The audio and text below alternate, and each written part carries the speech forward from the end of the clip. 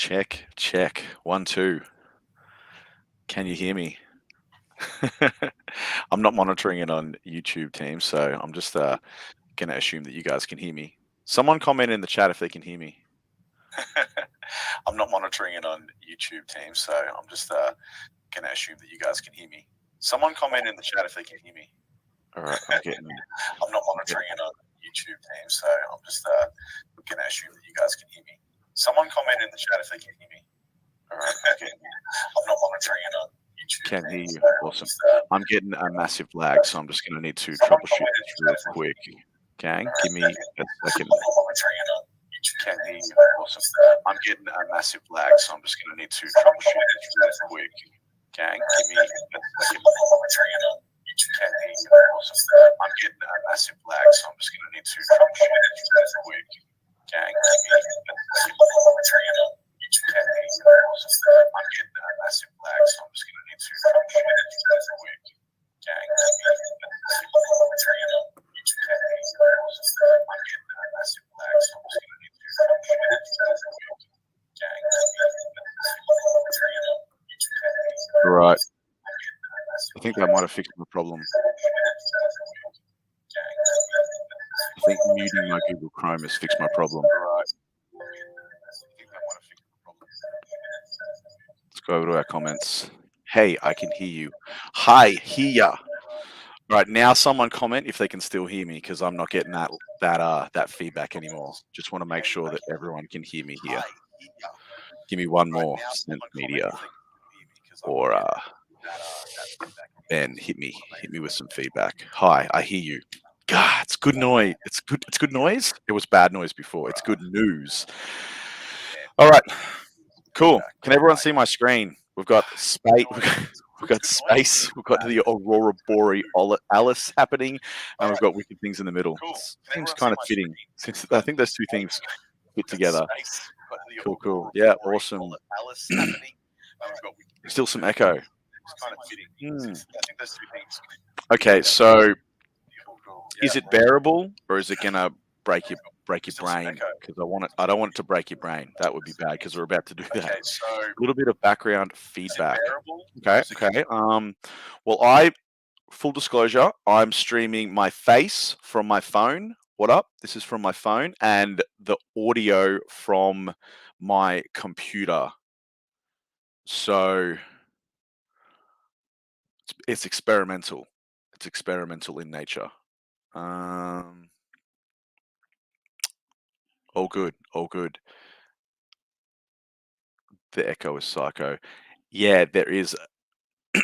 Yeah, there is a delay. Apologies. We're Australian internet. Someone said fix now. This is good news.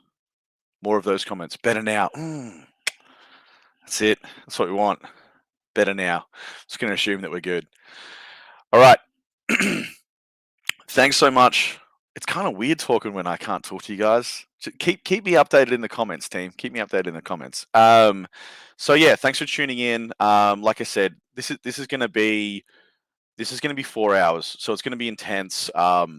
Typically, we wouldn't edit a music video in 4 hours, so there's going to be a lot of information. If it gets too much for you, or it goes over your head, or anything like that, this is all going to be recorded. You guys are going to have the link, so you will be able to go back, rewatch sections, and that sort of stuff. So, also,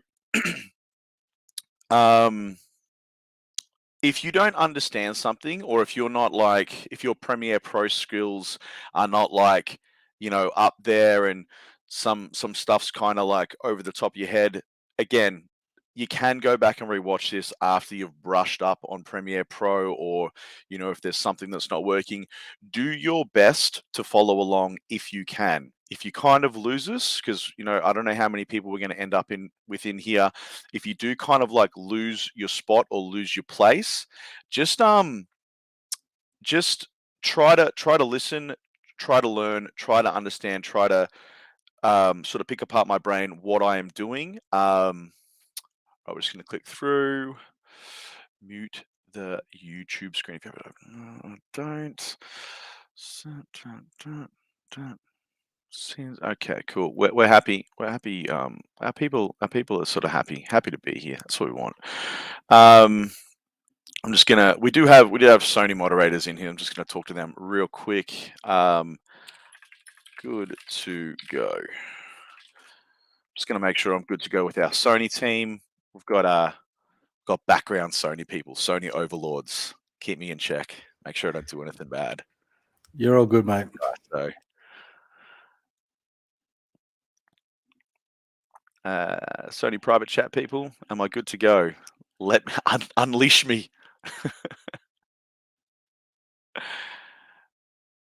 Do it. All right, we've got the okay gang. Sweet. Okay, so I know that some of those emails, some people emailed me this morning, they didn't get their email, so they might not have downloaded the footage. If you have your own footage, that's sick.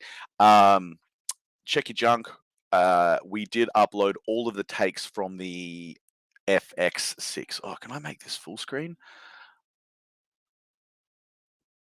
I can. Can I? Have I broken it? Don't know. Didn't go full screen on my phone. So yeah, you will be able to download the takes from the FX6. I know some people put their card in the FX6. I know there was a thing that happened where it recorded to the other card slot. All of your footage and stuff that you shot will be up there to download if you haven't seen it yet. So it's about 400 gig. There is a bonus footage in there. So there is actually Sydney and Melbourne. We did set them up similar, but of course they're going to be different with like different venues and stuff like that. So yeah, download it all, play with it. It's all great footage. I've shot some of it. You guys have shot some of it. So yeah, cool. If you're on what's in the background, it's heaps of crap. I tried to clean up. We're in my garage. It's also my edit dungeon. You can see my bags are still sitting there from the other day. Yeah, lights, stuff. Nothing exciting. Well, lighting. All right, so what we're going to do, a little bit boring at the start, but we're going to talk about, I know I talked to you guys about Pluralize. Someone mentioned in Melbourne that Pluralize is actually really expensive to buy these days. It is bundled with Red Giant. Apparently it's $1,000 a year. That is super expensive and inconvenient.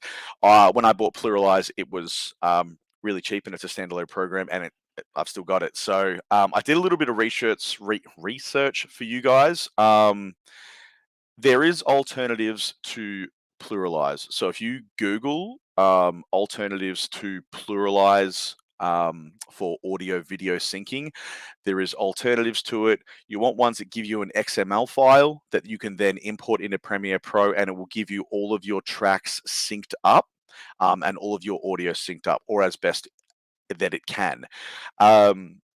So we're going to use Pluralize today. I will touch on a little bit in Premiere Pro how I would sync my takes if I didn't have Pluralize and how I used to sync all of my takes when I didn't have Pluralize. It sucks and it's time consuming, and that's why I made the investment of buying that, because I do so many music videos that I'm always looking for ways to speed my workflow up. But we will talk on it a little bit. Cool. Let's get into it. Let's get into it, gang. All right, cool. Sweet. Unleashed. Don't want it. That's the way I do it. I'm gonna open up Pluralize here. Oh, stream good? It is. And we're just gonna drag all of our takes individually into Pluralize. Doesn't matter how you do it, but we're gonna drag each one of them onto its own track. Again, a lot of you guys don't have Pluralize. That's totally fine. We're just gonna show you how to do this. This will work the same in any programs that are like an alternative to this program. So, or I know some guys messaged me and they managed to get an old version of it. So if you're one of those people, this will make sense to you.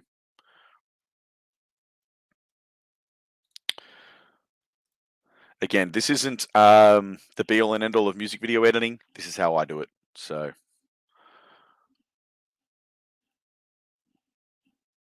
a few things we're kind of noticing here is some of these tracks that we're dragging in are really short. You can see there's a couple in there that are tiny little tracks. They definitely don't look like a full song and are probably just somewhere that I've like hit record and not recorded. So anything that looks like, so all of these ones will point with my mouse because you can't see my finger. So all of these ones here look like they're a full song.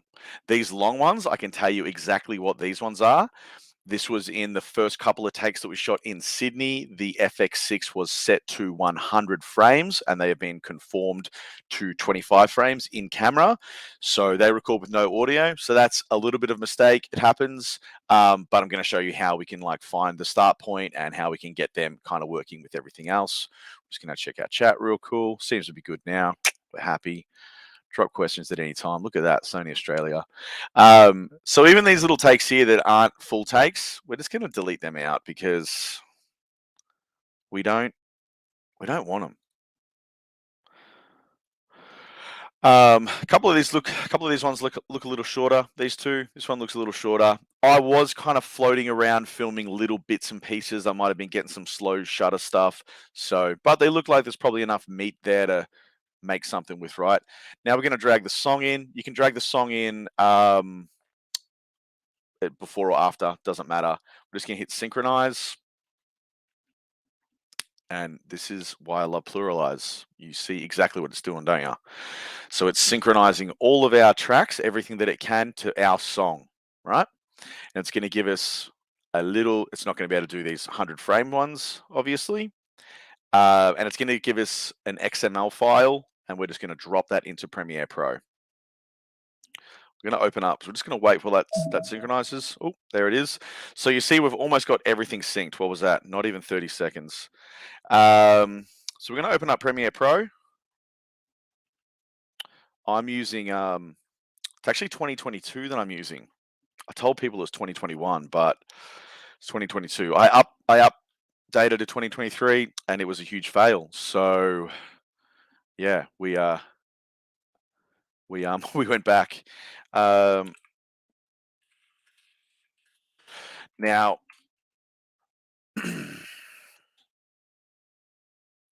I'll sure show you. Okay, so everyone can see. Yep, looks like it's all working up there. It's good news. So where's our pluralize? Down here. So we're going to hit export timeline, right? And I'm not going to read any of this kind of stuff, but we're just going to hit export, and it's going to give us this party's getting started click, which is the title of the audio that is all synced to. So just move this out of the way. Just minimize this a little bit. And we're just going to drag this into our project bin down here, copy, and it's going to import our files. It will take a second. And you'll see what it's going to give us. So again, this is the super fast way. Like, yeah, I looked up a couple of alternatives. There was one called Woo Wave, something like that. I watched a quick YouTube video on it, and it looks like it works exactly the same way. I haven't used it, so I can't speak on it. But if you do want to use a program like this, Google Pluralize alternatives. And yeah, where are we? Oh, we're off to a bad start, gang. We're off to a bad start. This is classic Premiere Pro. Classic Premiere Pro things. So we'll try that again. That's never happened before. So I'm glad that we're all here together to experience Premiere Pro crashing. If anyone's not real familiar with Premiere Pro, it's a notoriously janky program that has a lot of problems. So we're gonna experience those problems together today and do nothing to overcome them and get super frustrated. But at least we'll be doing it together, right? All right, let's look more positive this time.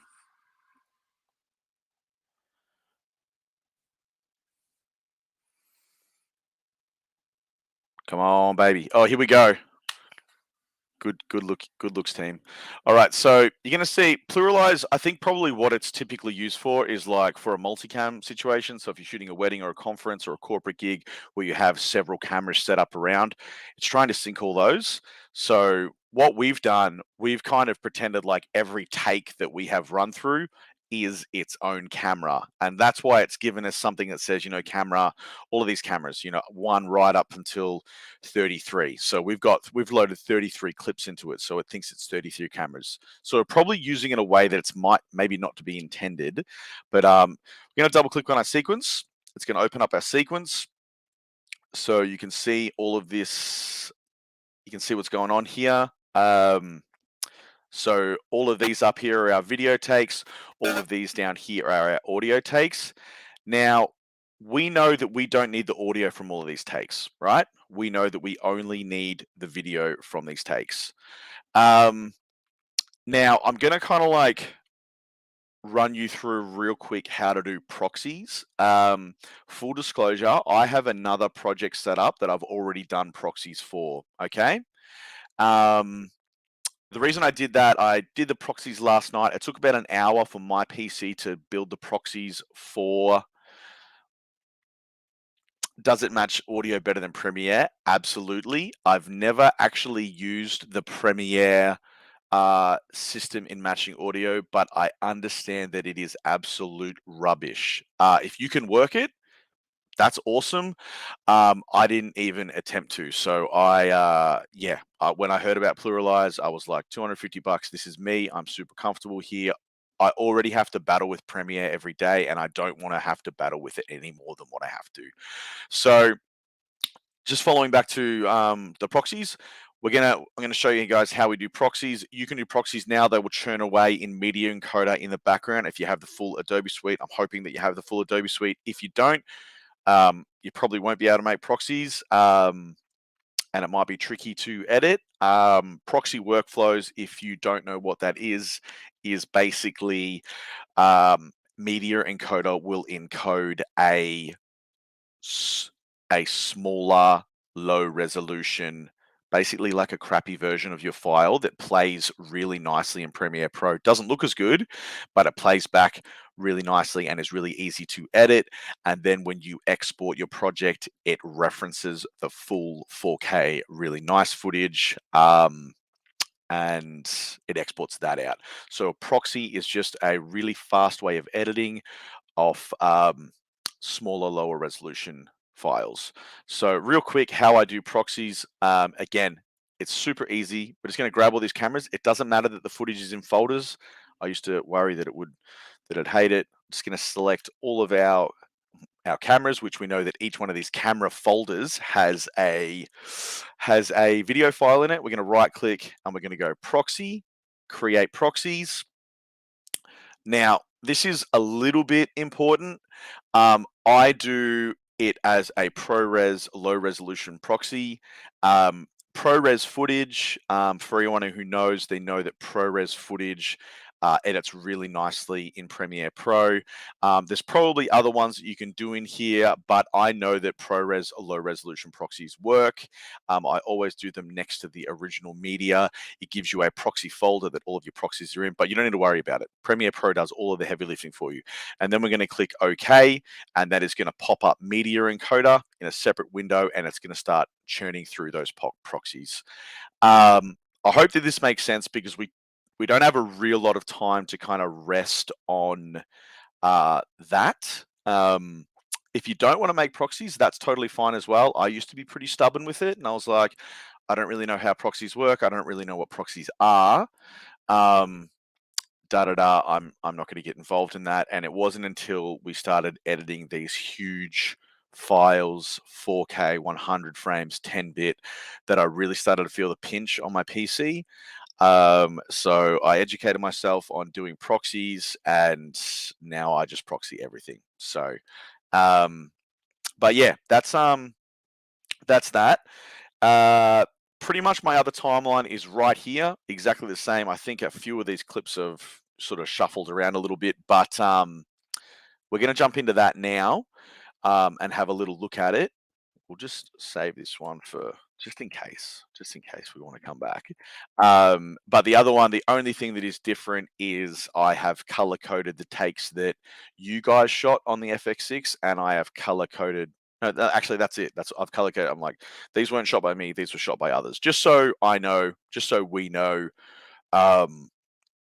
who's who and who's doing what, and also I've made the proxies, right? So let's just do these ones. We can probably even close pluralize. Bye. Premiere Pro. What's happening with 100 frames per second footage? We're going to talk about it, brother. We're going to talk about it. It's accidental for starters. So wicked things. We're going to open this up. It's going to look similar.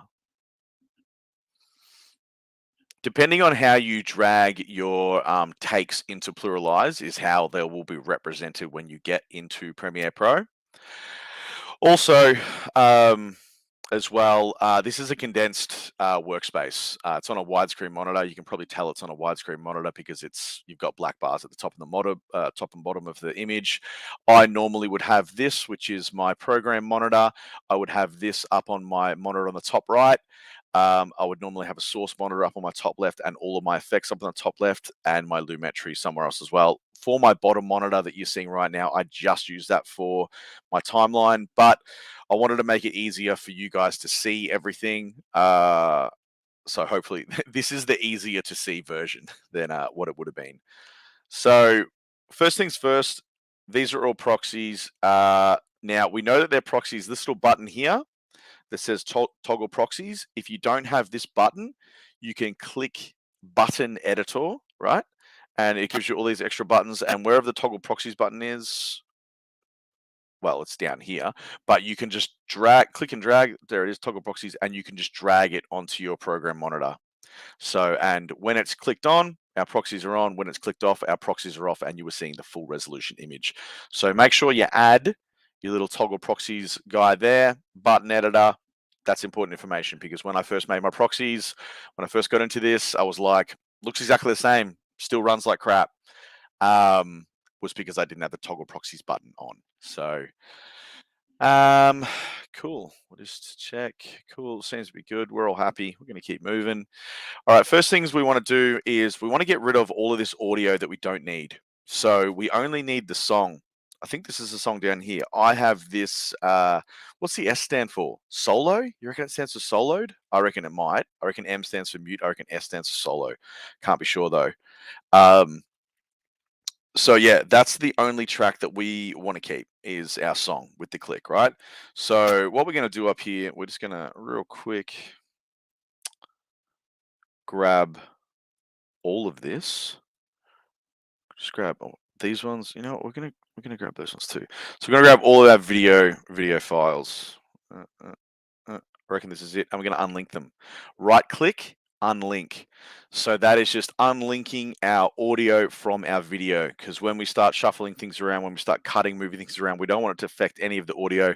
In fact, we want to get rid of all that audio because I don't know. I feel like it slows down Premiere Pro. I feel like it slows it down. It probably doesn't, but I just want to make sure. And I don't like having just heaps of trash, heaps of garbage around. I just want it gone.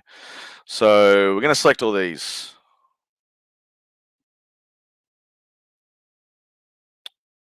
Five hours later. We'll get there, team. If you're wondering why there's so many audio tracks, it's because the FX6. We've missed a guy with some stragglers over there. It's because the FX6 records 4 audio channels, even if you don't have any inputs into those audio channels. So when you drag the videos in, it will give you those 4 audio channels. Usually, only one of them has sound, which is the scratch audio. There could potentially be a way to disable those audio channels. That's a question for a Sony digital imaging specialist, which I am not. Maybe one day. We can hit delete. Is it okay? Can you get rid of these guys? Looks like they're all gone. We're going to right click over here where our tracks are, and we're going to go. We want to delete them. How can we delete them? We're going to go delete tracks. We're going to go to audio tracks, delete audio tracks, all empty tracks. We're going to click OK, and we're just left with our track. We're just left with the song, which is what we want. So I'm going to shuffle this down. Hold shift and click the other ones to select them with the ones. That's awesome, man. I'm not a shortcuts guy. I wish I was. Wish I was. That's good information though. If you know shortcuts, let everyone in the thing know. Now, cool. Where are we?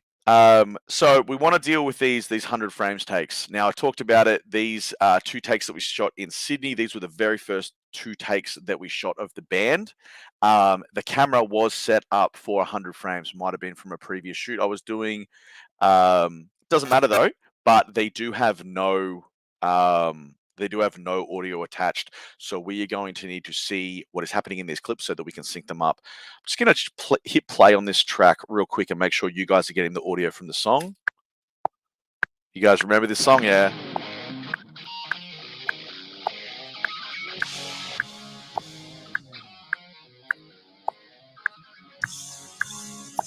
Can everyone hear the song? Sense Music Media, give us some feedback, brother. Can you hear the song? Hopefully you can all hear the song. I know there's a little bit of a delay between the feed and the questions and all that sort of stuff, but hopefully. Oh yeah, Stoge. Yeah, you're dreaming about oh yeah. Yeah? All right, cool. So we're gonna get these ones synced up. So it looks like we've got 1, 2, 3. This one over here, which we've got it actually unchecked right now. Our eyeball's not on this one. We'll drag him down. Now, this was one from an FX30 camera that I think little Shawnee, our little mate Sean, shot right at the end. There was no audio attached to this one. So I don't know how that happened. I did see him poking around with the top handle, putting a top handle on there. I'm not super familiar with those cameras yet. I am still learning them. This track had no this audio file, video file had no audio attached to it. So I don't know why that was. Let's have a look at the properties of it. Can it give me any information? Was it shot? It was in 50 frames. Okay, so yeah, it had no audio. Don't know what the story with that was, but hopefully you guys didn't experience that with any of your takes. That would be a bummer because it'll be painful to line all this stuff up. But let's just have a little bit of a look here. What we're going to do, I know that these were shot in 100 frames, so we're going to speed them up to 400% because that will bring us to our 25 frame timeline. Actually, that's a good question. We should be checking our timeline settings. It's looking good. It's looking good, team. Who would have thought? 25 frames is what I edit in. Yeah, it's just what I do. Some people do 24, some people do 30, some psychos do 60. But yeah, 25 frames is where I'm at. This is all looking good. This is all looking good.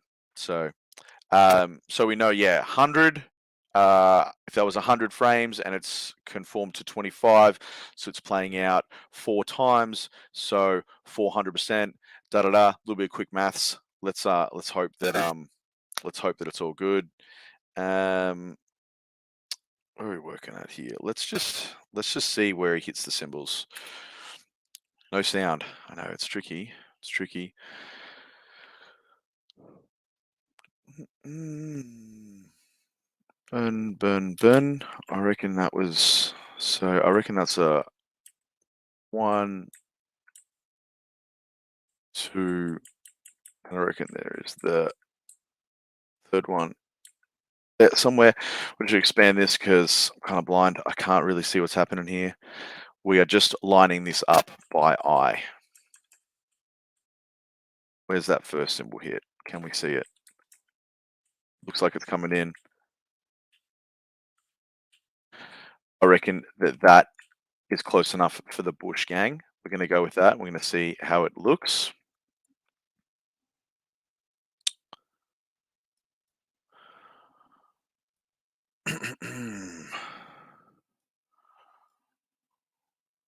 Turn a couple of these top ones on so I can see what's going on here. Where is our cymbal hits? Let's zoom in. So we're just using this bottom bar to zoom right in on our timeline.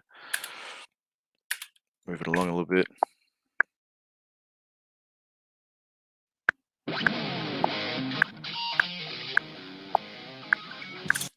All right, it's getting close. I reckon it happens on that click. I reckon that's the cymbal impact. Yep, So we're just going to zoom out a little bit. Where's our track? We're gonna put him right there. Let's just have a look. It's pretty close. Yep, I reckon that's on. So that's how I will sync up tracks to that audio. Just looking for those visual cues. Symbols are a good thing. Head nods, clicks. Looking for anything that your artist is going to give you, so that you can find those visual cues to sync up your audio. FX3 top handle has an on-off switch for audio inputs, and there is no audio. If there's no audio, it means the top handle was not set to on without a microphone attached. That sounds like a mistake that Sean Williams would make. Can't trust him, man.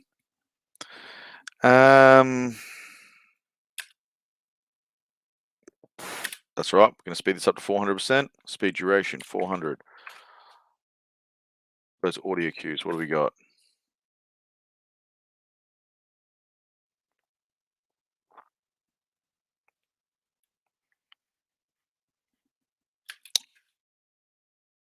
Can't see those symbols. They are behind Caleb. See if we can get it on the next one.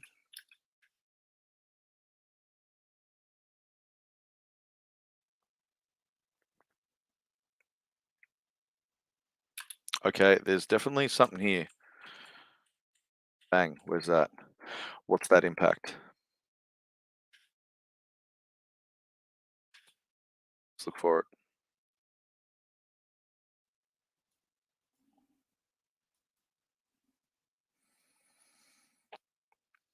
Sorry if I go quiet for a second. It's just the hamster wheel spinning in my head, the cogs turning.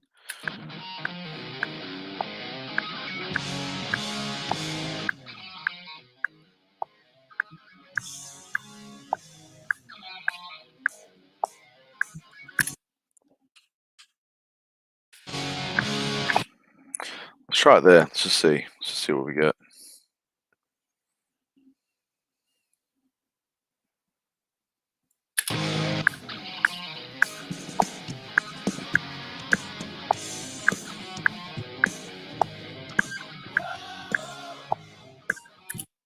Okay, so that's an oh yeah. That's an oh yeah that he's saying right there. That is, there's an oh. Reckon that's a yeah? Let's find it.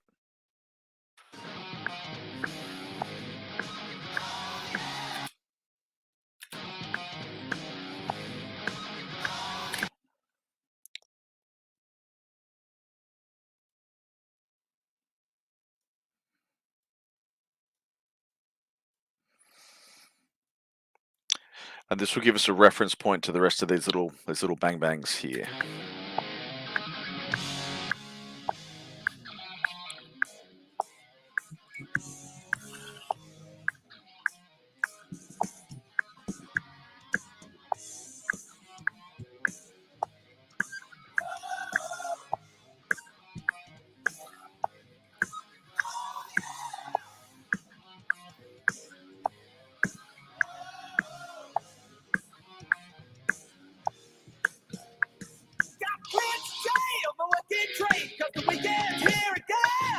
I reckon that is pretty close for what we're trying to do right now.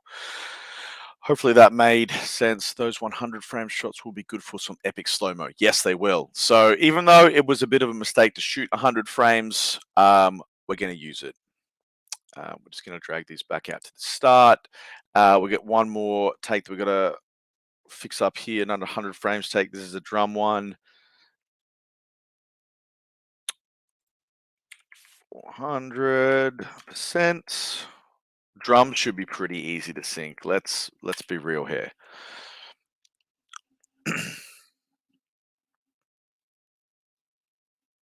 Looking for that first impact. Here it is. Here it comes. Bang. Find that. So I'm just shortening my track up to where that impact happens, so that I can find the impact on the timeline and just line that up.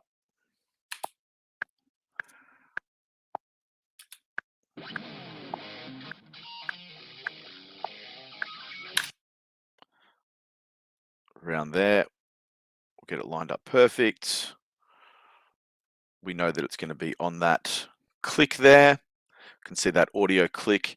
That's why I always suggest using a click track when you are editing, because it just makes it easier to see where your impacts are and see where your where your drops are. Doesn't matter if it's not heavy metal, even if it's drum and bass, even if it's hip hop. Always makes it easier, makes your artist perform better as well.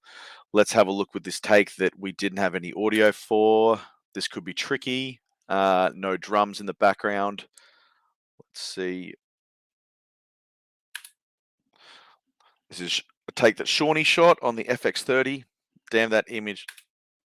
There's a fist bump right there. What we got? Bang. Bang. Bang.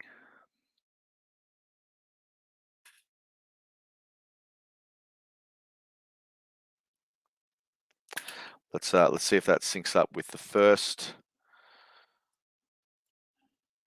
We're at the top of our timeline. We'll just drag some of these down.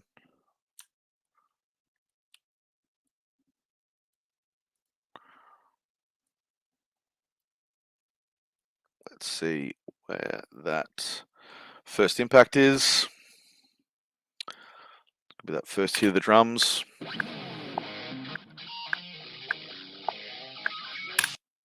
Right, we know it's around here somewhere.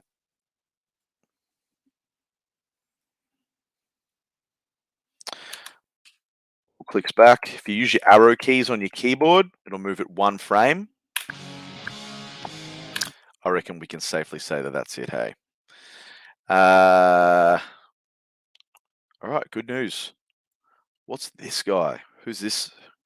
Who's this lone wolf over here? Looks like a little bit of B-roll of a pinball machine. We might keep that in. That guy could come in handy.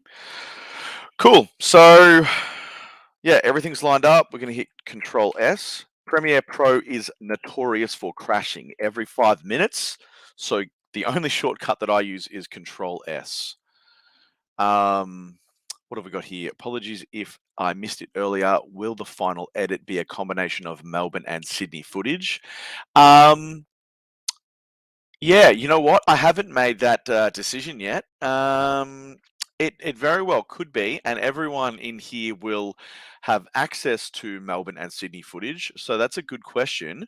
I don't see why not. It can give some people the opportunity to edit some footage from another location. They were set up similar, but yeah, I think that's a good question, and I don't see why it couldn't be. This is Melbourne and Sydney footage in here, so if you don't have some of this footage, you can download it and play with it later. Primarily, I was going to be working with the Sydney footage to begin with, but we might go into some Melbourne footage as well. Now, my OCD wants me to chop the beginnings of all of these tracks because then they will all start at a similar time. Feels good. Feels good doing that. Want to do it on the end too.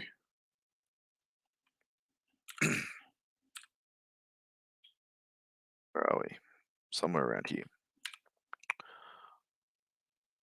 Now, how I did that, C to cut. C brings up your little razor blade. You can see on your mouse pointer, it becomes a little razor blade.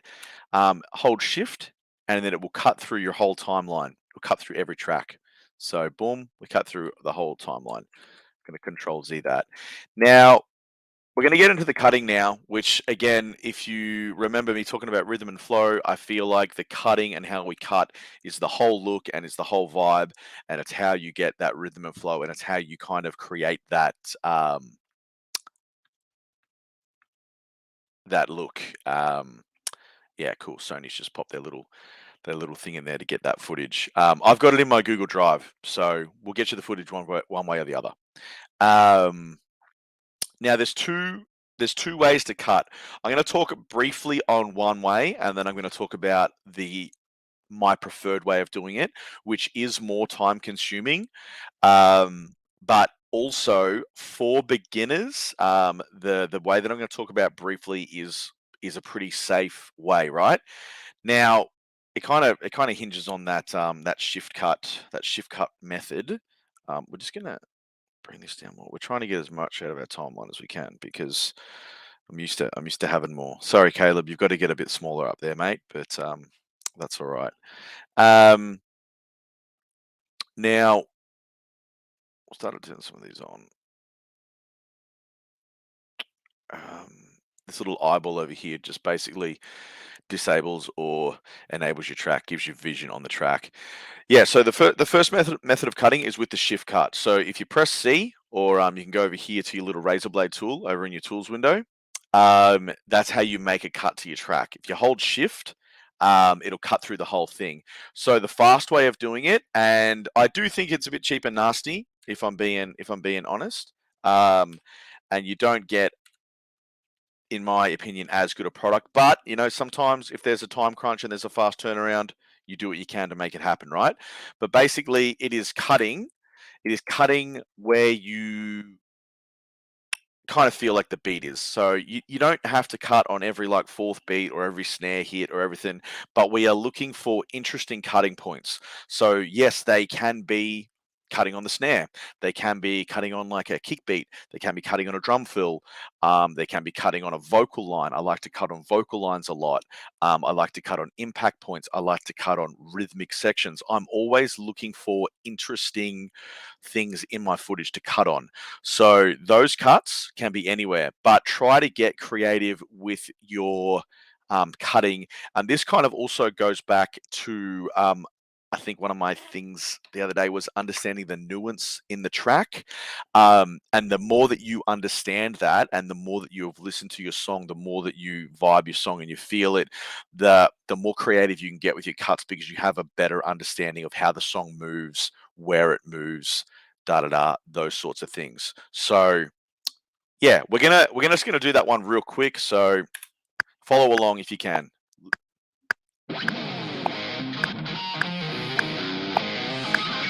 So on that first one, so we're going to shift cut there, right? I'm going to shift cut all of these. Right, we can actually jump in a little bit faster. And what you can do, see, I'm getting them pretty close to the beat, but what you can actually do later is if you have this tool here, if you click this one and you go rolling edit tool, that allows you to roll these cuts up and down your timeline. So you can, when you're doing like your final look over all of your clips and all of your cutting, you can roll them closer to the beat or closer to where you want it to cut. But we're just going to do a little bit of like a messy cut right now to get it roughly where we think it is, right? So these three impacts, I want to cut it again when that little riff starts again.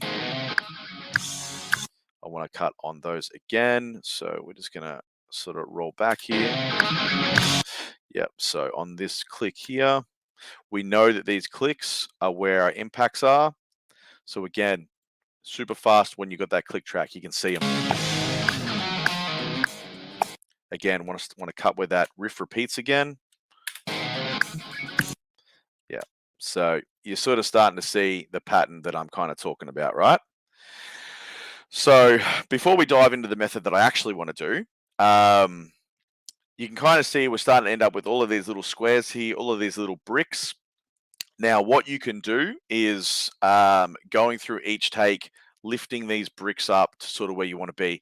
If you want to be real cheap and nasty and you want to be real fast, you can just have a little bit of a guess at some of these takes and kind of start to do these ones. I don't recommend doing this unless you're on a real time crunch, but you can experiment with this sort of stuff. Again, when I started, I used to do this. You don't really know what you're going to get though. Sometimes you strike some gold. Most of the time you don't, but let's just watch it and see what happens.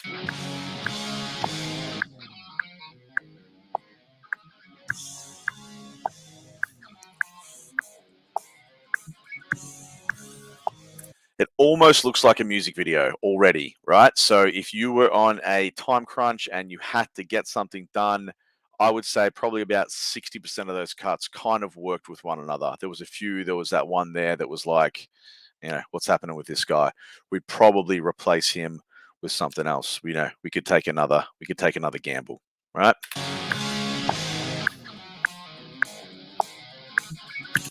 So that is a quick way of doing it.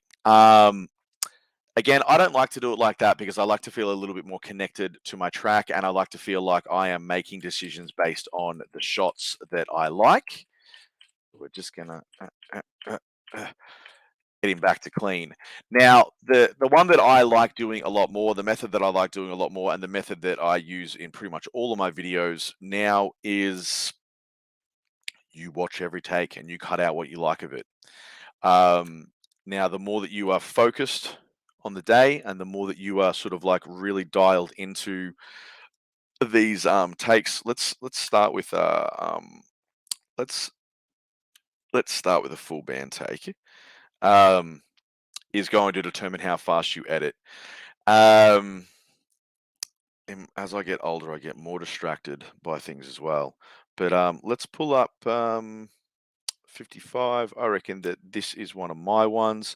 This one here, I do believe that we got an audience member to shoot 56 because that is after mine. So I'm just going to color that as Caribbean. All of our people that aren't me got Caribbean, and we're just going to pull it down. So all of our Caribbean takes down here, our Caribbean colored takes, are shot by someone else, right?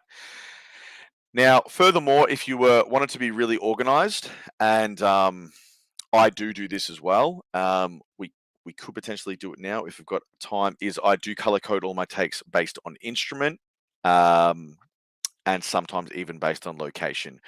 So we might do it real quick, just so we know. And then you also build a bit of a visual representation of where everything is as well. So can you pull the clips down to make more space for the preview screen? I can. Sort of here.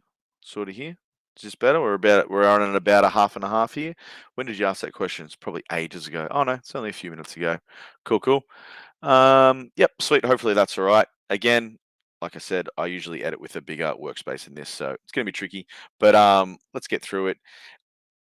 What was I saying about color coding clips? Yeah, I color code my clips usually based on instrument. So then when I'm cutting and I'm dragging all of those little boxes to the top of our timeline, I know what I'm dragging in. So, I might go, okay, so all of my vocal takes are pink and all of my, I don't know, drum takes are brown. I haven't had a brown little square for a little while, so I know that I need to start introducing some of that stuff. And then when you're looking at your full clip at the end, if you have a broad selection based on the color palette throughout. It's more fun to edit them when they're little colored squares as well. So this is vocals. Again, it's probably not going to apply too much because we don't. Remember, I told you guys that my magic number was 23. So typically, I would have a lot more takes of each member. Than what we're going to end up with today. And also, a lot of these takes down here, being our Caribbean color, are shot by others. We are going to use these and we are going to cut these into a clip, but I want to start. Yeah, right. I'm gonna start with just cutting my takes and having a look at the stuff that I filmed, and then we'll start to build on that as we sort of go through. So we've been talking for about 50 minutes now. So let's get into it. Again, what else I will usually do is I'll usually compress everything down here like this. And that's also where the color coding happens, because when you can't see your little preview on your full take, if it's colored, you know kind of like what you should be looking at next. It's like, all right, I've done a few drum takes. I should be looking at doing some other takes. But we're just gonna get into this because we probably don't have enough takes to sort of like color code everything, or do we? Do we? Maybe we do. Maybe we do. Vocals. Vocals are yellow. Let's go through. We're not looking at this preview window right now, so I'm just gonna minimize this up here because we're not really looking at it. We're just looking. I will bring it back down. Don't worry, guys. Don't panic. We'll bring him back. Vocals. Where else have we got vocals? Nah, drums. Slow shutter.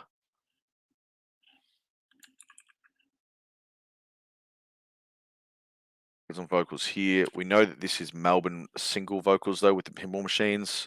So let's do that as a different color. Green. What other vocals have we got? This is Melbourne vocals. Let's make all Melbourne vocals.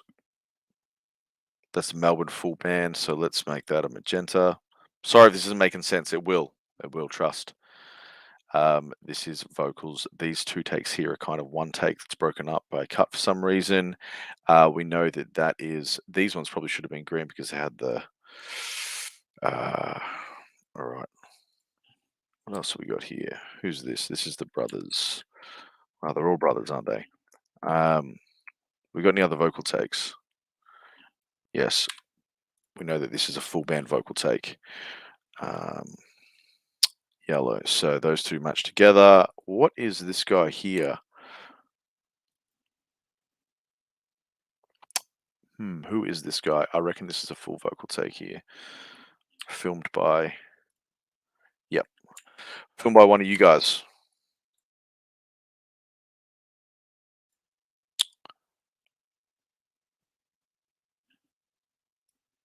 This one here is to take that elder shot where the white balance is all cooked. So we're going to talk about how to fix the white balance. All right. So we got a few yellow vocal takes. Let's look at our guitar next. Let's look at drums. It's our next one down. Drums. Drums are going to be violet. I'm making the call. I know that this is another drum take. Violet. This is Melbourne drums. What do we got? Forest. Yeah, so it's going to get a little bit messy because we got two locations with two. There's a lot going on. This is our slow shutter, I'm pretty sure. I'm pretty sure this is actually just a mix of everything where I was just kind of walking around doing stuff. Melbourne drums. Forest. What else we got?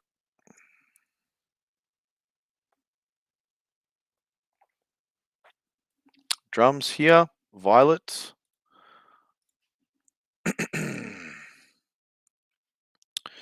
Who are you? What are you doing? No, that's looks like Jericho bass. This is Sydney drums. Label Violet. Cool.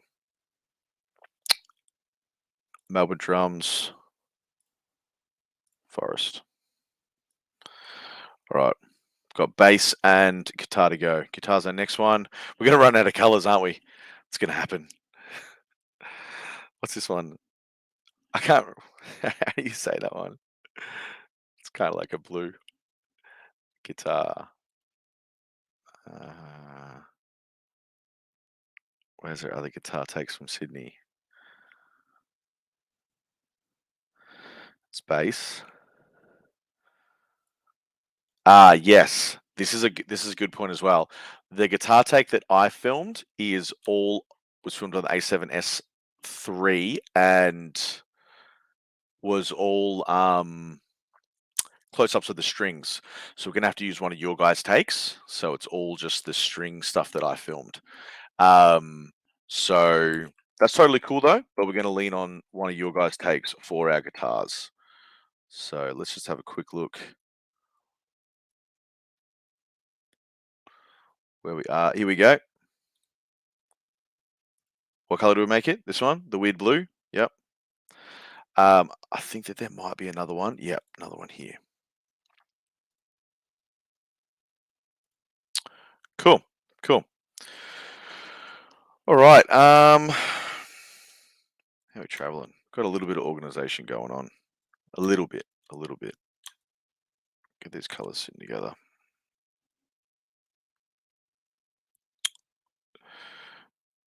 All right, we're gonna get cutting. So again, what I was saying about, I'll pull this guy back down so you can see our window a little bit more. So we can see there's little takes here. Sorry, I didn't color code them all. I would normally do that. I was getting a little bit bored. It's a little bit tedious with doing that, but we're gonna just. What's going to happen is our top take here, we're going to expand this track so we know what take we're working on. We know what take we're cutting. It is yellow, so we know that that is our vocals. We know we've got a couple more yellow ones down here, which are some more vocals. And we're going to drag each take up to where we are cutting to our bigger line. So we know, like, just visually for us, we know that this is the one that we're cutting, and we're going to watch the whole thing through and pull all of our takes out. Now, for the purpose today, with what we're doing, I'm only going to do half the song just because it is going to speed up our workflow.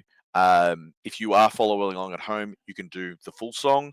But yeah, just because I want to be able to get through this and get this clip to something that looks like a real music video and something that kind of moves together well, looks cool. We'll do a little bit on color grading. We'll do a little bit on like effects and overlays and all that sort of stuff. But so let's just, as a visual representation for ourselves, find kind of a halfway point that we're sort of happy to cut to. And then we'll try to get each one of these takes to that same point, right? So I'm just going to have a quick little listen.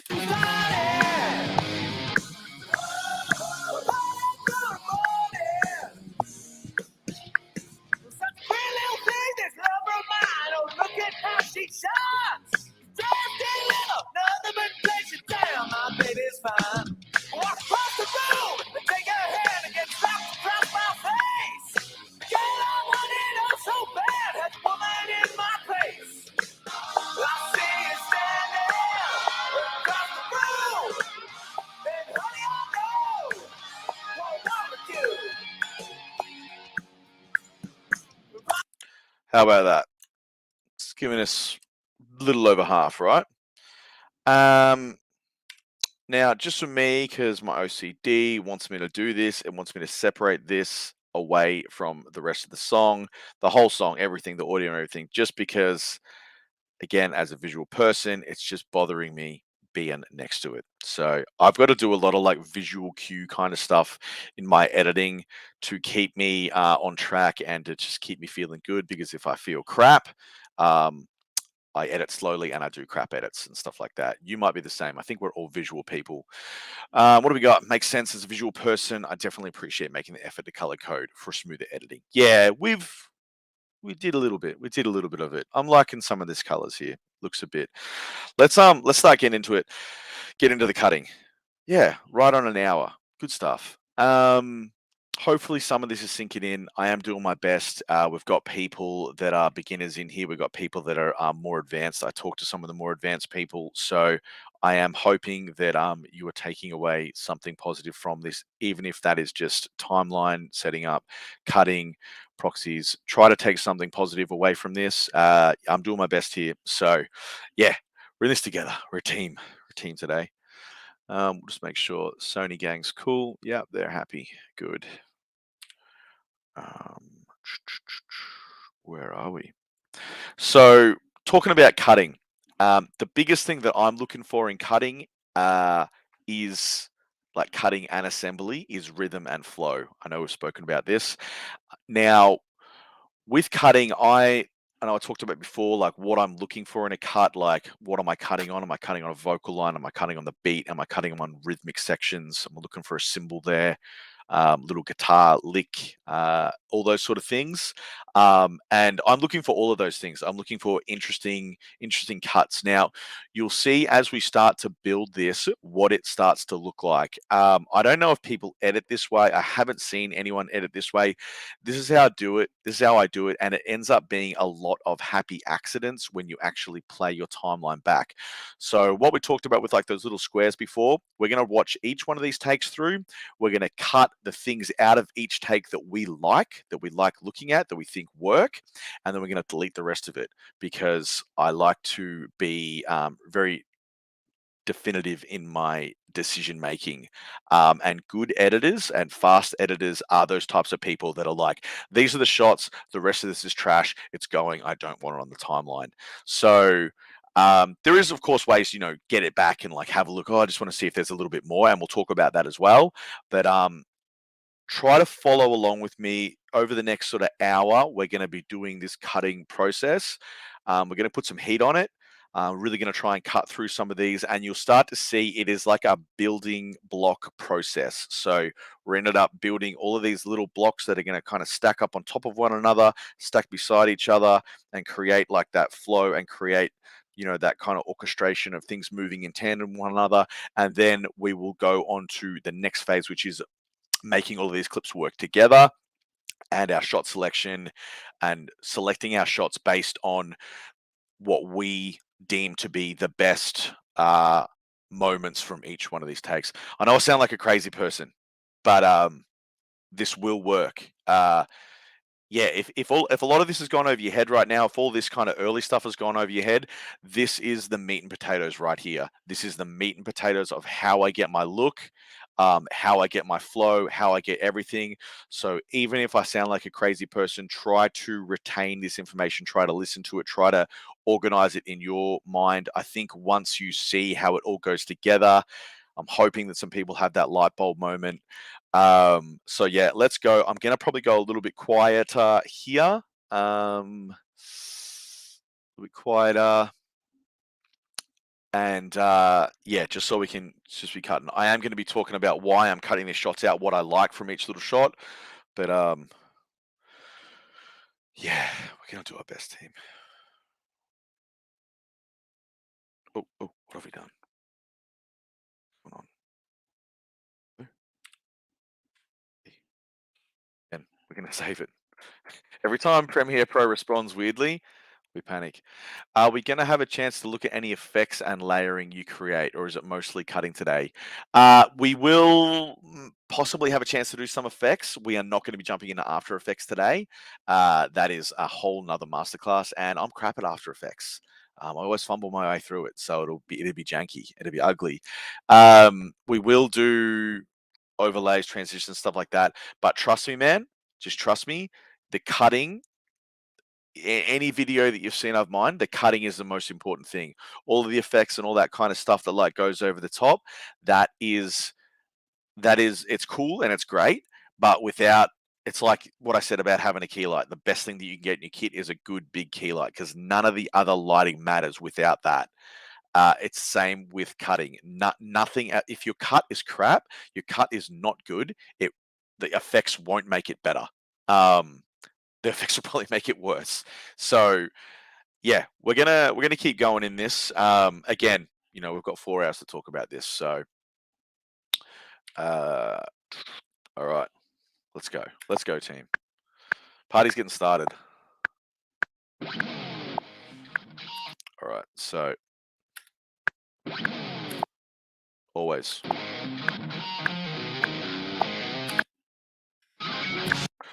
Okay, so always looking for those flicks. Just that little push in there, and just I like that it's going to cut right before it opens his eyes. Yep. So we're cutting on that track. I'm going to just bring that track up a little bit more so we can see that click. Oh, wrong one. Just so we can see that click there. If it's not perfectly on the click, doesn't matter. We're going to clean this all up later on.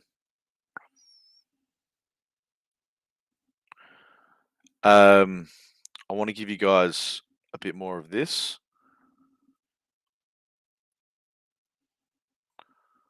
As much as we can, so we can kind of see. Yeah, that's enough. Hopefully you're not watching this on a 10-inch monitor. Hopefully you're not watching this on a phone. I hope you're not watching this on a phone. All right.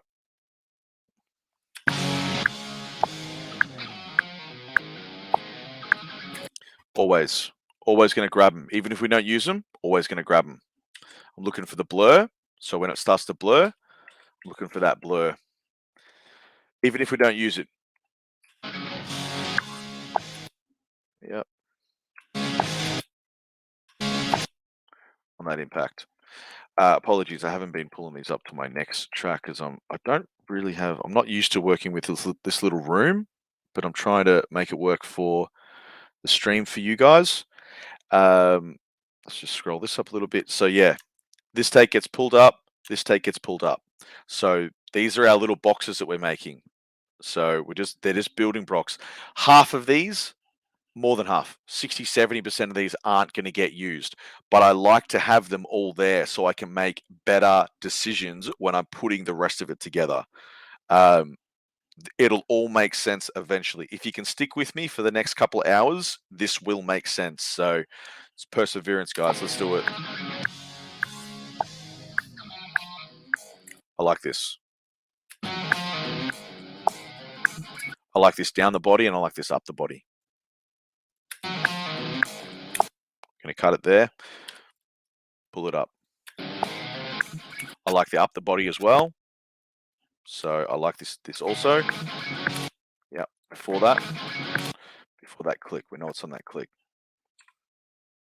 Now, if you hold shift when you drag your clips, if you're dragging your clips and you hold shift, it'll keep them in place on your timeline where they were. They won't slide left or right. I didn't know that for the longest time, and I dragged them up and it ended up here. And then I'm like, why isn't it working? So again, holding shift when you drag up will keep it in place. So it still all syncs up at the end.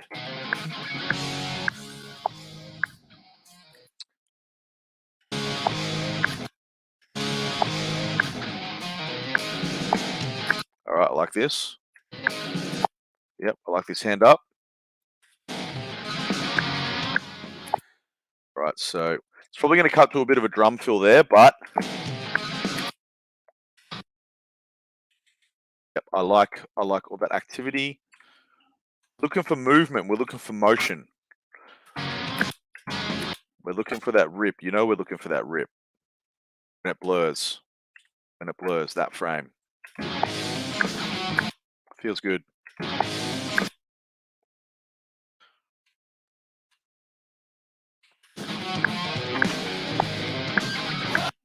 Okay, he dips out of frame there, so we're hoping that we got a better shot.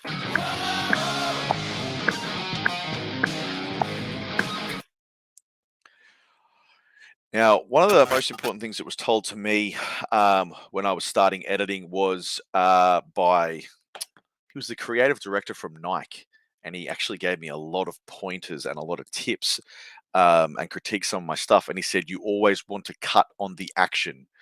You might have heard that before when I was starting. I'd never heard that saying before. Cut on the action. I'm always trying to cut on the action. So we're cutting on where he's bringing this mic up. We're cutting on the action, right? That feels good. That feels good. You like that? Not so much. Gonna grab this. It might not be good, but I feel like it could be. It's a bit wobbly, but again, we know that we don't have a lot of takes to work with, so we're probably going to have to make some decisions that we might not.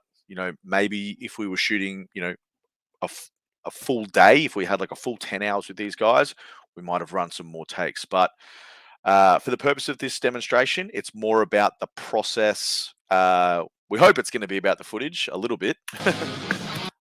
We're going to cut it. We're going to do it. Every single time, we're going to do it. I like the push in, taking advantage of that autofocus.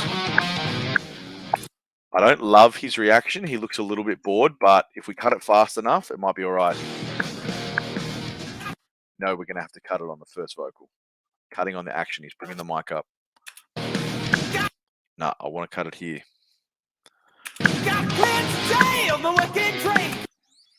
So you get to a point where you're like, I have so much footage. All this footage is good.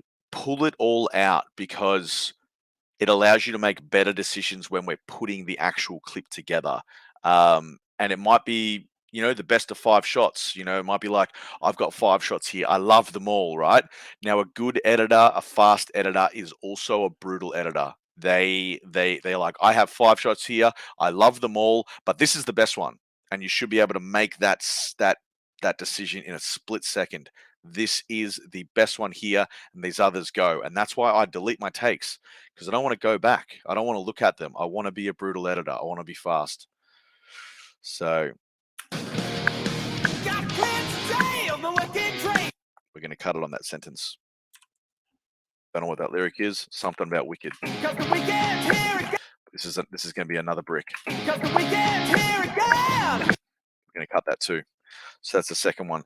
So you'll see here, I'm going to go up to a second line. We're starting to get a second line involved, right? Now, what I will usually do is when I start to get into all of these takes, I do start to level these. What am I trying to say here?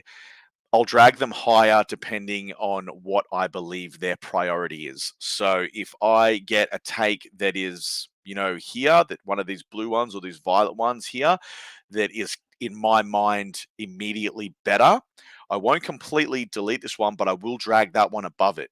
Okay. And I'll start to put them together based on like their priority, their visual priority in my mind.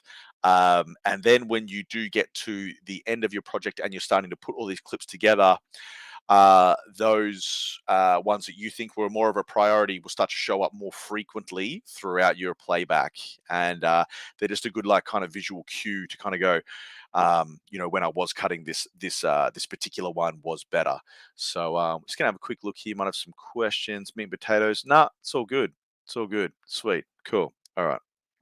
Hopefully this is making sense, guys. I'm sorry if it's not. I'm doing my best here. Gonna keep moving. Look outside, cause tonight's We're gonna do it. We could even. look outside. So that could even whip into something else. So I actually don't want to get rid of that. That could whip into something else. That could whip down into something else. Maybe not. Maybe not. But we're just gonna grab it. Cause tonight's the night that I'm trying to find my slave. Right there. That's it. On that sentence.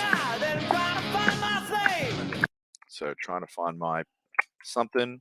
We know it's a whip pan. We like that stuff. She got love back here. She got love back here. She got love back here. Pretty smile. And I have to say I'm wild. She got love back here. I kind of just like here that he looks into the camera. I just like that connection with the camera. It's only short. I'm just going to keep it just in case. Pretty smile. Don't know what's happening there. And I have to say I'm wild.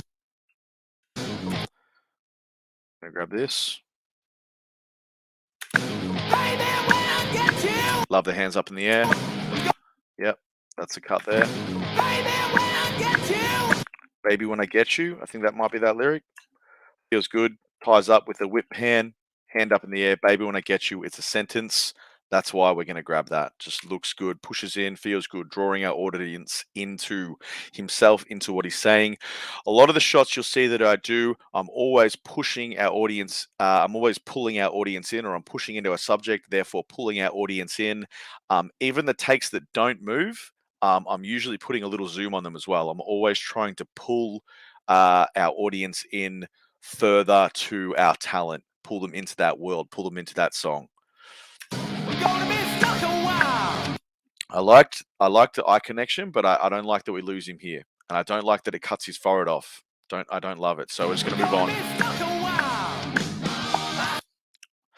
Now, this is a little accidental, but I've started to get real partial with these kind of crash zooms. So I'm just gonna keep that. I've started to like them. Don't know why. I can't tell you why. It just feels good. Now, I probably should have given Caleb a little bit more direction and told him to sing to the camera more. He is doing it, but I do generally like to really have a strong connection with my singer's eyes. Just pulls your audience in more. He's doing a good job, though. Yep, we're going to keep that too. Across the room.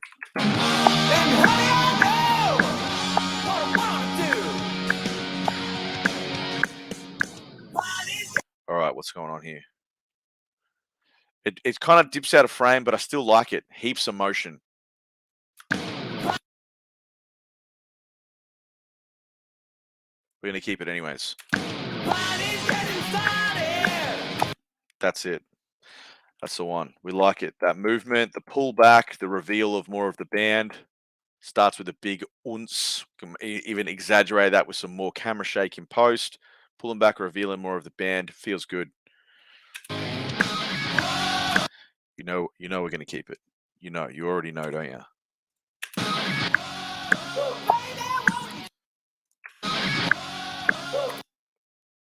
I'm going to cut that as its own. I want Baby Want You Join Me as well. I don't love that he looks away, but I'm going to keep as much vocals as we can.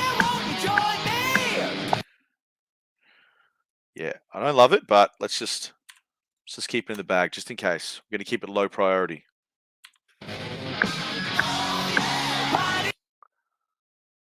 Reckon it's an awesome flow, man. Very concise and insightful. Some great little tips. Okay, cool. Awesome. Good. Yeah, if you got any questions, man, hit me. I will try to answer them. How are we traveling? Hopefully we're halfway through this. Please. It's good news. We're over halfway. A little bit low energy there. A little bit low energy. Not loving the low energy. This is good. Cutting on the action, bringing that microphone up. I think this was Caleb's first take, so probably is going to be a little bit more low energy. Usually musicians, in a typical shooting scenario, I'll do a test take, get everyone warmed up, get everyone to watch that. They watch that back on your camera, they watch it back on the monitor, and they see that they look cool. They see it with a LUT, they see it with some color. They're like, oh, we look like a real band, and their subsequent takes, they perform better. Again, everyone knows we were on a super time crunch with what we did. So we didn't have time for that, but this is all still good. Yep, we're going in. We're pushing in on him. Now, can we cut on that action?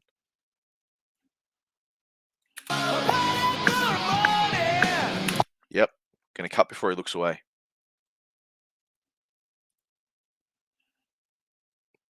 Want to stay in it with him as much as we can.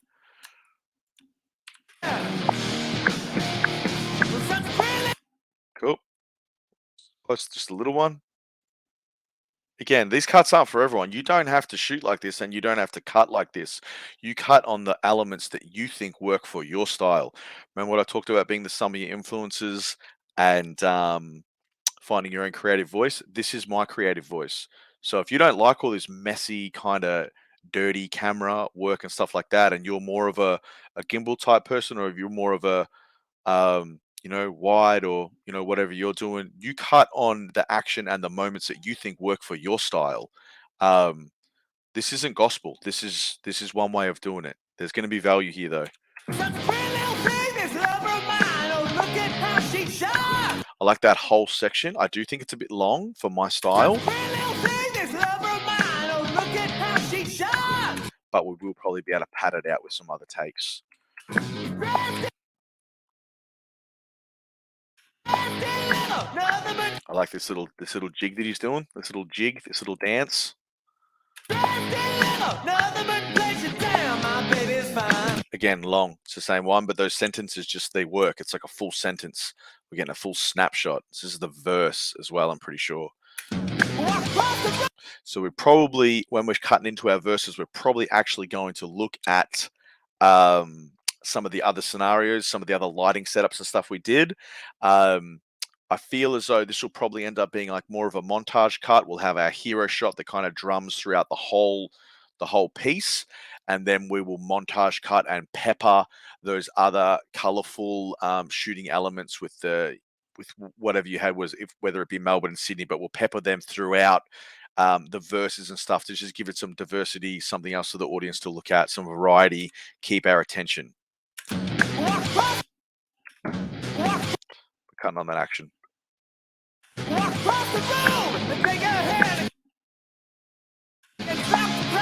Yep, so we're going to separate that.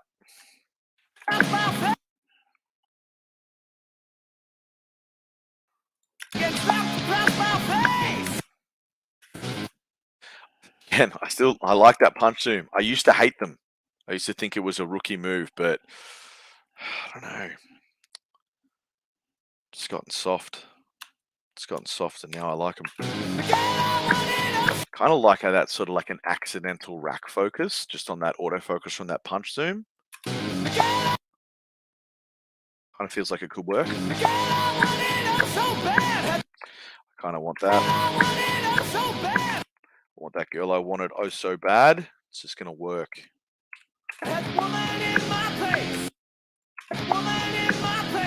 Again, this all looks good. This all looks good. We're not going to throw it away. If it looks good, we're not going to throw it away.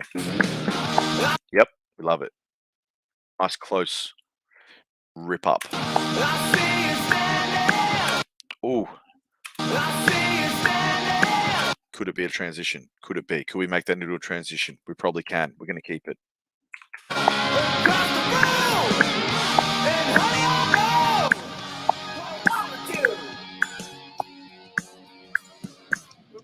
Oh, that's felt good, didn't it? It's a shame that we're cutting there. Feels good. Feels good on the wide. Let's just see what could have been. Feels good. We're going to keep it. All right. Remember what I said about being a brutal editor? It's gone. Scary, I know. It's terrifying. What if there was still usable takes in there? We don't know. What have we got here? Can you mention again what you will do to fill the gaps between these cuts? Yep, absolutely, man. We're gonna keep going. Fill the gaps with what sort of transition or takes will you bring in? We don't really have much B-roll unless the B-roll that you're referring about is our other setups or with the couches, or depending on where you were, we had some pinball machines, that big dice and stuff like that, those other takes. But yes, all of that will fit in. Right now, we're going to get our hero shot done first, and then we're going to look at peppering those other lighting takes and the other lighting setups throughout. So yeah, we're gonna keep going. Now, I've already forgotten what our colors were that we labeled everything. Let's just expand this a little bit. Now, this next one's a close-up guitar take. We're not going to do it. We're not going to do that one yet because close-up guitar take just not that exciting. I feel like this one is. Yep, this one's Sydney. I'm gonna do drums. Oh, what have I done? Oh. Right, so we're gonna drag this take. Drums are exciting. Drums are my favorite thing to shoot. They move lots. They're fun to look at. So you'll see, what we're gonna do here is we're gonna turn off these takes, right? So everything that we just pulled up here, we're gonna turn these off. Now you could turn them on if you wanted to see how they were kind of moving together with one another, right? But we're just going to turn them off because we don't want these takes that we've just done. We don't want these little bricks of knowledge. Visuals. What are they? Little colored yellow bricks. We don't want them to influence the decision making on this take, right? And I've tried it in the past, and I'm like, I won't look at what's underneath this. I'll just look at the next shot after it. And I decided I don't like doing that. I don't want those takes to influence my decision making because there might be a better take throughout this drum part. I might go, that is so much better than this particular yellow one, right? So I want to be able to make that decision at the end. How are we traveling? We are churning through time. We're going to need to put some serious heat on this. All right, let's get this going. I'm going to just zoom in a little bit. Can I use the computer? What is going on? We don't know. Here we go. Now we are going to need a little bit of room to be able to drag these above if we need to. I'm just going to have to, I'm sorry, gang. Just going to have to squeeze you just a little bit. This is why having a 2-monitor setup as a video editor is a great thing because you can put this information on another monitor, leaves your whole timeline free. You make better decisions as well. Let's have a look.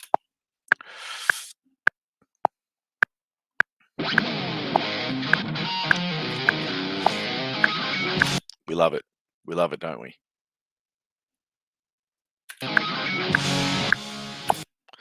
On that.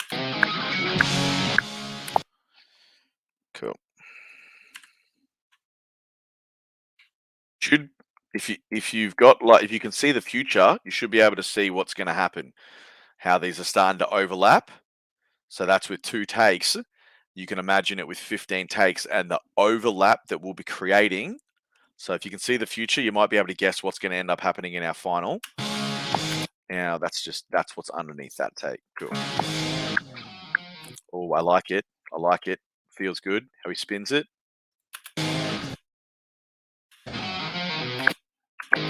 Now we're going to keep that rip down. That could rip down into another shot.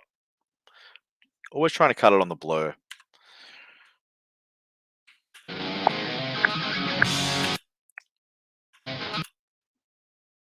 Cutting on the action, lifting that stick up. I'm going to punch in a little bit more. Feels good.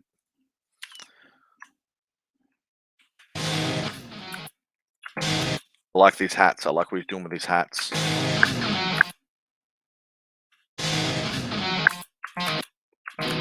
Feels good. Just going to keep a little bit of that there. You can already start to see what's starting to happen. You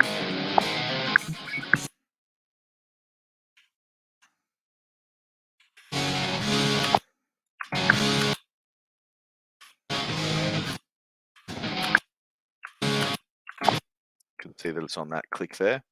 Just cutting it on that cymbal hit. Feels good, doesn't it? Feels good. Maybe before that roll, but you see if we push it just that little bit, 5 frames more, you know, starting to get a sequence, right? There's only 2 clips. Feels good where it comes up there and he hits those cymbals. That's a good impact point. Oh, we've made the wrong one. Yep, it's looking good. I want to cut it on the snare.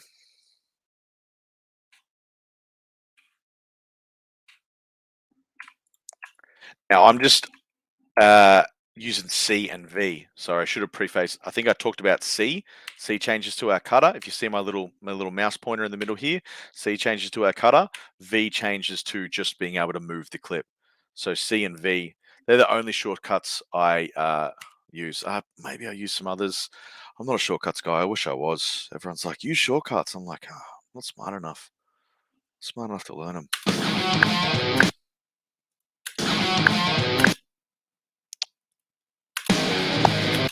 There it is. That's what we want. That's what we're looking for. That movement, that action. Feels good.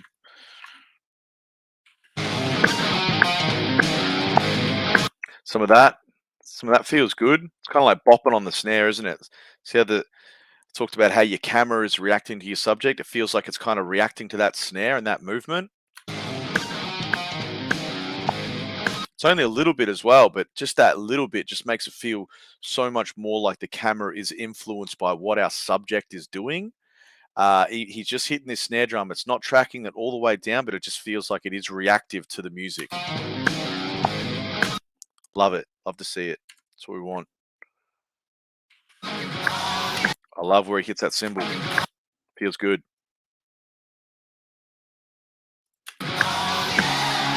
Whole section feels good.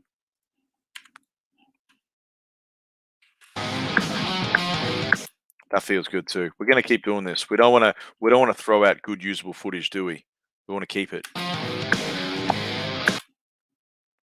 Tracking that snare down. So we're starting to fill in some. So Michael, your question, how are we going to fill them in? See how we're starting to fill in some of those gaps? Now this is with 2 takes. You know, we've already got a lot of this filled in. Imagine if we had 15 takes. Imagine if we had 23 takes, like I was saying, 23 takes. We did this with 23 takes. All of these gaps here are all going to be filled in with good, valuable footage. And then we can start to find our flow. That's where we can start to see what moves better with one another.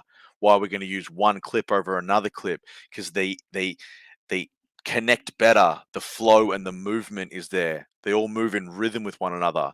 But if we keep all of the good usable stuff, we can make better, more informed decisions when we can see the whole thing coming together. We're going to keep moving.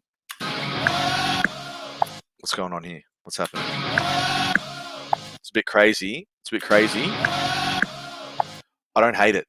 I don't hate it. It's a bit wild. Kind of looks like I tripped over a sandbag. Maybe I did, but I'm just going to put it there. Maybe. Might be able to use it for something.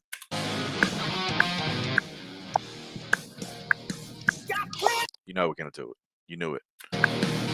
Now we can sort of assume that this is probably not going to make it into the cut because it's the first time that our singer sings right into the camera. We can see that here. We know that that's probably going to win, but we don't want to throw out good usable footage. So we're just going to keep it.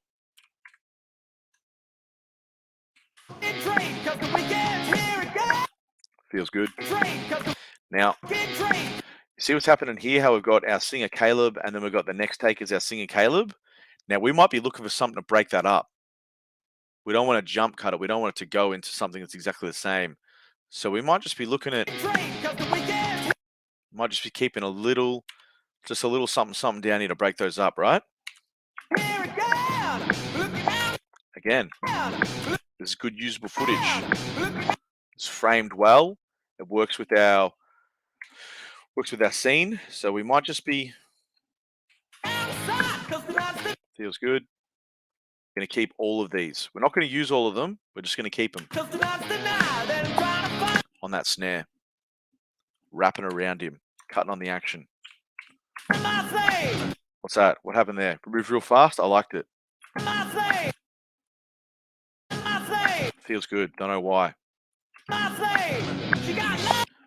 Whole section feels good, doesn't it? Be a drum playthrough by the time we're done. What's happening here? We're wrapping around him again. Notice how the way that I'm moving. I'm always moving to our shadowed side. Remember what I talked about shooting from your shadowed side? Now, if you were there in Sydney, you know that the key was over there. When we actually filmed in Melbourne, the key was on exactly the same side. So it doesn't matter what footage you're looking at right now, or if you just remember how we're shooting, but I'm always moving to the shadowed side of him, right? Because we know that our key light is over to his, well, it'll be his right, our left. So you notice how I'm not going around this side of the drums because we're trying to shoot from the shadowed side. We know that we're never going to run into problems if we keep shooting from the shadowed side.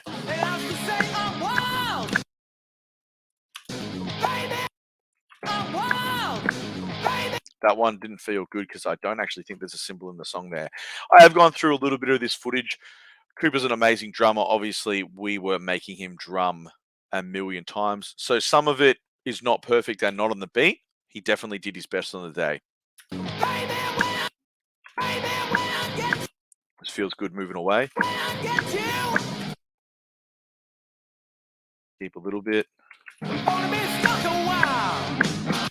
No, we're going to keep it.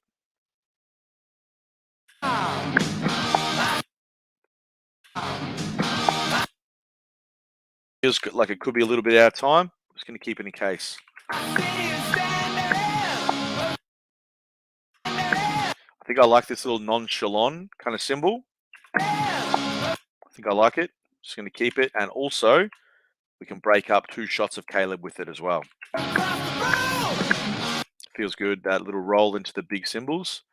Now, this is a good time to talk about. You can see this frame rate down here. It's 399.98%. That's probably to do with the frame rate of the timeline, but we know that it's 400% faster. So we've got the ability to basically slow this right down to 100 frames. We're just going to do a real quick version of that. So we're just going to turn this track on. So a little bit with speed ramping.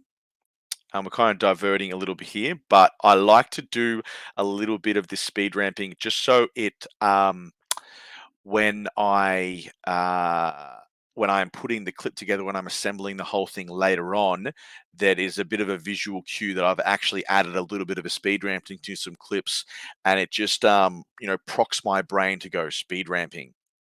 Let's do some more. So we're just going to do that right now. The way that I do speed ramping, because we know that this is a 100 frames clip, I want it to slow down right on that cymbal hit, right? So what we're going to do, you can do this a bunch of different ways. You can just cut that right there and change the speed. We're going to do more of a gradual thing. So we're just going to right click it. We're going to go show clip keyframes, time remapping, speed. It's going to give us this line here. Now what this line is, it is representative of the speed of our clip.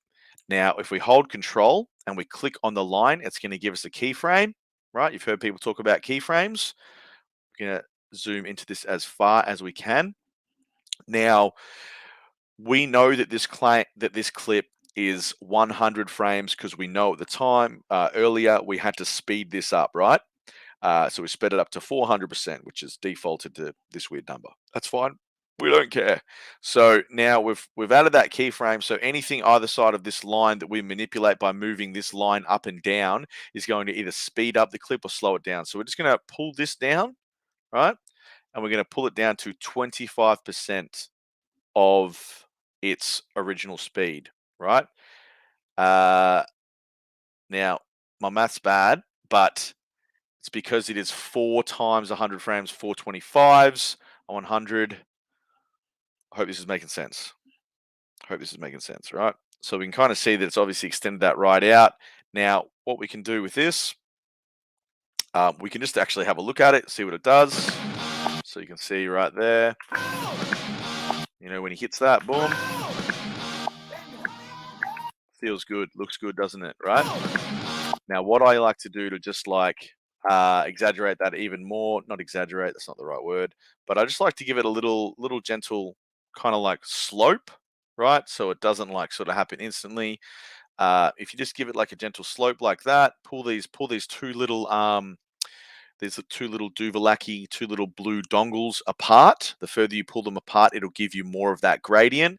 And then if you click either of these little blue Duvalakis, it'll give you, I wish I could zoom in further and further. I can't, we're sort of at maximum zoom here. But if I move that off, you'll see that if I click one of these blue little Duvalakis, it gives me this little gradient editor tool. Don't know what the technical scientific term is for that, but if I go to the top of this and I grab it and I start to twist that a little bit, click and drag, you'll see it's starting to give me a little bit of a gentle slope. These are nitpicking things, but they just feel good. You can't deny it. And then right before we go back into the rest of our song, we're just going to pull that back up to some sort of normal speed. Doesn't matter. It's going to cut so quickly. It's going to be a little bit out of time. So we're just going to see what I mean? And we're going to cut away before we even see what he does next. Hopefully that made a little bit of sense. We're going to talk more about that later if we can, if we have time. Boom. That clip felt good, didn't it? Did that clip feel good? Felt good for me. Definitely going to get used. How are we traveling here? You got any questions? I have my keyboard shortcut set so that X cuts the clip without me needing to clip. Yeah, bro, that's sick. That's awesome. Come around and set my keyboard shortcuts up for me. Where are we? Just going to zoom out a little bit more so we can see what's happening in the world. We're liking how it pulls back.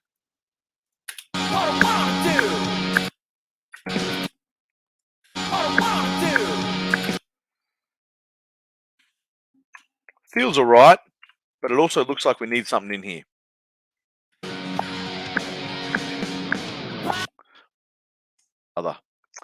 Brothers and sisters, feels good.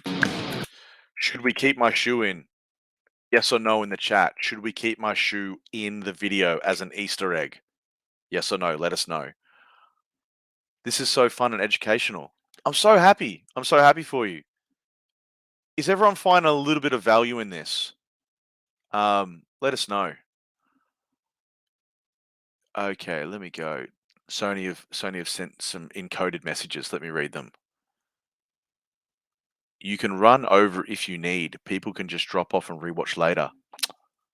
We've got the okay from Sony. They said we can practically do whatever we want. We taking over? We're taking over YouTube today, guys. As you can see, I can talk all day on this stuff. We're keeping the shoe in. Don't tell wicked things, all right? Or maybe tell them. You've even got my ankle. Gross. It would have been so sweaty at this point. But in the context of the clip, you will barely see it. But we're gonna leave it in. So you can see, you can start even doing things, you know, what we're talking about with the ramping before. How good would it look if it kind of rips up and then it ramps on that, you know, on that slow section? You guys are going to have all this footage. You guys are going to have all this footage. Experiment with it. Do some cool speed ramping. If you make something cool, send it to me. Send it to me. DM me. Stay in touch. We'll talk about it. How many slow shots should be used? I'm guessing having too many will feel tired. Yeah, to be real with you, people love slow motion. They love it. I love it. Do you love it? Again, there's no rules. If you put a whole bunch in and it feels tired, you can sort of you're the creator. You can make that call and go, I think that I've used too much of this. I'm going to pull a few of these out. So again, there's no real number. These days, I don't do a lot of slow motion. I don't do that much slow motion anymore. I think when I started, I used to think 100 frames was the absolute go, and anything you filmed in 100 frames couldn't look bad. But you know, these days, if you've seen any of my edits and you've seen any of my latest work, I like to go the faster the better. I like to cut even faster and use even more janky, fast, hectic kind of cutting that, you know, a lot of people don't like. People, you know, message me and say it cuts too fast. I can't see what's happening. I don't know what's going on, you know, and that's totally fine. So again, it follows on from finding your creative voice. Whatever you think is the right number is the right number. Let me assure you.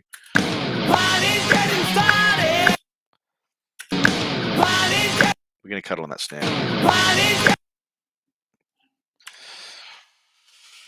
Cool. Keep moving.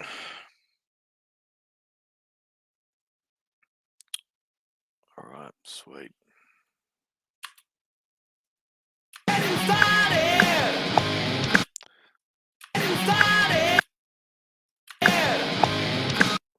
Maybe just a little bit.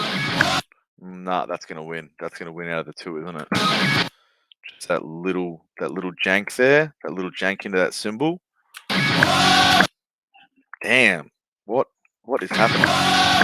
Feels good, doesn't it? Reacting to the movement. When I talked about reacting, see how it sort of janks onto that cymbal. You know, he's hitting things all over the place. Feels good. See, that's an accidental in there, but you can already see what's happening, can't you? Remember how I talked about like spatial awareness and where things are and our audience understanding where things are? We know from our wide shots that our drummer is sitting behind Caleb, right? So then when it cuts to this shot of Caleb here, we know where we are in the room. We know that we've come forward from that shot and that we're in the front again, you know? So I'm hoping that some of the rhythm and flow and composition stuff that I said regarding full band performances is starting to... Oh, my phone's on 5% battery. Imagine that. Imagine if it died. How embarrassing. All right. It's like defusing a bomb, putting this charger in. We're back. We're safe. We're safe. Everyone stop panicking. Yeah, I'm hoping that some of those compositional spatial awareness things are starting to make a bit of sense. I think that they're starting to make sense. They're making sense to me. So yeah, and we're only working with 2 takes here. Remember I said 23? You can see how this is just like a puzzle that we are putting together. These are all building blocks that we are stacking in the best way that we can. Let's keep moving. We're going to turn that take off so it doesn't influence our cutting. Join me!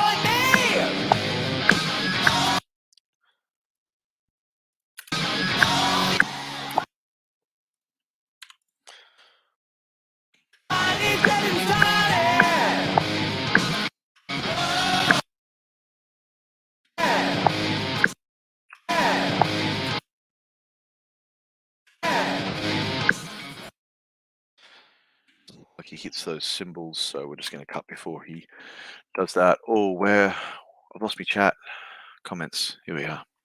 Do you ever find the need to add digital zooms to create more energy? Yep, absolutely. I did mention that earlier on. if you've just tuned in. Yes, absolutely. What you will find in any of my clips, that every single clip has a digital zoom on it, especially if I'm filming things, if I'm filming a narrative, if I'm filming narrative components, if I'm filming actors and stuff like that. Sometimes when you're in those situations, you want to be a little bit safer because you're not moving all, crazy music video performance type vibes. Everything has a digital zoom, and I'll tell you right now, most of the time it is pulling our audience into our scene. We want to keep pulling our audience in. We want to keep, unless we're trying to showcase a huge environment, or if it's a lonely scene, if someone is alone, if it's an old man alone, he's lost his family, these kind of emotions where we're leaving them alone. We're pulling back away from them. But a lot of the time when you're building suspense, momentum, energy, it's pulling in. Static shots definitely needed. Yeah, absolutely. Some of the best cinematographers in the world, though, will, just be using tripod shots and stuff like that. 100%. And, I love that kind of stuff. Like people that can tell you about a whole scene just from a tripod shot, brilliant masters of their craft. But that's not what my style is. See it's just reacting that snare a little bit. See how our camera is just sort of bopping along. It's just reacting to a little bit of that music. It's kind of like a Winamp visualizer. If anyone in here is as old as me and remembers Winamp, then yeah. Sorry for bringing up Winamp. All right, it's too far. We've gone too far. Not sure if what everything is playing here is accurate, but it feels good.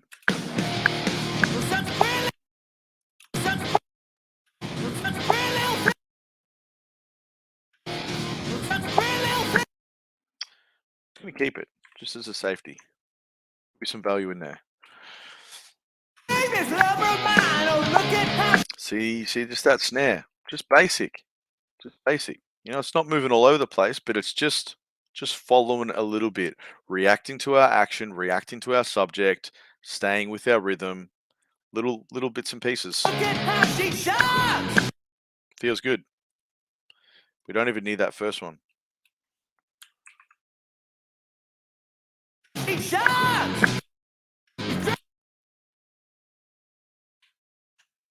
Filling in gaps as well, Michael. This is how we're going to fill these gaps. We're going to keep building this castle, building these towers up.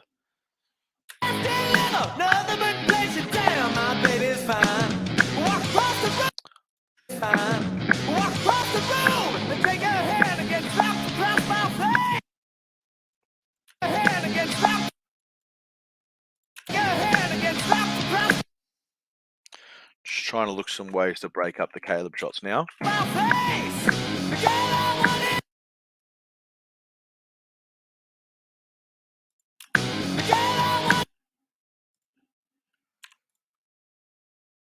What have we done? What have I done? There's a glitch. It's a glitch in the matrix.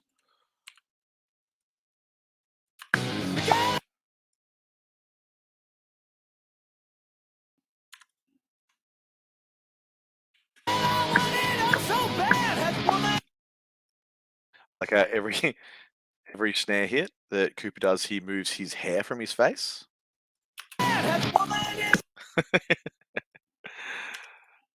Long hair problems. This feels good. Gap filling occurring right before our eyes. Love your movement with the camera, man. Poetry to watch. Let's not get too carried away here. It's not. But I appreciate the comment. Thank you.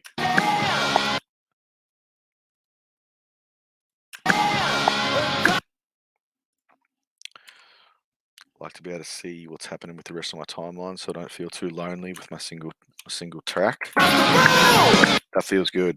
Doing this roll feels good. Lots of activity. Where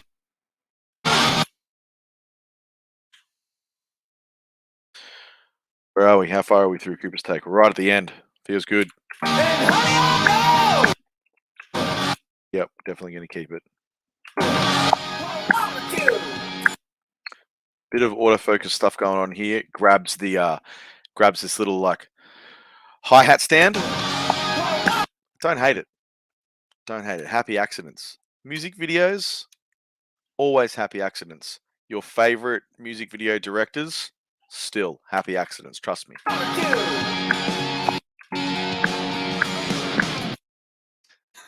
You know I want to keep it, don't you? What happens next? Keeps playing drums. Let's keep moving. What are we gonna do with these? Is anyone scared? We're gonna do it. Terrifying. Hey, I know. We're gonna save it. Get some guitars happening. Let's get some bass. Who have we got? We know that that's close-up guitars. A little bit boring. Let's get something with a little bit more movement. What color do we make bass? I can't remember. Everything's so small. I'm blind. Let's find some bass. Come on.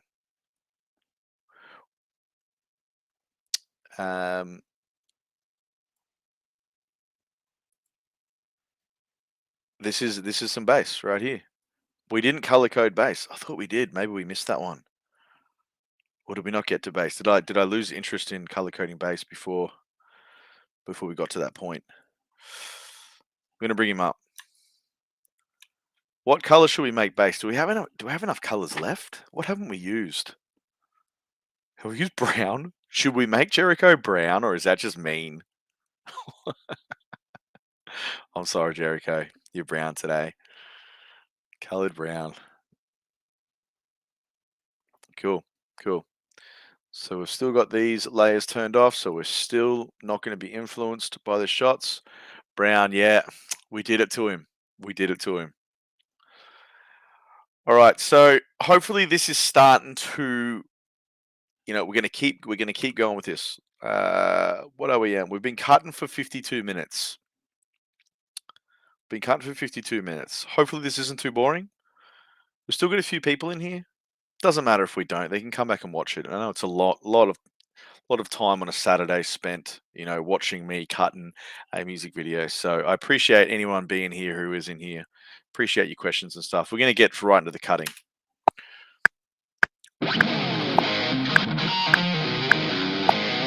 I love it. Just that little hair flick.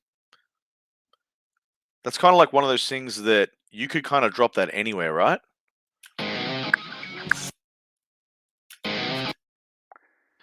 Now, I bet you that this purple take here, I bet you that this is a whip, and I bet you that I want this to come in before that whips, right? But again, when we're sequencing this and putting it all together at the end, we're gonna put that in. So we're just gonna keep this because we know that we're gonna be able to use it somewhere.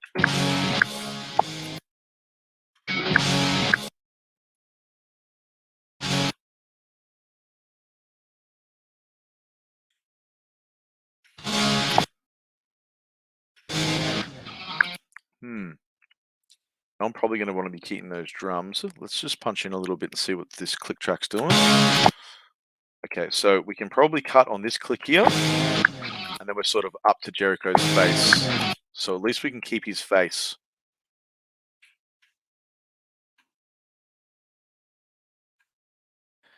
I hope you're starting to see where this is going. You're starting to see how we're doing the gap filling. And then again, we go into this again. So we're going to keep chipping away at this for probably another hour, okay? Until we have got enough content that we can start to sequence this together. This is still better than work. Awesome. Glad to hear, man. So yeah, we're going to keep chipping away at this process for another hour until we've got enough that we can start actually sequencing this into a creative cut. After that hour, then I think we'll have another hour left, or we can keep sort of going. Why is my phone battery still dropping? That is concerning. I'm on 3%. Can I drop my brightness right down? Is there any phone technicians here?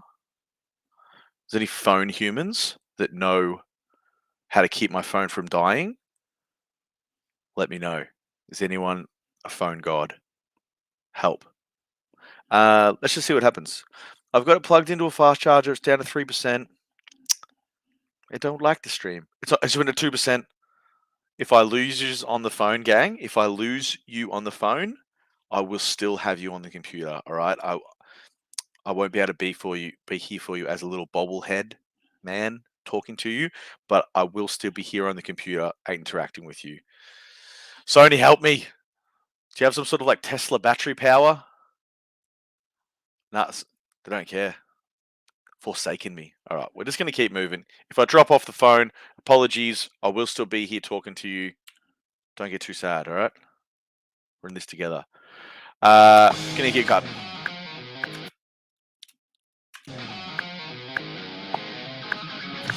See, we're just trying to do some gap filling. Jericho right here is just looking like a handsome guy. You know, like we're liking that. Like we're liking that sort of stuff. He's just looking like a handsome hair guy, you know. So we might just keep it. We might not use it, but it is a way right now to fill a gap with just a good-looking dude doing his thing. 2% left. I'm sorry, gang. Oh, Sony said, "You are fired." This is oh my gosh, they didn't say that. Yeah, I should have had it plugged in from the start. What a rookie.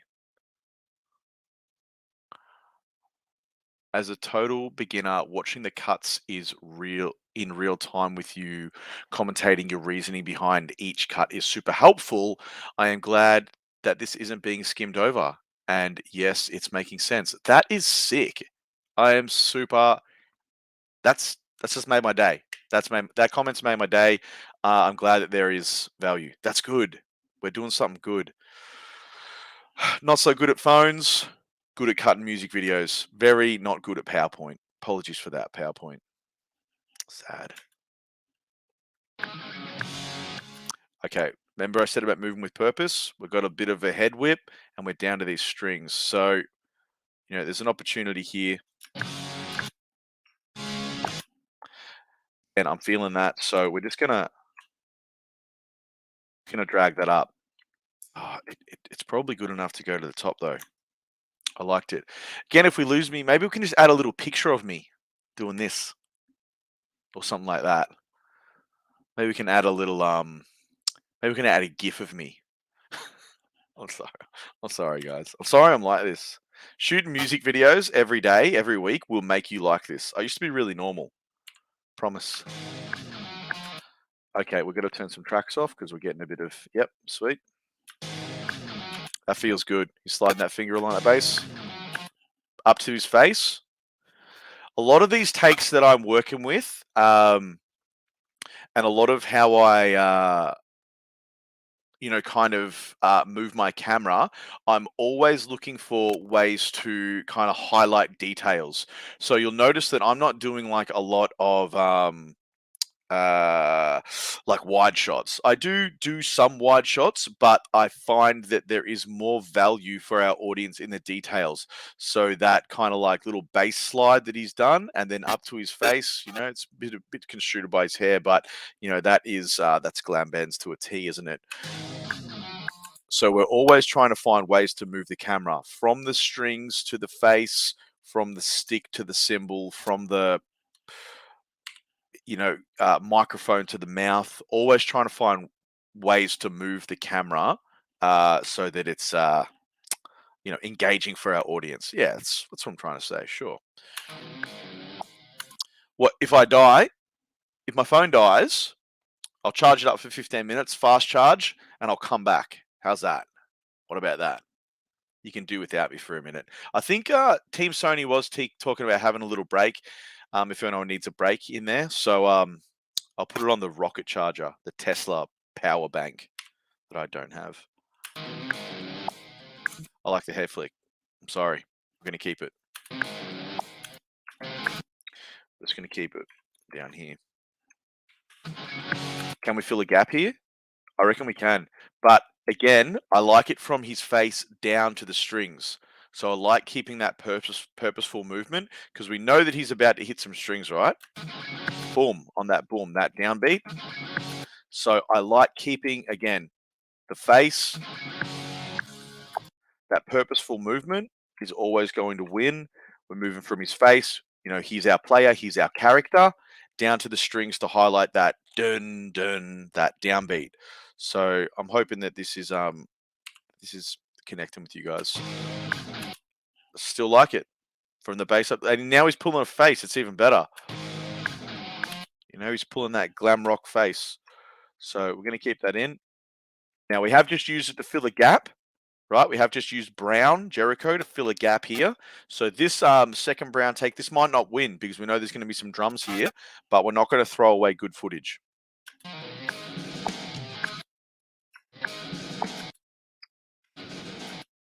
Really want to be looking for a snare roll to kind of come into this section.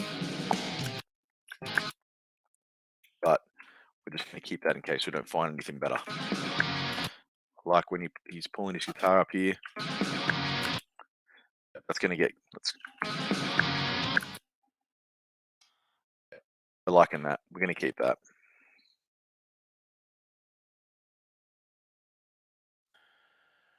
And he's given us a coded message. If you lose video, you can clip on the 3 dots on your audio bubble under the stream and click add audio avatar. That should work. We just can't edit it for you. Okay, cool. So I can add my own little picture. Cool. If we lose video. Sweet. Yeah, we'll do that then. That headbang feels good. And you see what's happening here? So you see what's happening. We've got three clips here that we've deemed as usable sections for this part, right? Now, when we come to putting this all together, after we've done our next hour and we're going to sort of put the clip together and stuff like that, we're going to need to make a decision about which is the best one. And we're going to be real brutal about it. We're going to be real aggressive about it. But yeah, I hope that this is... We're going to keep it. Jericho being a bit of a character. We're going to keep it.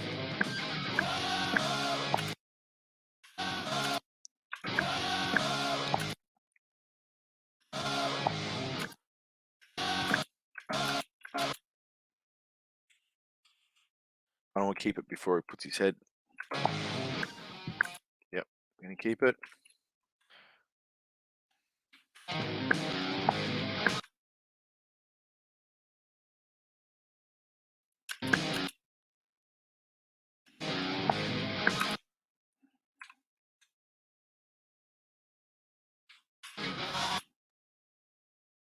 Jericho is fun to shoot. Huge props to the Wicked Things for maintaining a solid performance all day, making it look easy. Yep, Jericho's performance, pure Shakespeare. The twin brothers, just their interaction with each other. We were super lucky to get the opportunity to film these guys because not all bands react like that. Not all bands move like that. These guys were a real treat to film, and we were very fortunate to be able to have such engaging subjects to film. Love that.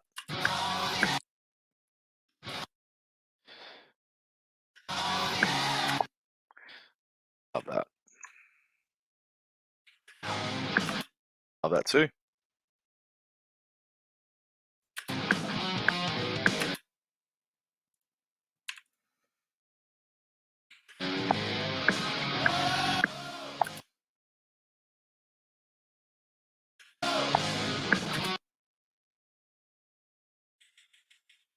Trying to keep them cutting a little bit on the clicks so that we've got less cleanup to do later.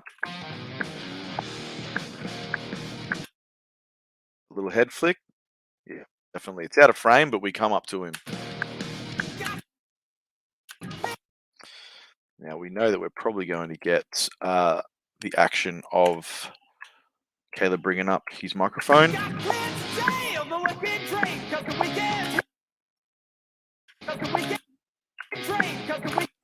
Little guitar, little gent. So we're not always cutting on the 4s. We're not always cutting on the 4th beat. We're always just looking for anything that can sort of influence our cutting.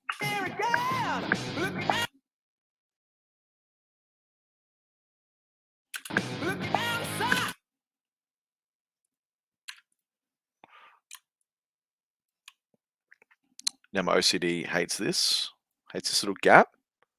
So I'm just going to grab it. It's one frame. Can't deal with it.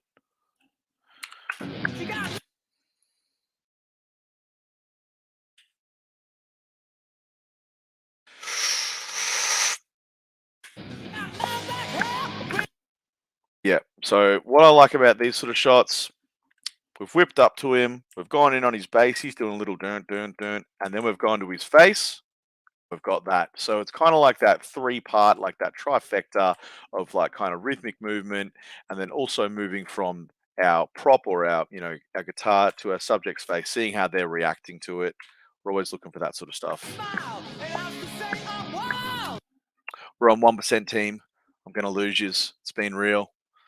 It's been. Yeah,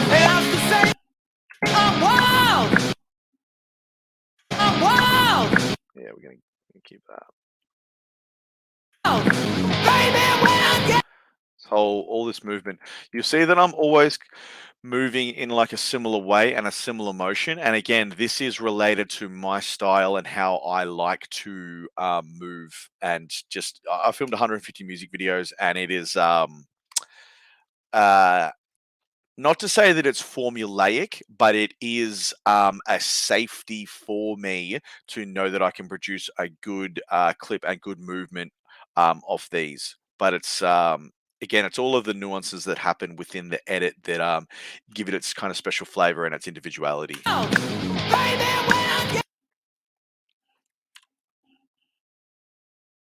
Also worth talking about style. You end up getting booked on a style. You're going to end up getting booked on your style, your individual flavor. Again, I keep drumming this home, being the sum of your influences and all of those sorts of things.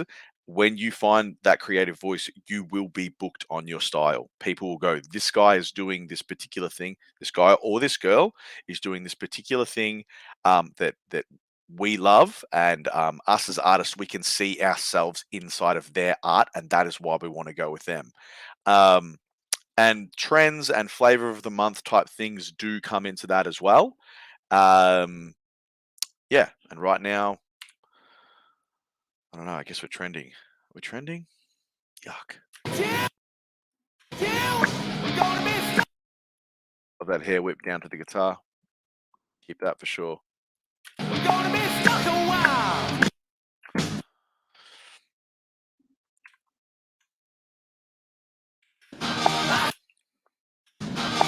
We're going to keep that too.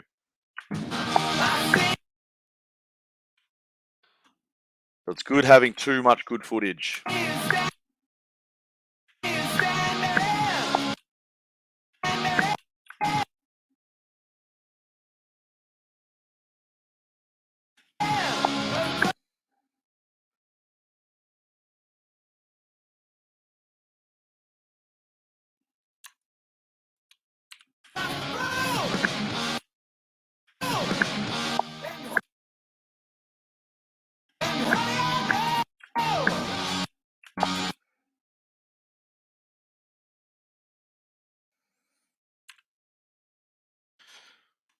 Filling in gaps.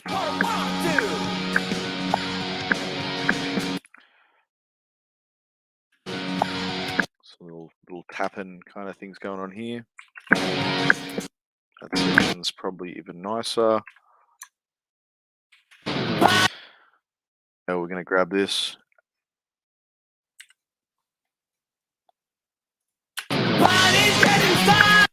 Now, I don't like how he dips out of frame, but I do like enough of it to keep.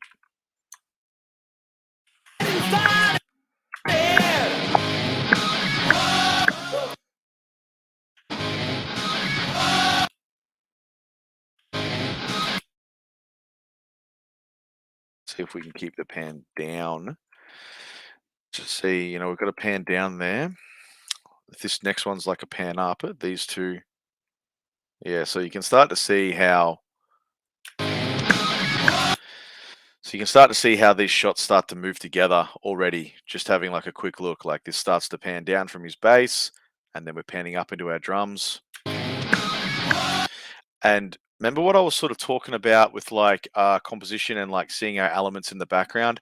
Now this isn't a perfect example, but you understand where these elements are in this frame. You can see a symbol here. You can see this room. You can see pink lighting behind Jericho. You know that the drum kit is behind him, right?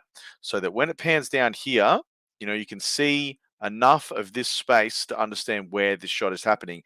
And then when it pans back up here, you know where you are. So again, what I was talking about, editing with speed, going fast and not being able to make a bad cut. This is what I'm talking about. But again, we're still early days. Like you can imagine, this is our third take. So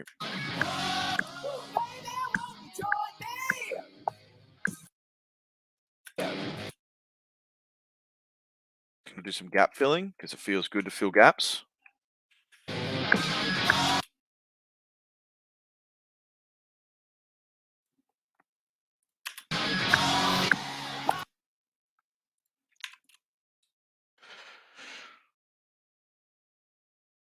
Starting to make a little bit of sense, guys. Is this starting to paint a little bit of a bigger picture, or do we need more? Yeah, transition's pretty brilliant. Wait until you see the rest of it. Like it'll start to become more and more apparent the more that we dig into this.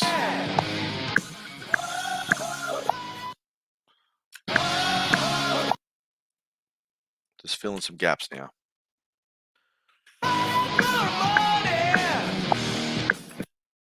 Feels good where he just turns and lifts his head up. Just feels good.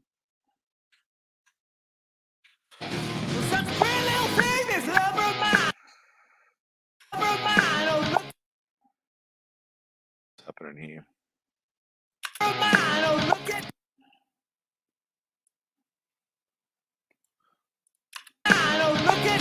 Doing some bass stuff there. Going to keep it. It's not great, so we're going to keep it a little bit lower. Trying to sort of layer them on priorities. Still loving this. Yep, and always cutting with the rhythm. This little jig that he's doing here. Like that.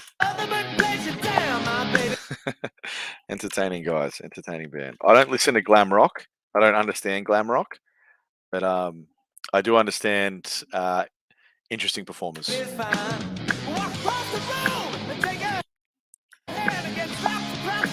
Yep. Whatever's happening here, I'm here for it. I like it already.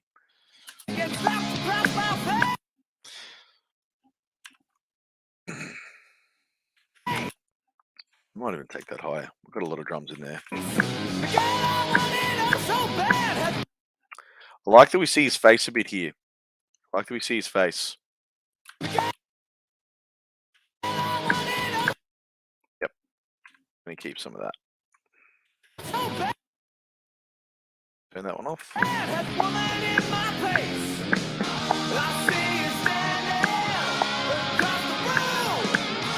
Here we are. We have it. We have it there.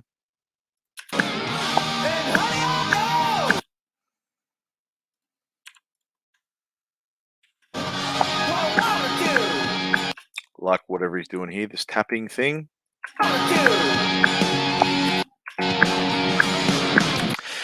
What I like the most about this, though, is where it's tapping and then it goes to his face.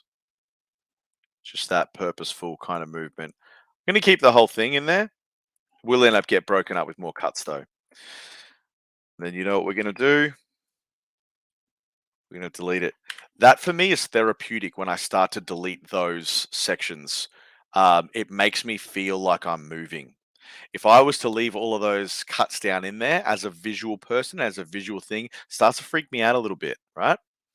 We've got some comments here. Stoge, this is all good stuff. Very helpful seeing the choice of cuts and how they flow, even early days. Exactly right. Michael, it's awesome. I'm seeing how you did some tricks with your camera movements that make your editing much easier for these transitions. A lot of my footage was a bit more static. Good learning for me. Honestly, man, that's awesome to hear from you. I'm so glad, because the only way that I've ever learned anything is through stuffing it up. Um, and my whole life, I've wished that that wasn't the case, and I wish that I just understood how things worked, and I wish that I could do them off the bat. But the only way that I've ever learned anything is through making mistakes and then knowing what I don't want to do next time. And that is how this whole process has been developed for me. I don't know if other people cut like this. If anyone's in here right now, can you let me know if other people cut like this? If you have seen people cut like this, because if they're out there, that's sick. I don't know if this is something that I've developed or anything like that. I'm definitely no ideas developer, but this is what I know works for me. Now, we're actually going to have to lean on one of you guys now and grab one of the takes from our guitars that I didn't film. So hopefully that's okay, because the guitar take that I got is the strings one. I don't want to bring that one in just yet. So let's have a look what we've got here. That's another Jericho take. Blade. This is our guy that we're looking for. We've got 2 blade takes. I'm gonna grab this one. Whoa, whoa, whoa, whoa! What's happened? Where are we? There we go. All right. Yeah. So again, this isn't my footage. It's not going to look like my footage. We're going to do our best to pull from it and get some gold. I'm sure there's some gold in here. Don't know who filmed this. If you filmed this and you're in here, let us know. Or if you want to remain anonymous, that's also cool. It was very brave of everyone to come up and have a go at filming. And yeah, filming in front of people and doing all that sort of thing was super brave. And if you did it, Pat, that's my take. Stoge, my man, dude. Shouts to you, brother. It was brave to get up there and film in front of 30 people and all that sort of stuff. So I'm super happy for you. Let's get into it, man. There's going to be some gold in here. I can feel it. Feels good already. But see, the composition's good already, bro. You already understand where these elements are. We know that our bass player is over here. We know that our singer would be somewhere over here, and we know our drummer's behind him. The composition already feels good. We know that it's going to flow and interact with all of these other shots really well. So let's get into it. See, already I'm liking this slide. I reckon it'll probably end up being a close-up, but I like that slide at the start, so we're going to keep it. Now, I would like to talk a little bit about Catalyst if we have time. I'm not going to stabilize anything now, but I will talk about it. You heard me talk about Catalyst and how it works. So if we did want to stabilize that shot there, it'll actually stabilize the whole take. But we'd click that, and then if we come up to, I don't know where my buttons are because I've changed me whole workaround. No, we're gonna have to come back to it later. Sorry, guys. We'll have to talk about it later when I find it. But yeah, basically over here somewhere in my old workspace, there ends up being another little tab up here that is your master copy of that. You click on that and it has your Catalyst options in there. You click stabilize. It's absolute magic. It should be illegal. It's like government secret stabilization software. Like, don't know how Sony made it.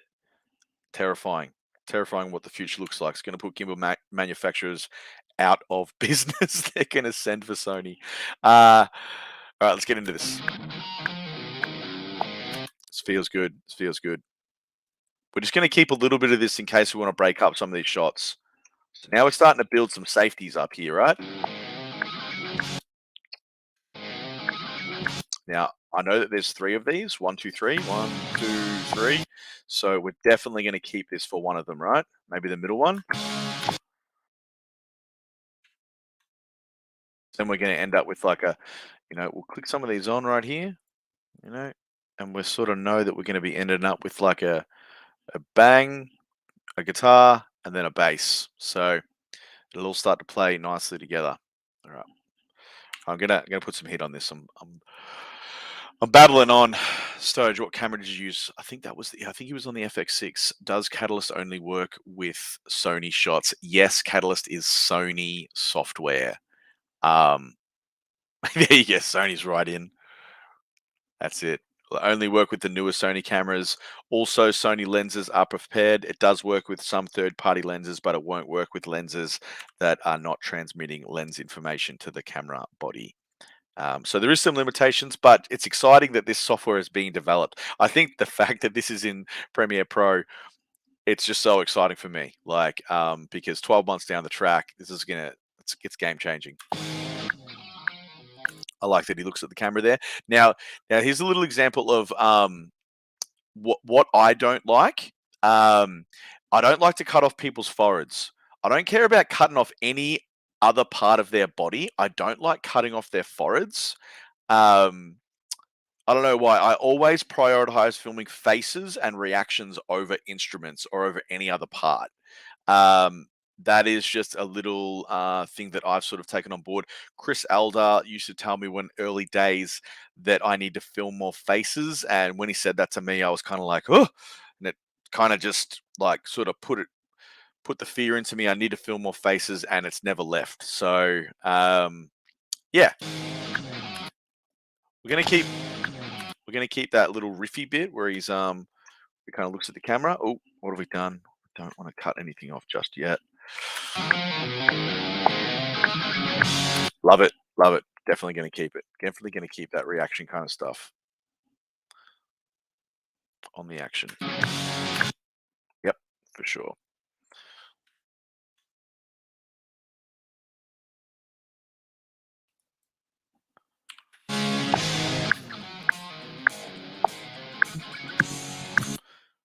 Going for these cuts here.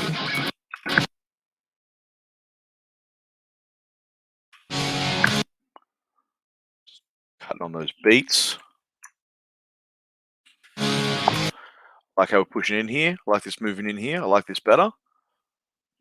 Just giving it a bit more action. Like that he kind of steps into that frame as well. Gonna keep that. We're gonna move that up higher. I like this. Like our camera's moving to highlight his action. And again, it's like what I was talking about before. It'll be so much easier to film a lot of these shots on like a 24mm lens, get it all in frame, but it's more engaging for your audience, for you to tell them what you want them to look at, going up to your guitar neck and things like that. All of those little details, we want to draw our audience's eye to those things. I'm going to keep some of this.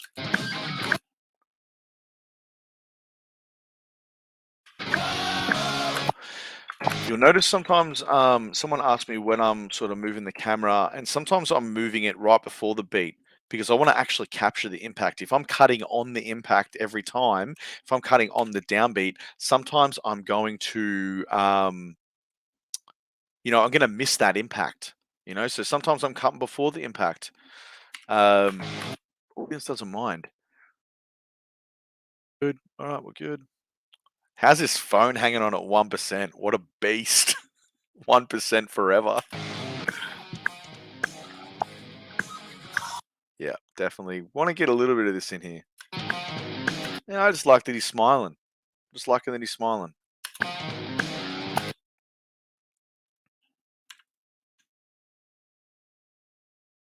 going on? What have we done? What's happened? Liking this, oh yeah.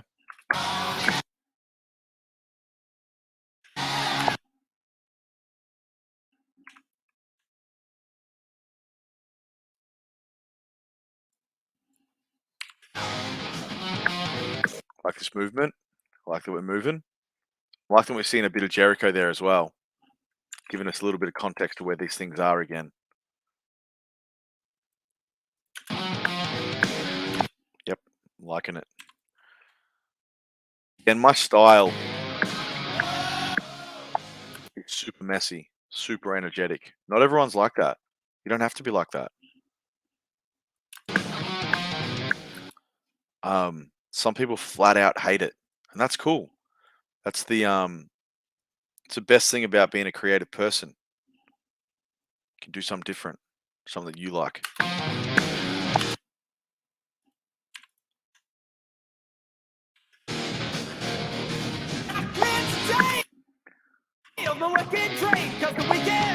Like it. On that, just that guitar, that little dang. We're going to cut on that.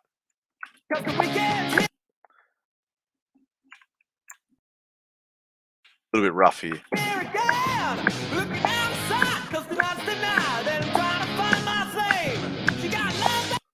Going down, bit of a change of perspective here. Gonna keep it. Oh no, I think I like this better though. I think I'm liking it where he brings it up and we're sort of coming up with him. Yep. Like the messiness of it.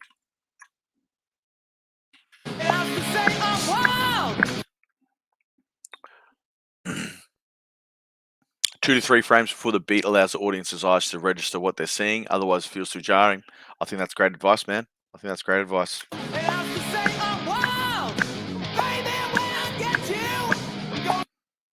That reaction where he sort of moves his head.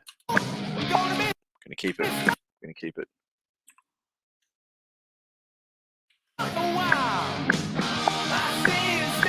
Yep, whatever's happening here, I'm here for it. I like it. I like that we see Jericho for a bit. Building that spatial awareness. I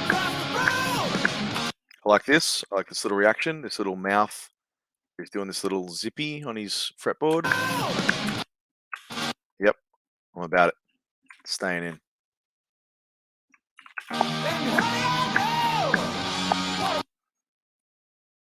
This tilts. Keeping it. Even that, I even like that. I wish we had a guitar scrape where he does that guitar scrape that you can hear in the song. It's usually when you scrape the fretboard in some sort of manner. I wish we had that. That would be great, but it's all good.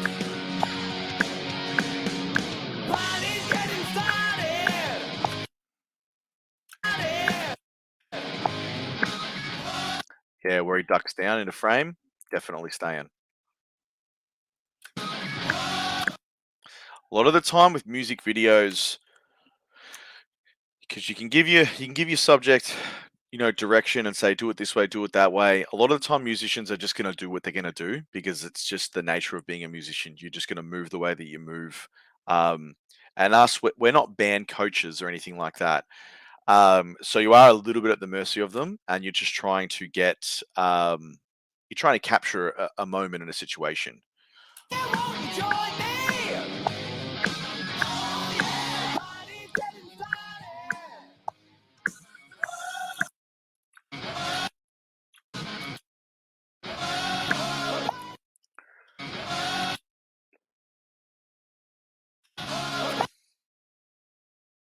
Just start peppering some more of this in here.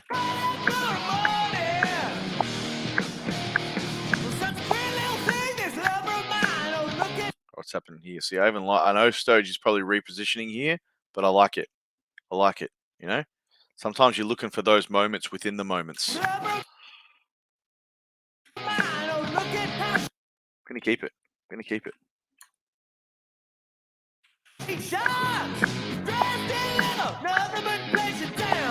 Now, one critique that I do have, Stoge, for your footage is we're still wanting to be able to keep Blade over to our right third in a little bit of, see how he's sort of drifting over into sort of our center frame and our left third, which is totally fine. Obviously, you're just sort of learning and kind of like taking on board, my style and stuff like that. But for me, I would never sort of put that in. And this is a good example of how when he's on the left third and he's looking to the right of frame,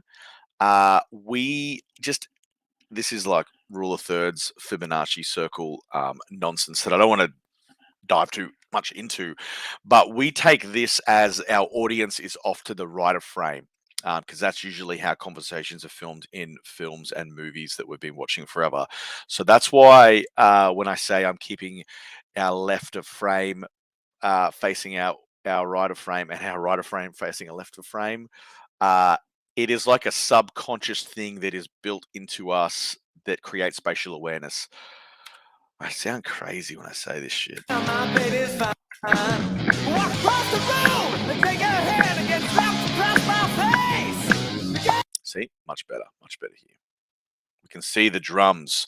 This is a better composition because we have our foreground elements, our background elements. They're all sort of matching up as to where they should sort of be. So this is definitely more what we're looking for. So bad, had woman in my place. I like this.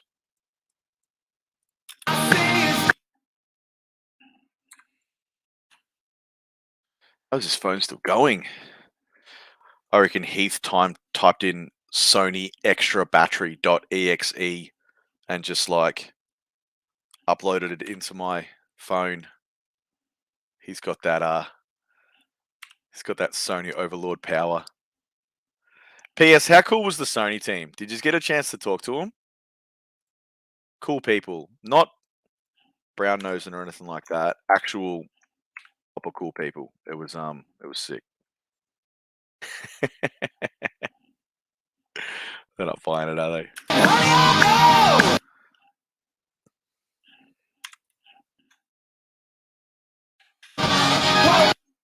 This is good. See, I'm loving these compositions way more. It's exactly what I was talking about. So it's good to see that we got some of that kind of popping for us. All right.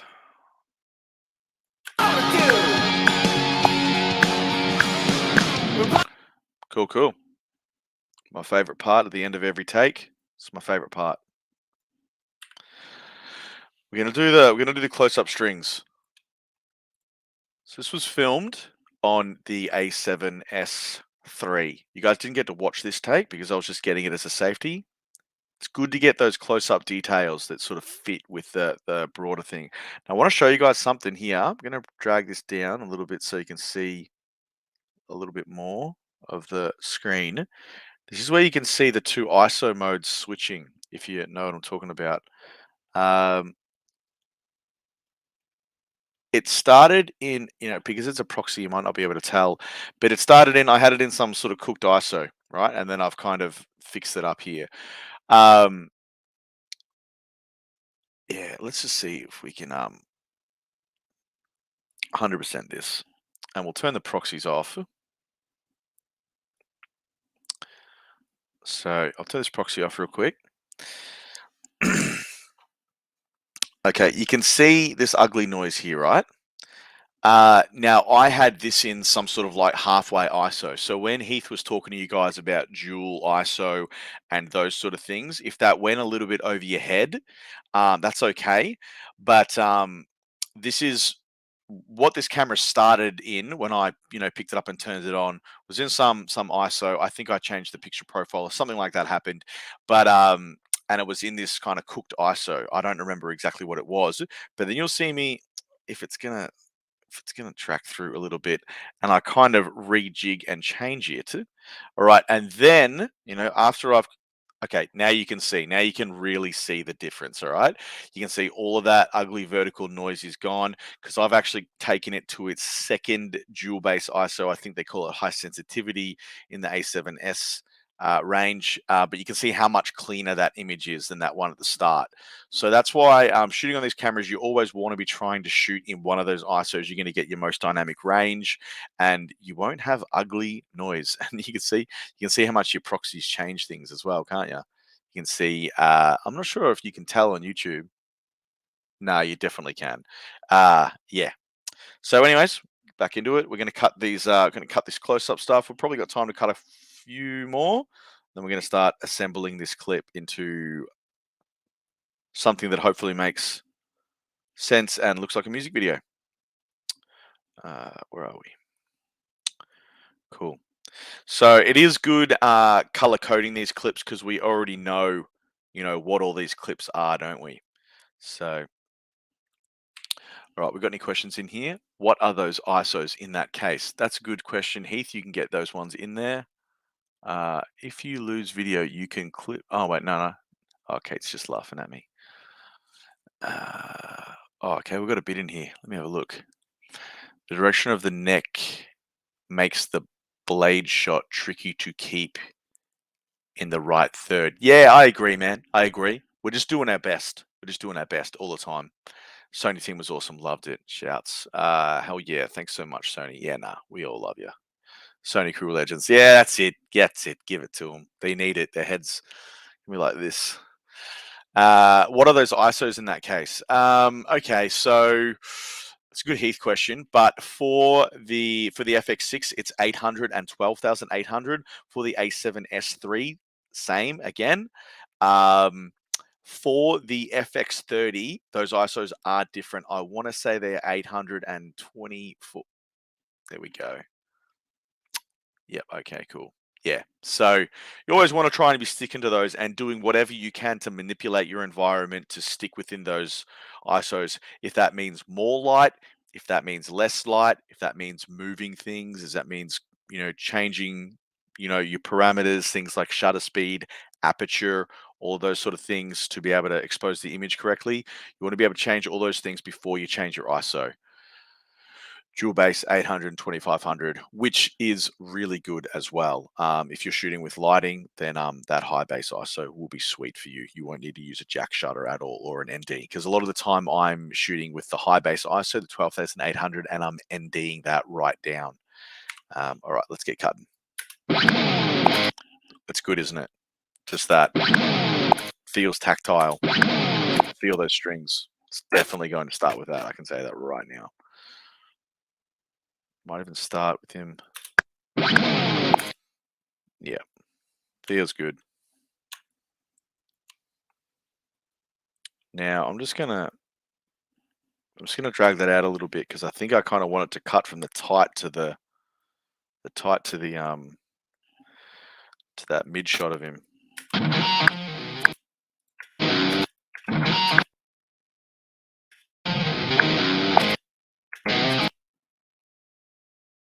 Gonna keep it.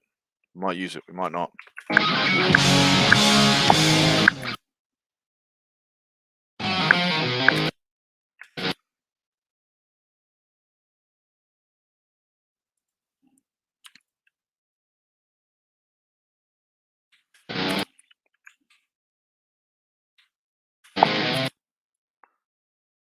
Good doing whip hands on the tights. Who does this guy think he is?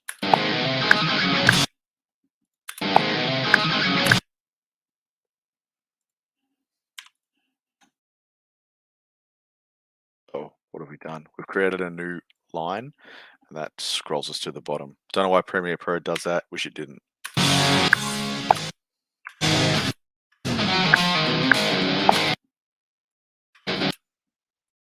Little details here.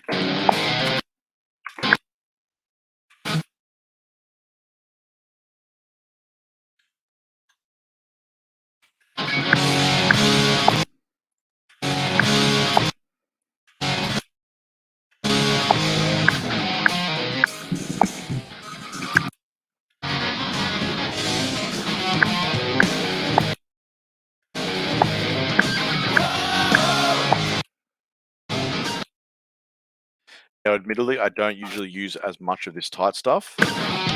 This is definitely something someone said before. Does it get too samey when using slow motion? This is definitely something that gets too samey when you see a lot of these tight sort of shots. But it's good to have it in stock to just break up stuff when you need to.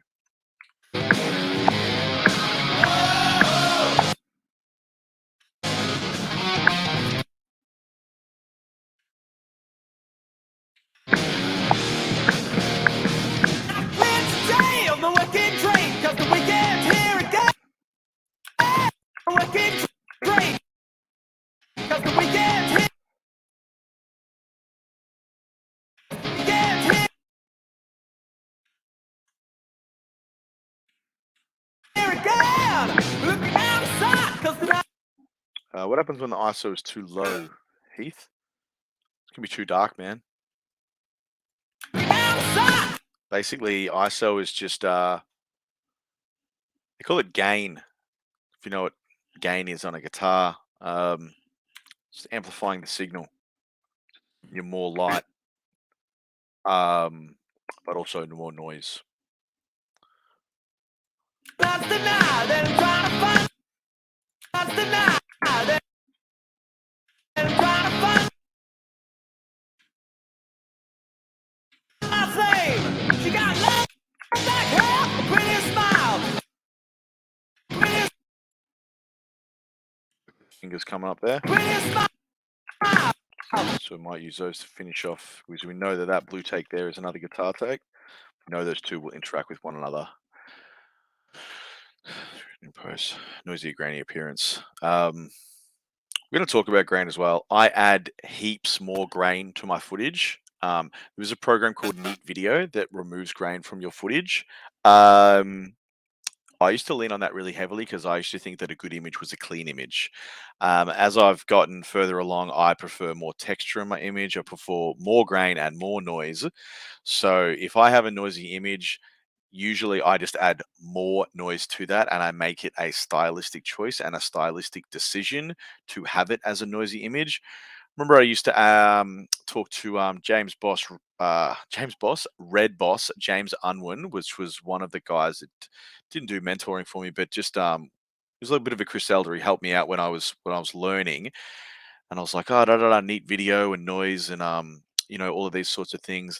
And he was like, just add more noise and make it a stylistic choice. That was years ago, and we're still doing it these days. Noise, texture, and all of those sorts of things in images are very they're trending. They're trending. So someone says your image is too noisy, you say, I like it like that. They have to say I'm wild. Baby, when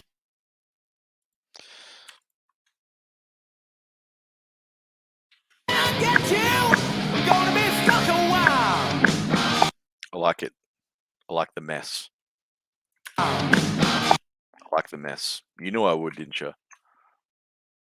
I see you standing across the room. Just when it comes in on that R, you can see him press down on the strings. See, that for me is just as impactful as this big double cymbal, the big double crash hit. Because it's those intricacies and stuff that just make your audience just think and feel something. This is just a performance video, so we're not talking like in a narrative or an emotional sense, but just when they see that pressure applied to the strings, it all works with rhythm and feel.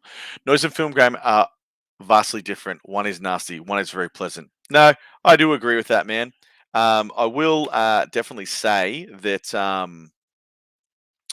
and don't know if Sony would like this one, and I didn't say it the other day, but I actually prefer the using a base ISO of 12,800 in the FX6 because I like the noise that it produces. I think that there is some sort of like 10% extra special sauce in that camera, and that the noise pattern for me looks different than the noise pattern in the other Sony bodies. They're probably going to tell me I'm wrong, but the way that that camera produces noise looks much more like a pleasant film grain and feels more like how your more higher end cinema cameras would produce a noise pattern than the smaller bodies. And if I'm being real with you right now, that is one of the reasons why I bought that camera, because it just felt good and it felt like there was some special sauce going on. A lot of people on YouTube like to say it's exactly the same sensor. It's exactly the same image.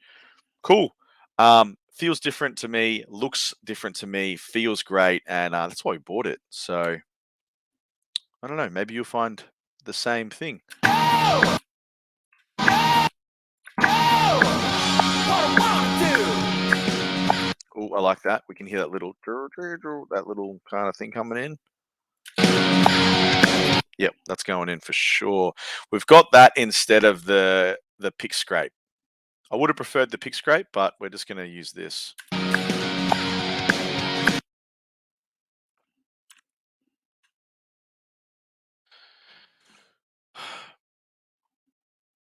Yeah, cool. Heaps of programs making noise. Anyone use Dehancer? Dehancer is now in Premiere Pro. Get Dehancer for Premiere Pro now if you know what that is. Ooh, you know, we like that. Might be too soon after we've used that little one, but we're gonna keep this slide just in case.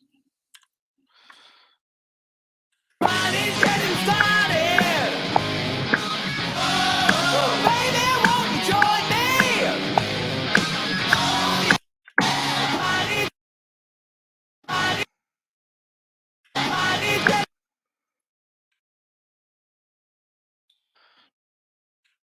started.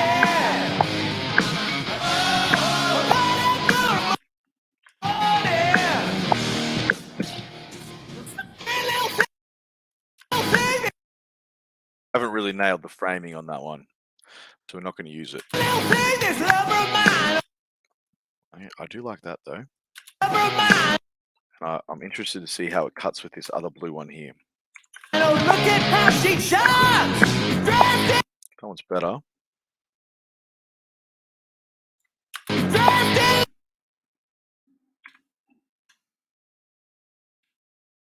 I like that too. My baby's fine.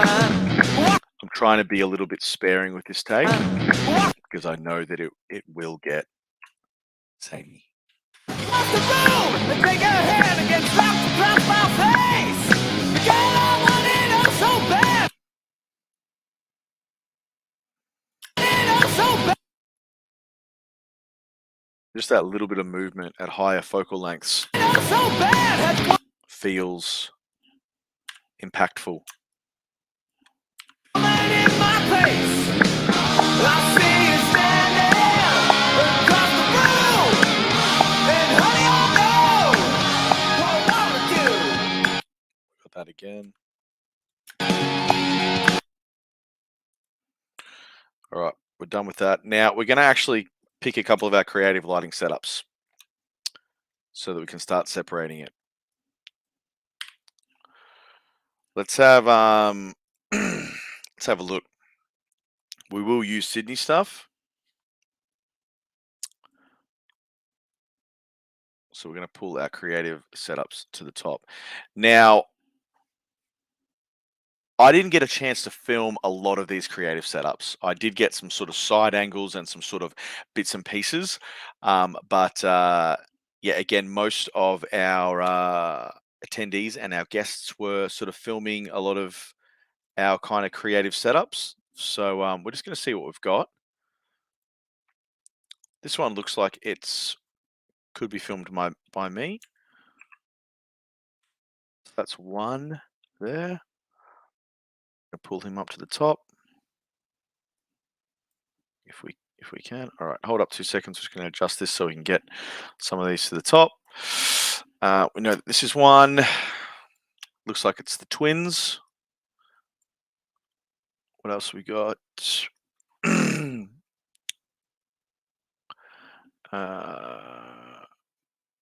Okay, yep. There's some other stuff here that looks like it's the twins too.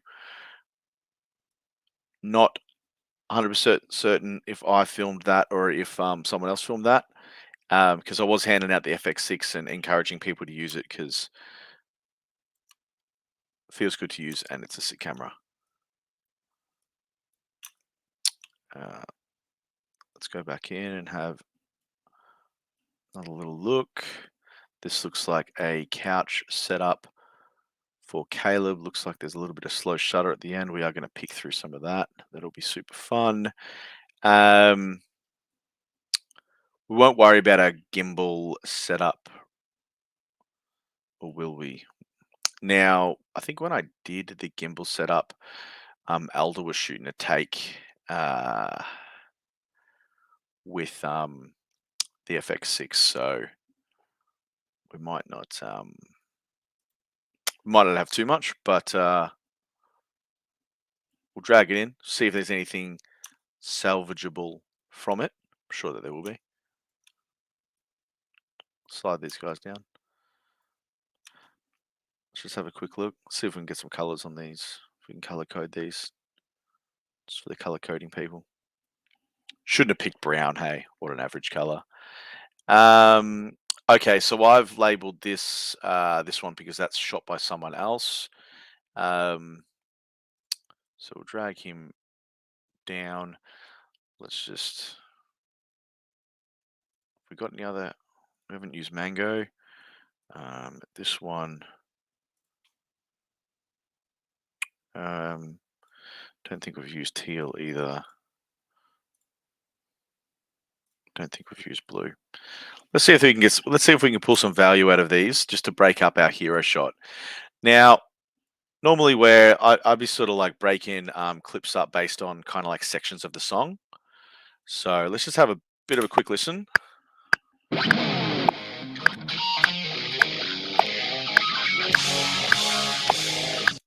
Yeah, so I think I was filming this around like our other participants, which is totally cool. I'm sure that there'll be some value.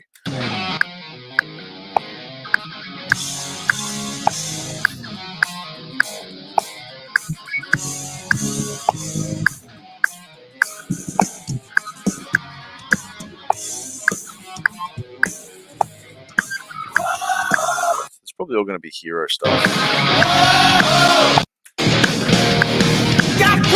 I feel like I want to go to another setup here. Because we're bringing in the vocals, I think it'd be cool to go to our vocal setup. We'll just have a quick look and see what's here if I've filmed this. I can't remember. We did so much over the past like few days. I just can't remember what I've done, what I haven't done. Let's turn these takes off.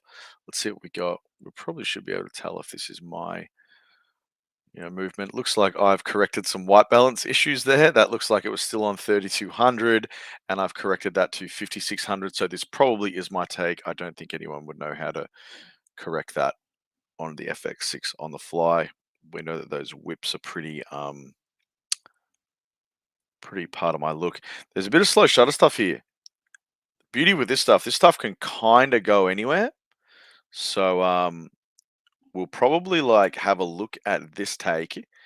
We're just going to alt drag that to make a duplicate of that, just so that we know we want to have a little bit more of a look at some of this slow shutter that could aid us in some transitions and some creative kind of stuff. But let's cut this. Let's cut this guy.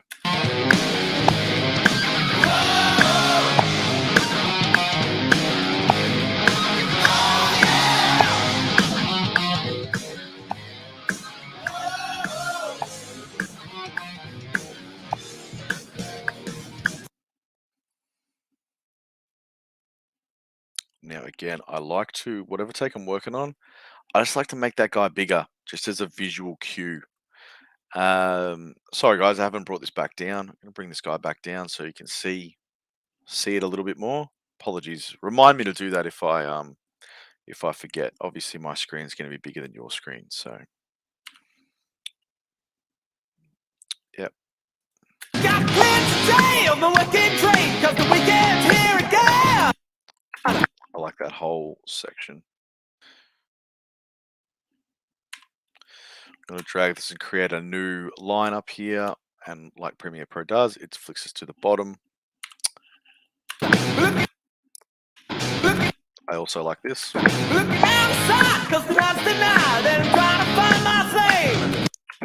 I potentially like that better, but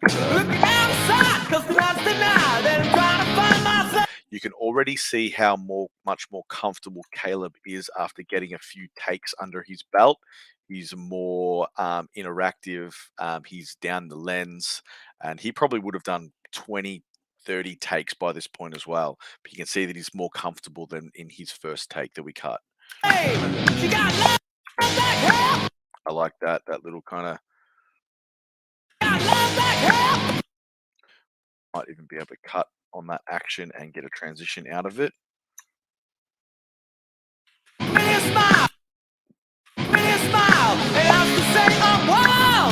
That feels good. That whole section to me feels good. So we'll probably prioritize that lower because we know that we like this one better. Love it. I love Baby. Love that that pink edge that's kind of just popping onto him as well.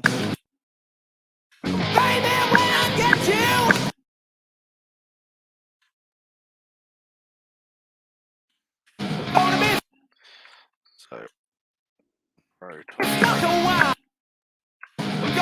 Gonna be stuck a while. I'm going to try and use that as a transition.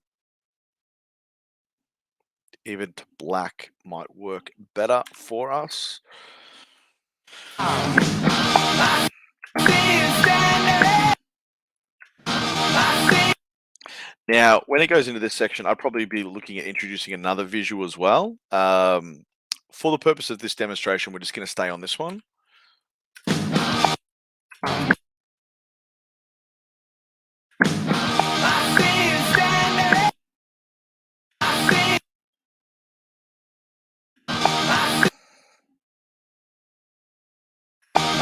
you standing there. Melbourne people got pinball machines. So that'll be, I feel like that sequence and that scene will come out really nice and really cool. Across the room. And honey, I know.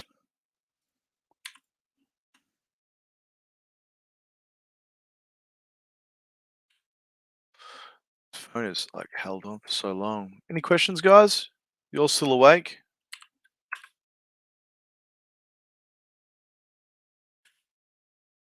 Hello?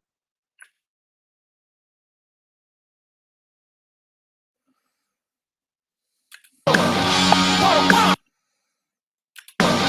I wanna do. All right, we might just keep do. What I wanna do.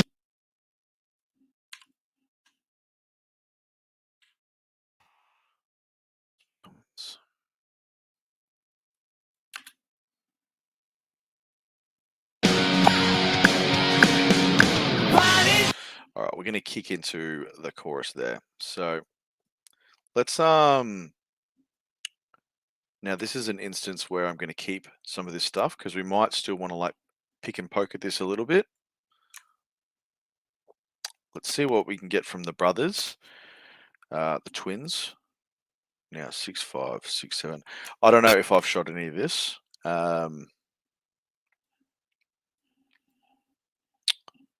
Going to turn these tracks off. Let's just have a look.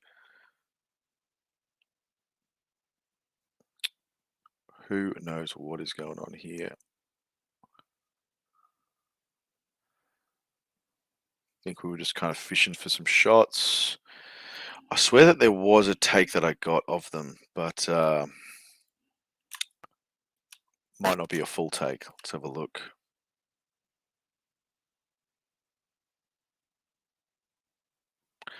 I feel like that's...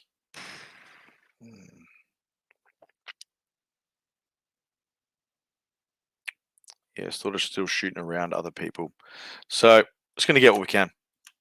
See if we can find some stuff to accompany this these creative shots of Caleb.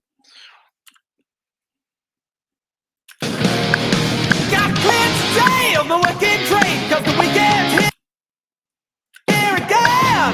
Look at here again. Look at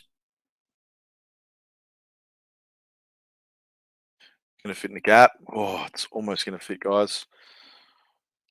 Now, this is probably a good point to start adding some tracks here. Let's just add 10 video tracks so that we can start stacking this a little bit higher. Have we got the screen real estate to do so? We do. outside, 'cause the night's the night. I like this. I like how he's looking up. The night's the night. Where is he looking at us? Around us. Then I'm trying to find my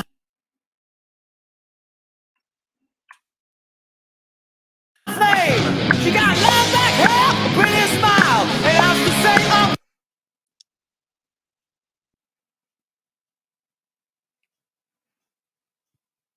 Not too much else usable for that section. Again, in a normal shooting scenario, we would have been shooting a lot more. But we had 30 people that we had to get through. And we wanted everyone to have a go with the cameras. So obviously we've sort of sacrificed a little bit here. But We've definitely got enough to make a music video, guys, so no problems there. Let's have a look what we've got. Have we got something else? We've got some slow shutter. Let's cut this out.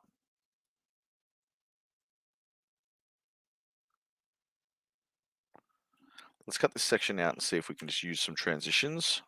I was talking about blending modes the other day. Use it for some blending modes, use it for some whips. I'm just going to go through our footage and have another quick look to see if there's anything else of the twins with the big dice to see if we're just missing out on anything.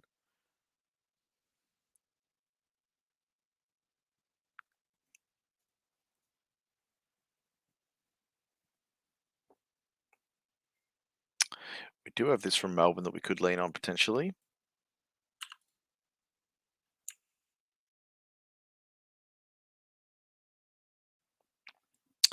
Now, this was shot by someone else, but it looks like it's what we want. So let's drag it up. Can we fit it in? Can we fit it in? We can. Drag this guy down for a second, just in case we want to have a look a bit more. All right, let's still here watching. Victor, stay on me, man. Stay on me. Don't let me get away. This looks cool. Who shot this? Some gun shooter shot this. Some legend. Was it Elder? This looks good. This is totally usable. All right, we're back on, team. We're back on. Got plans today on the working train, 'cause the weekend's here again. Feels good. Look Cutting on the action. outside, 'cause the night's the What a handsome dude. night, 'cause the night's the night, Good on you. Good on you, Blade. 'cause the night's the night. Then I'm trying to find my flame. She got love back. Should we add the shot of the lady pressing play and Sean in the background? Is that Sean? Should we add them in? Easter egg, yes or no? And me! Oh my gosh. Come on, Elder.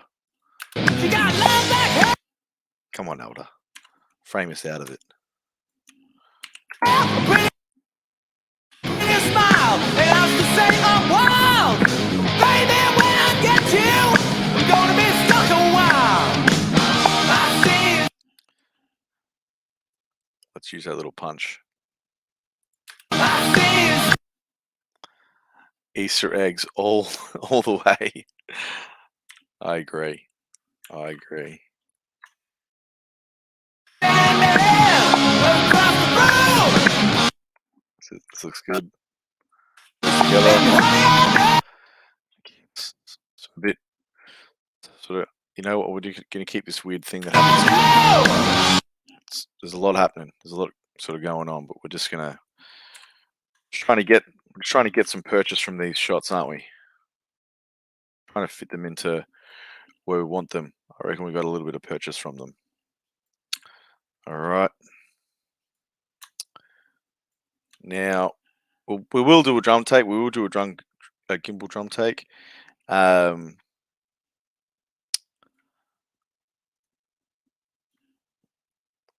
dragged it up, didn't I? I brought it up. It's here somewhere. Where are you? Where are you? No. You? Is it you, Mr. Blue? I reckon it is. Let me just have a sip of water. I've got to stay hydrated. Probably need a coffee. No, someone's trying to ring me. Of course you can't ring me now.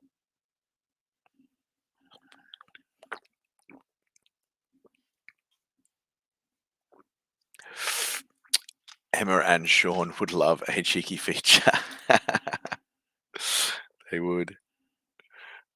Emma did a really good job. She wouldn't let me praise her, but I'm telling you right now, having someone to press play on the track if you've ever shot music videos or if you plan on getting into it, you will come to realize how valuable that human being is.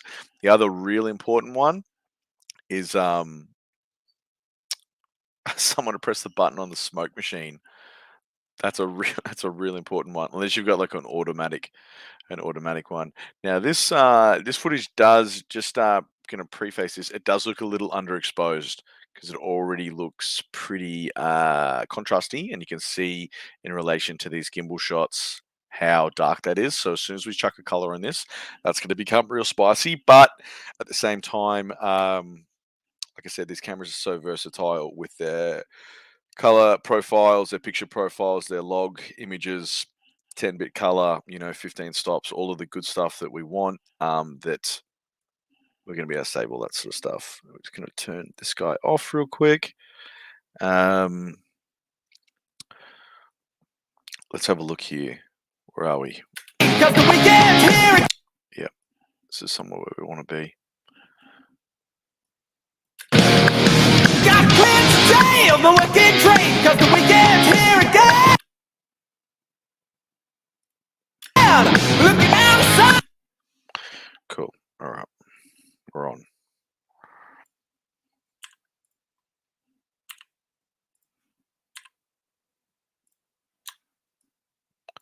We're just looking to pick out some variety. 'Cause tonight's the night that I'm trying to find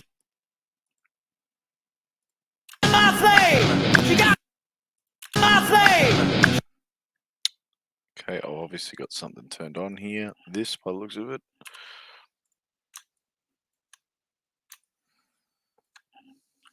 She got love. She got love. She got love. You know we want it, don't you? He looks good when he hits those double cymbals. So I always tell drummers, I'm like, hit the cymbals. Like, give it. She got love back here. Give it to him. A pretty smile. And I have to say I'm wild. Baby, when I get you.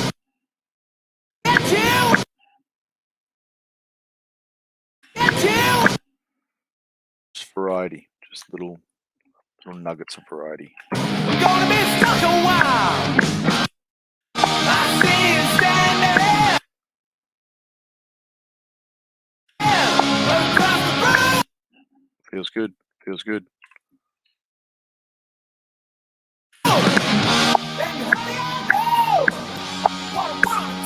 We've lost the stick. All right, cool.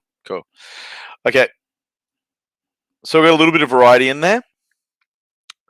Remember, this is just a snapshot. This is just a snapshot into the full process. So I can't cut through everything. Obviously, like, look how many takes we've still got left to go. So, but you're going to see how well this is going to work just as what it is right now. Okay. Sweet. So what we're going to do, just as an experiment, and I always do this as an experiment, it doesn't always work. We're just going to turn all of these back on, right? So we can have a little bit of a look at what this looks like and determine if it looks anywhere near what a music video should look like. And that will kind of determine how aggressive we need to get with making adjustments to this, right? But let's just play it and see what it looks like, all right?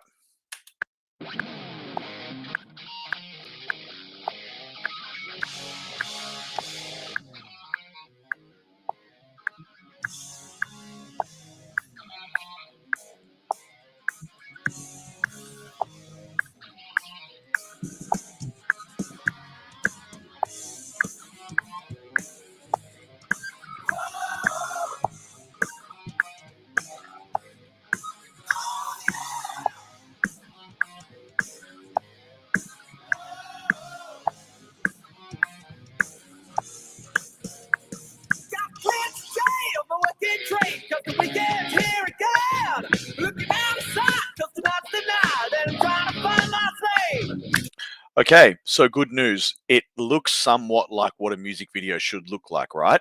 So this is kind of following on from like this little building block kind of Lego puzzle piece kind of structure of like how we've sort of done this has kind of led to some, happy accidents and some pretty sort of like creative video, right?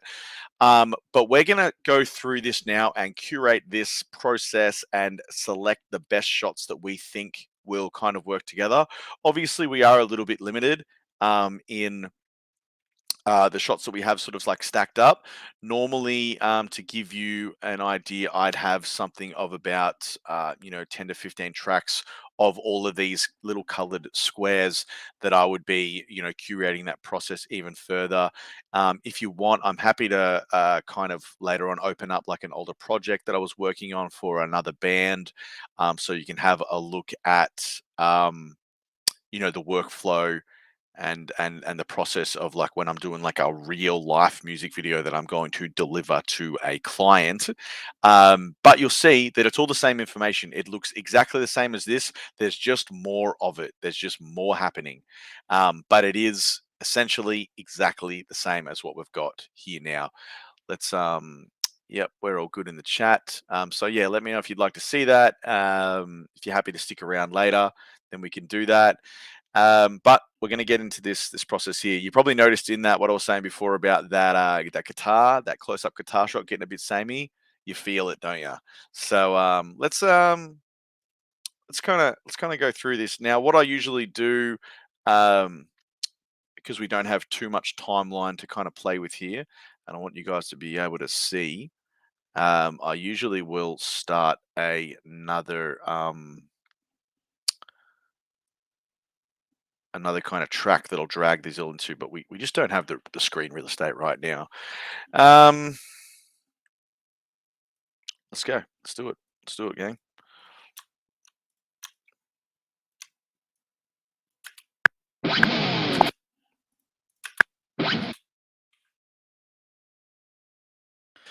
You'll see I drag all of the clips that I want to use higher. Everything goes up. My mate who edits for me, edits a lot of stuff for me, he drags them down. He does the exact same process, but the clips are above, and the one with the eyeball that you can see is lower, and he drags them down, and I'm like, that I just can't deal with that.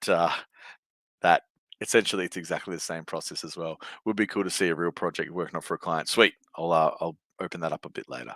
This feels good. You see what I'm going to do? I'm going to chop these little bits that I like, bring them up. Now I think this guy's got to get sacked. So let's just see. Yep, see. This starts to play into the composition as well. We can see here, he's here. We can see that he's over this direction. And then when we cut to this shot, all of these, the spatial awareness starts to become apparent. In a perfect world, I'd have him framed further to the right, but we're still going to use it. Got a little head whip here. Just feeling good. If I want to slow down on this, or you want to ask questions, go for it.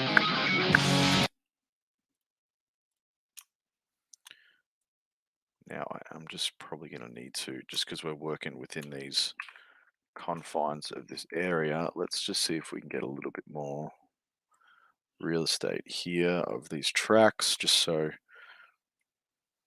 can see a little bit more what's going on. Now I know that this is a bit of a flick, so feels good. That motion flow, that kind of like up to up, like things traveling in the same direction. I'm going to keep it. A cut like this, not for everybody. Not for everybody. Some people don't like this. Today, I like this, and I'm going to keep it.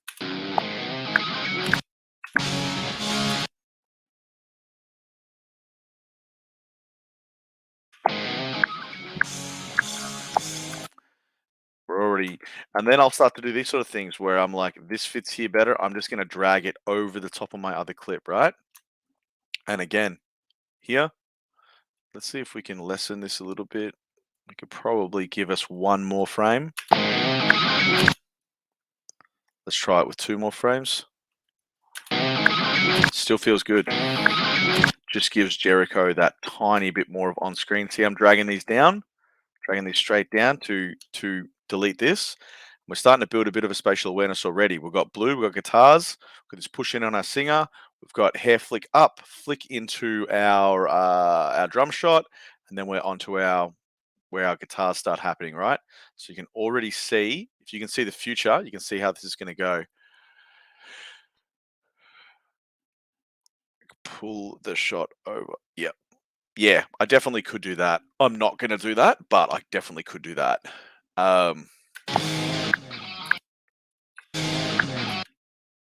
Let's have a look. Yep.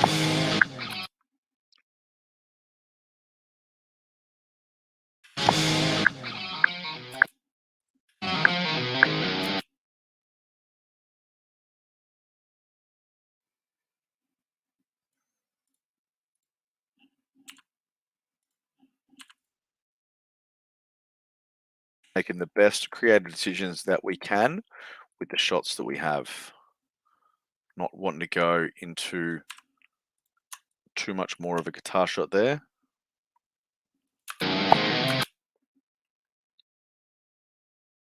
Break up some of these shots just so we're introducing more elements in these. We're just going to keep pulling these tracks up just so we're breaking up our visual. Yep, so this is feeling good. This is feeling good. Love that facial there. So you start having these happy accidents happening. These happy accidents, we're really just going to capitalize on them and do the best that we can with them. I'm gonna allow it. I'm gonna allow keeping this guitar in there. Reckon we've got some singer here.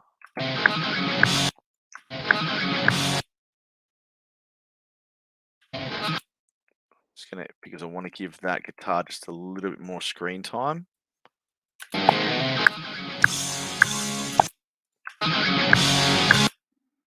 See if we've got a cymbal that can come in there. Or we've got a bass, guitar, could work, possibly. Let's see what's here. Let's see what this drum take's doing.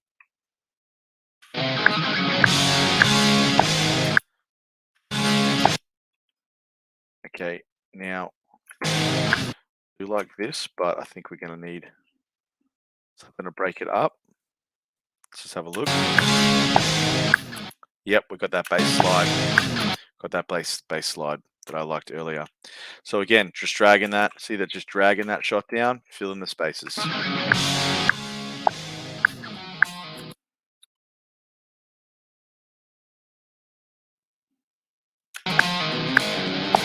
All right, so just before we keep moving, is this making sense? Will be cool. Yeah, okay, what do we got? Digital zoom. Read your previous comment about Blade. Yep, 100%. Oh, apologies. But you see exactly what we're going to do. So this is kind of like the curating process where, I don't even know if that's the right word, correct me if I'm wrong, but this is the process of like, we're taking all of the cuts that we have deemed to be acceptable cuts in our music video. We have deemed that these are the best cuts from our take, and now we're just trying to make them play with one another. We're trying to make the best creative decisions that we have to make all of these play together. This is the fun part. You're 100% right. This is the fun part. What's the LUTs you mentioned in Melbourne? Phantom LUTs. Phantom LUTs, best one on the market. But yeah, you're right. This is the fun part, and this is where you get to make all of your good creative decisions. Like I said, this is a snapshot. Normally, we would have a lot more takes to play with so we can make even better decisions. But again, we're trying to put together a music video in 4 hours today, so we're already up against it. So we're just going to keep going.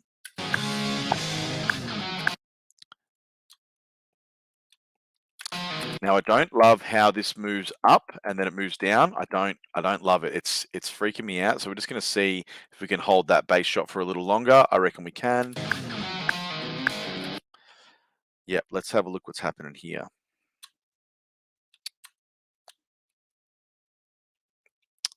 Or maybe I want a full go. Okay, hold up. I do want to showcase Caleb a little bit more, so I think I'm going to cut yeah, before it moves up, if I just drag this back a couple of frames, yep. I like that better. I like that better.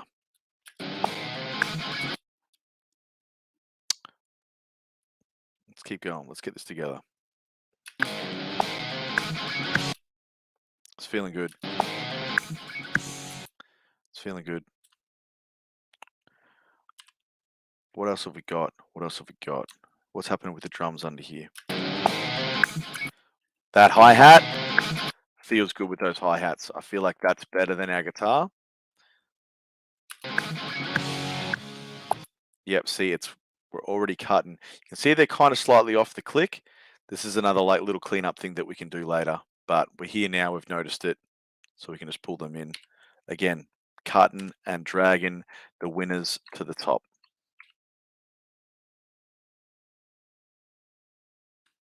Nostalgia's footage in there. Immortalized in the Wicked Things music video forever. Bit more hi-hat, might start to get a little bit samey. See if we've got something else. What else have we got here? See, like I said, perfect world, we'd have more takes to kind of chew on, but we're just gonna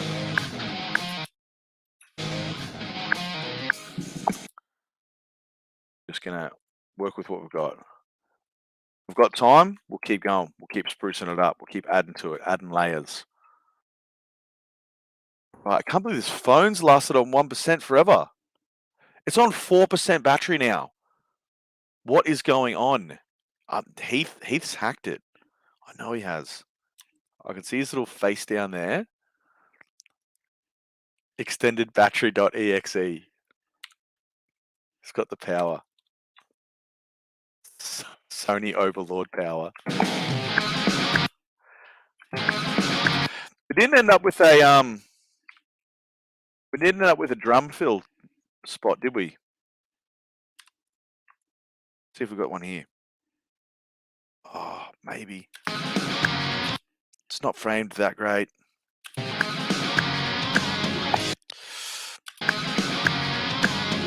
I'm triggered pretty badly by it.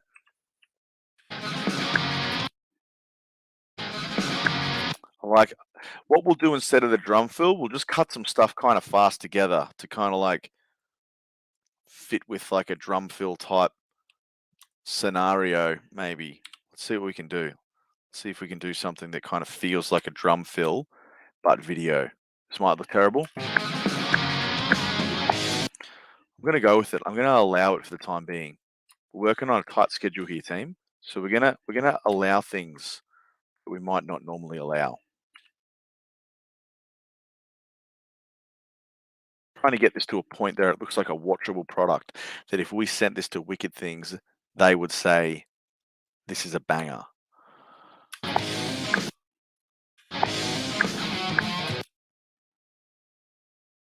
Now, we're not going to allow this because we're going to need to get something fresh because we can see that it continues there. So we've got a little gap here to fill with either this drum take or this is a Caleb. Yep, you know what, we're going to keep the hair flick in. Definitely, hair flick stays in for sure. Yeah.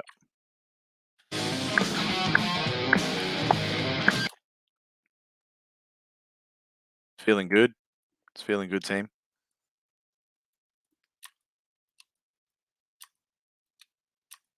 Don't have too many options there. Phantom, let's go. Yeah, Nick Hagens knows, man. Once you've witnessed the power of the Phantom Lutz, you never go back to Tropicolor. Let's just watch this and see if it looks like a music video.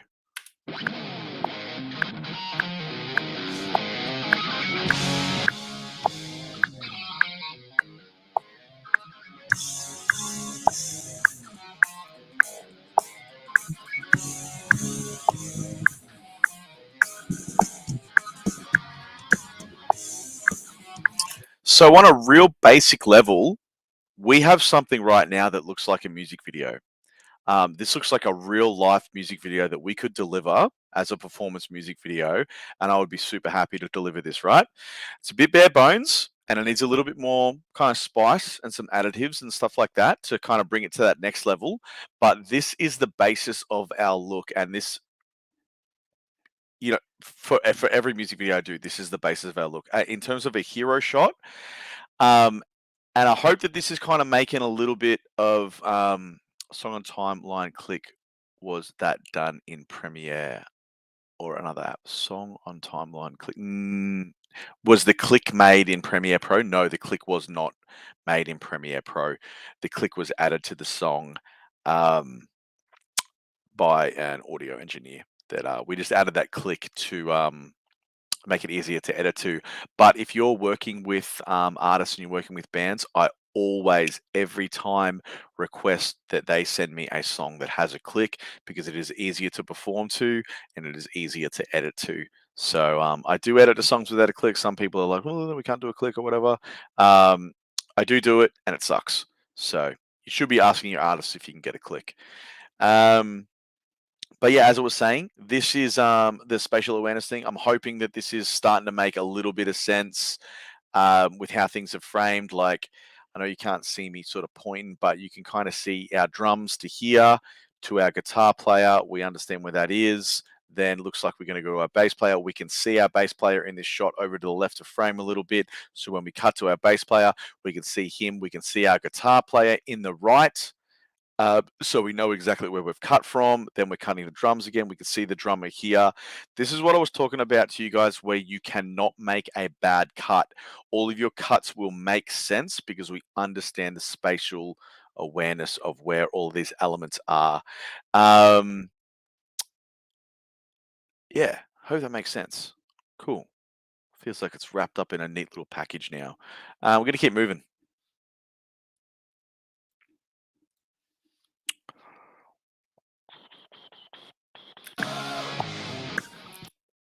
Feels good. You get to this point where the video is making itself.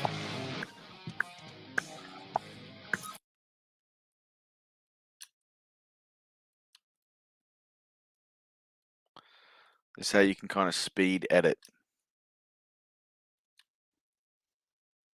I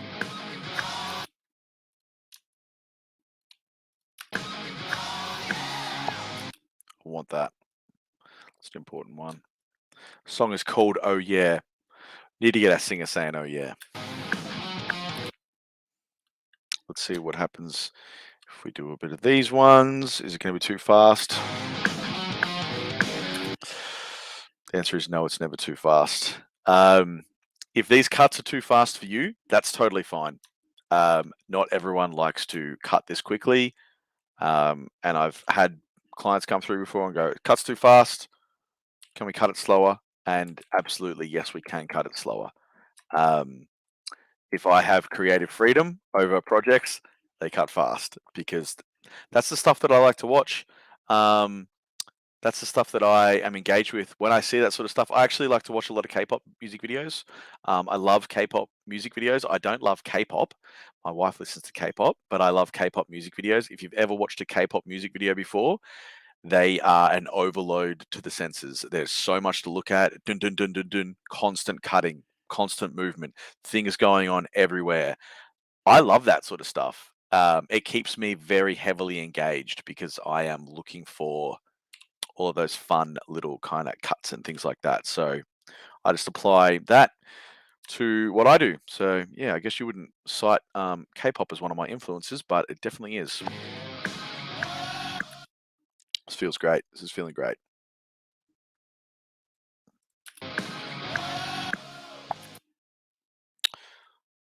Ooh, let's just not get too hasty there. I want to cut it on that hit there.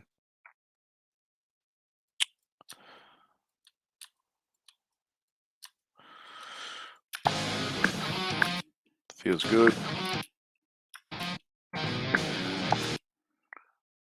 Got a gap. We've got a gap, team. What are we going to do? Gonna panic for a little minute. That's right. No one will know. We'll bring this drum take in. Cool. Automatic guy. Song on timeline. Love the bank configuration using the space of the room. It was one of the big takeaways for me. That and lighting. Yep. For me, the biggest takeaways are the rhythm and the flow. I wish we could have talked more about lighting. I wish we could have talked more about a lot of things. It was just kind of like trying to, there's 30 people that were trying to get through the whole thing, I guess. So I did my best for you guys. Hope you got something. All right, cool. So we're going to introduce our next setup here, right? So this is kind of like what I'm talking about. Like, in a perfect world, I would have loved to have more of this. I got to shoot one take of this. So, but at the same time, I would have preferred that you guys got some good footage for yourselves to play with as well and to use those cameras. The best way to learn is to use cameras, make mistakes, learn from those mistakes, learn what not to do, all those sorts of things. So you really do have to get in there. So I was really happy that everyone had a go. B-roll type stuff in this sort of situation. Again, I did see some people filming B-roll, which I was super excited about, offering direction, those sorts of things. B-roll kind of stuff, I would have been getting like the gold leaves. I would have been doing more slow shutter. I probably would have got like more of the textures. I love filming textures. I love filming things that you can feel and touch, or how those things feel. Leather couch, the textured wallpaper on the walls, floorboards, all those sorts of things. I would have peppered a lot of the B-roll kind of information throughout to build more of an awareness of the space and awareness of where our artist is. But again, we don't have all the time. So, but this is still feeling like a music video, so I'm super stoked. All right, let's keep moving.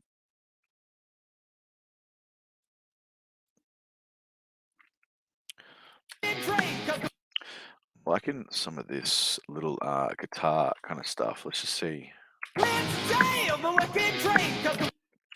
Work doesn't work. I'm not sure what he's playing. We'll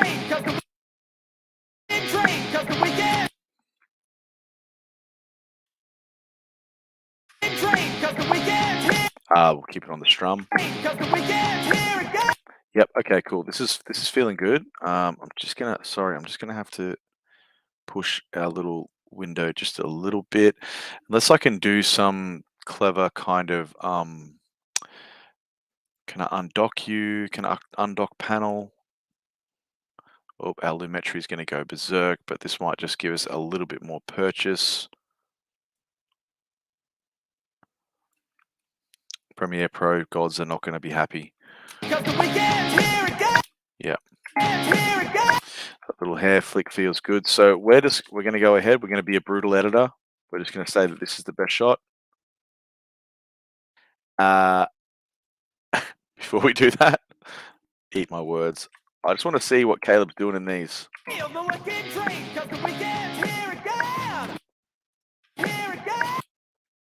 want to keep some of this in. Just see if we can scroll up a little bit on this. See what is happening here with this take. Yep. Again, I said earlier I didn't love his performance there, but I do want to solidify him as our front man. Get eyes on him. But I do like that we get that take there of the brothers doing some stuff. Let's see if we got some more here. Yep, feels good. Feels good. We're gonna bring him down.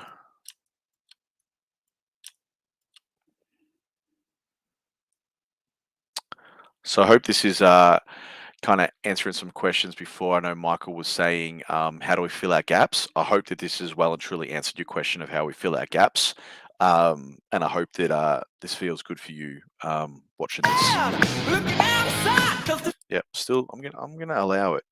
Let's just have a look. You can tell that this is going to be a whip pan here because you can see the floor. So you know it's going to do something. Feels good. But gonna exercise some self-control because we're trying to showcase some other parts of the visual for this section. So let's see what we got here.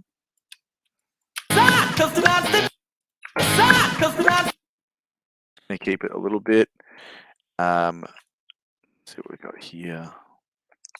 Nice handsome shot of Blade. We're probably going to keep it in there.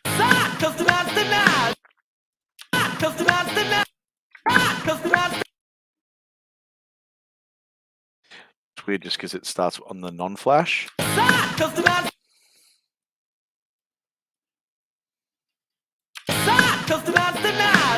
Yeah, sorry, that frame that I just took out, it was like because that light in the back is like flickering, it was starting dark. It was just a little bit jarring. So just trying to take that out. Again, trying to fill these gaps, trying to keep it some coherency in this. I'm liking this big shot of Caleb. It's probably going to reign supreme here, but let's see what's going to win. The boys are all looking good. Let's try to see if we can hold that and then do a little quick cut at the end. So that guitar. It's on that. So let's open that up there. What's like a 1, 2? What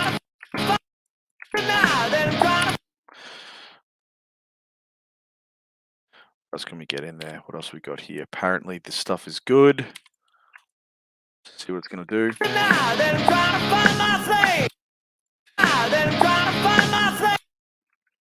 going to allow it. We're going to allow it for now.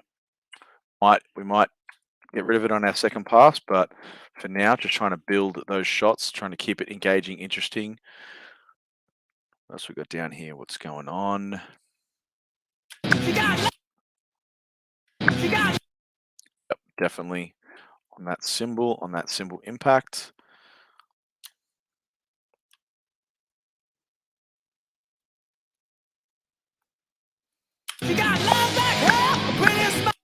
Yep, okay, so because I know that I like this green section better, we're going to add something else in here that's different. Maybe the twins. Just have a little look. Oh, we can get out, so we can get Team Sony in the background there. We should at them, add a little text at on Instagram.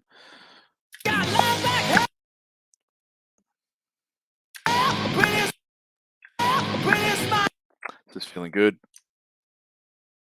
So you can see how you start to have all of these kind of happy accidents sort of come about. See, I love with that movement. It's similar to earlier on where, you know, we're starting to move up to his face, and we can even get more purchase out of this because there's a little jump there. So if we kind of get rid of 2 of those frames, you can see that movement all starts to move together. This is obviously like the way that I move when I'm filming a performance and the way that I move when I'm filming a camera. Like this is kind of, you know, this is through a lot of practice, a lot of repetition, and a lot of knowing how I cut, you know, shooting to edit, those sort of things. You don't have to go out and move like this. You don't have to go out and know all of this sort of information. You don't have to move like this ever. You need to like find what you like and you need to do that. And then you will develop your own system of how you like to move, how you like to sort of like cut and frame. And what you're looking for is to create your own kind of interpretation of how those things all move in tandem to one another. And it is practice makes perfect. You've heard it a million times, but it really does apply here. Let's have a look.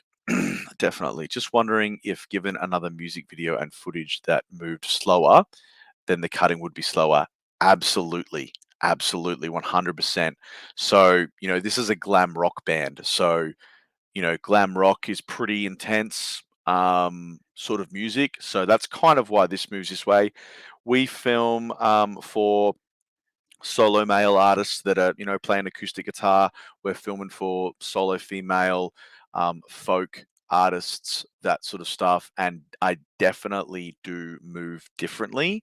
When I say differently, a lot of the principles are still there with the movement, moving the camera with purpose. A lot of the framing principles are still the same. But yeah, for sure, you need to like obviously fit the song. I think I had a little thing in my presentation about knowing your artist's branding and what your artist's audience would like to see, and those sort of things. That all starts to play with it as well. I think movement like this suits a glam rock band, but I wouldn't do this for putting two takes side by. I'm not sure what you mean there. What about putting two takes side by side together? Give me more information. Not 100% following that one. We're going to keep moving. I'll have a look again in a second. Pretty smile, and I have to say I'm wild. Wild. Baby.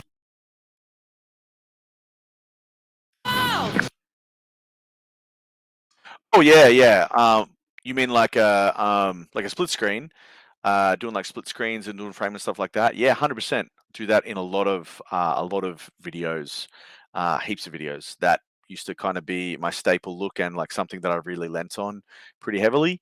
Not so much anymore. Still do a little bit of it, but yeah, I used to love doing a lot of that kind of stuff. Again, if you check my portfolio on Vimeo, there's a lot of like my older music videos there. There's a lot of my newer stuff, and you can kind of see the progression. A lot of the core elements are still there, but you can see stylistic differences and changes. Obviously, he's really into this particular thing now, and now he's kind of more so into this sort of thing. But yeah, my Vimeo will be linked somewhere. So yeah, for sure, I do a lot of that sort of stuff. Again, we're not going to have probably time to do that today, but I really think the value in this session is in this, because if you can nail this and you can get your brain to understand this process and this way of editing, everything else for you will become easier. I guarantee this. It's the same principle as having a big soft key light.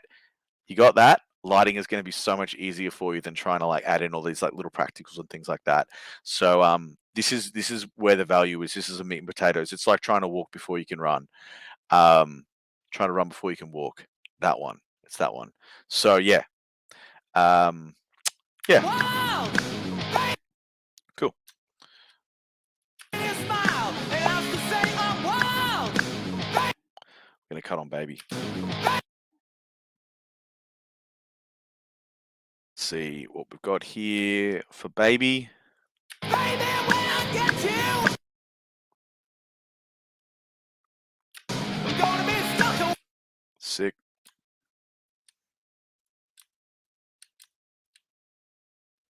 Because we've got enough sort of We're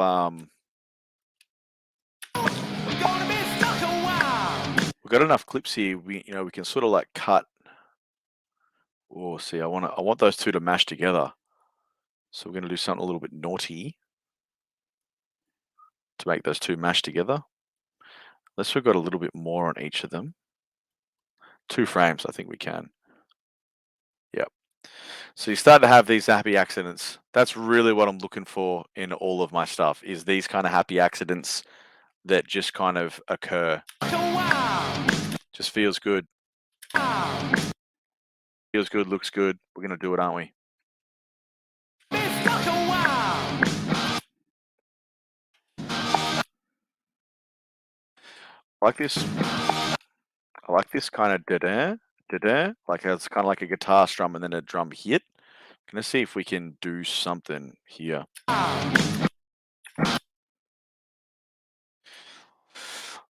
Just let's just take a little bit of a guess.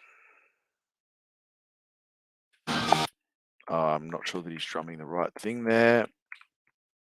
So let's just see if we can get something out of that little accent.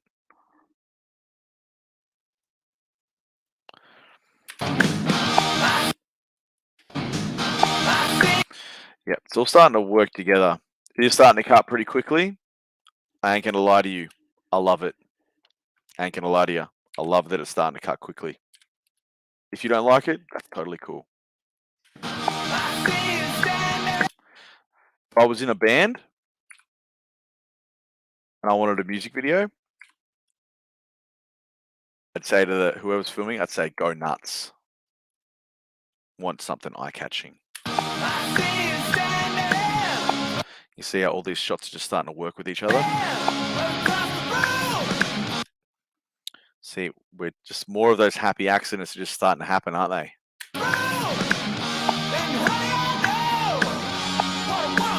We're not even editing in this. It's like the clip's already edited. I'm gonna cut all of these little fast bits, stacking them in. Feel good. You know what? You guys know what this is, though, right? You know what this is? This is this one. So, what I don't like about this is that we're kind of like drums and then we're drums again, right? So we're gonna find a way because I want to use that big slowdown section because I think it's good. So let's. Perfect. Gonna cut that before. Let's see if we can get a bit more.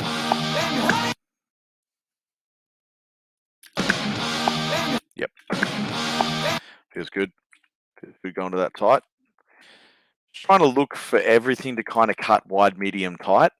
That's another good thing. That was my first kind of rule that I kind of made for myself with wide, medium, tight. I'm like, if I film everything in wide, medium, and tight, then I have options. I can make creative options. 24, 50, 85. I can make all of these clips kind of work together.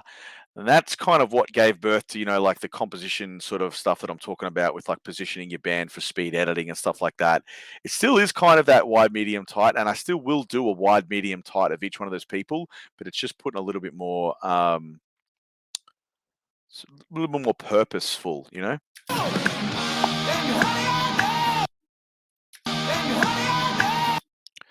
Feels good. Let's see what else we got here. This is Jericho. He looked really good in the the full band performance. Also, something I want to talk about real quick is who's noticed the key light moving in any of this? I bet you haven't noticed the key light moving. I bet you that no one has gone, it definitely looks weird that we've kind of like moved the key light onto each subject. And I mean, you guys are an audience as well. So like no one is looking at this going, the key light has moved, like what's going on.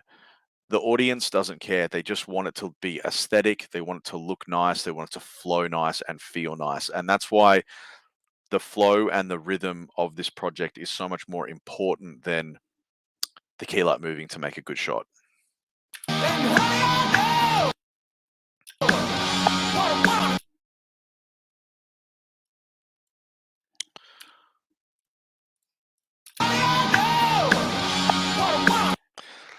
Moving great together.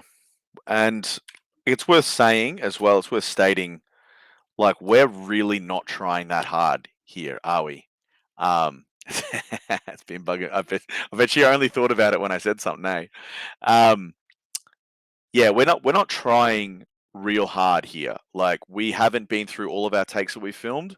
We haven't really looked at any like curated sections. We haven't really like added any B-roll to this. I haven't looked at barely any of the takes that you guys filmed on the FX6, but we have a music video here, and we've been cutting this together for 3.5 hours.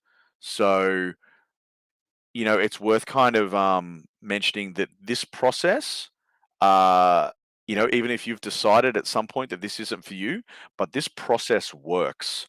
We're going to finish this off, and then we're going to watch it, and we're going to decide whether it looks like a music video or not.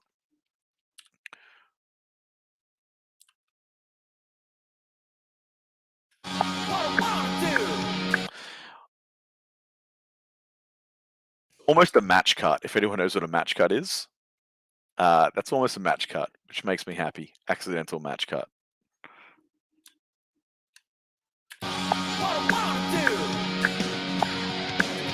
Yep.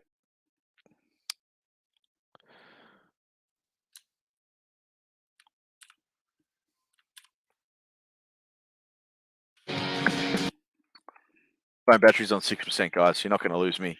Got to keep looking at this head. This rough head. Actually, someone commented on my thing this morning, Kate, you might have seen on my Instagram post, and they were just like, bro, you look like you haven't slept. And I was like, whoa. I mean, all the other comments were real nice, and this one's just savage.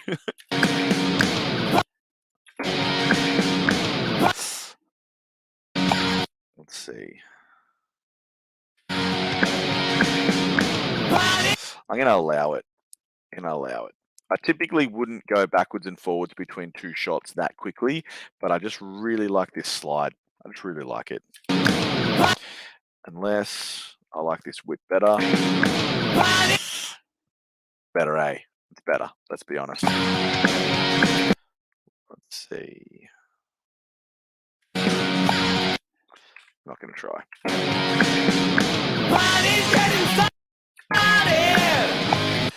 That shot really feels like the party is, in fact, getting started.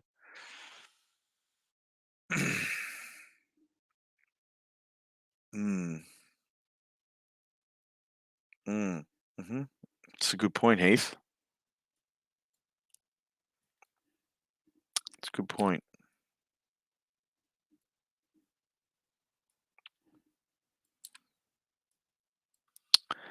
Yeah, the only YouTubers talk about that.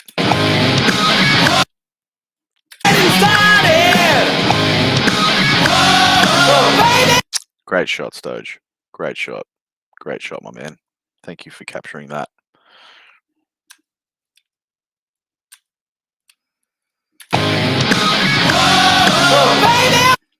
Feels good. Let's just see what else happens in this drum take.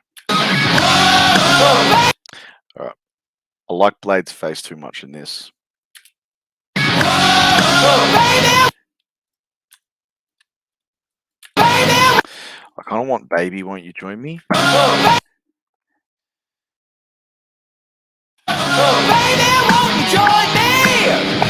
little bit of a low energy take from Caleb there. Again, I think this was his first take, so it is to be expected. But I do think that line is a little bit iconic, so we're going to keep it in there.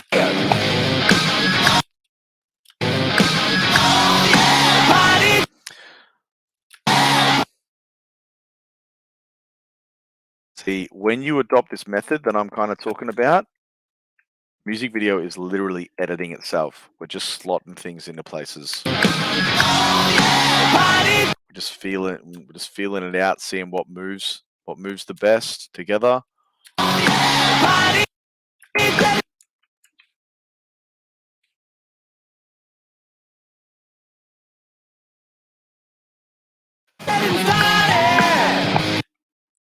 Really wouldn't put a drum take there that soon after.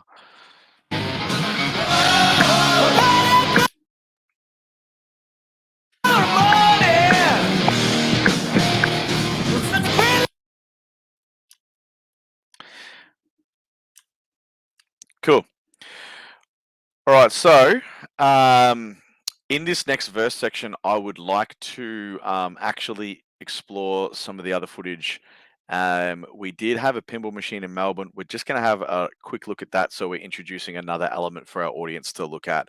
I'm happy for the chorus section to be, full band, parties getting started, but I did like how in that verse section it sort of changed into this Caleb kind of pink setup, and the brothers jamming out on the cube, these kind of vibes. I just feel like breaking it up visually is good, so we're going to do that again, but we're actually going to use some of the footage that we got in Melbourne. We're just going to find some real quick because our stream is getting close. It is getting close. So we might just finish this off. I'm going to just get some pinball machine stuff going on.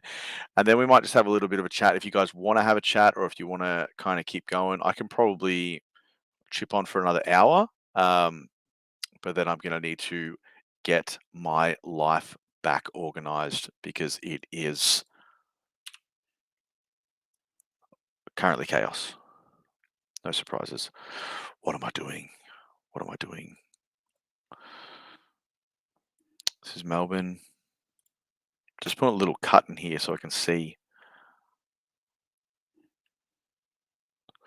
All right, we want these shots.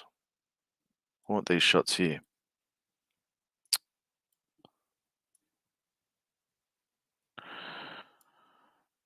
So we're just gonna so we can sort of see what's going on.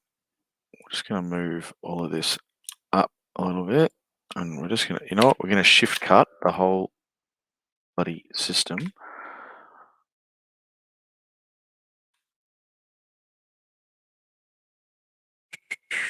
Now, where were the cuts that I said I wanted?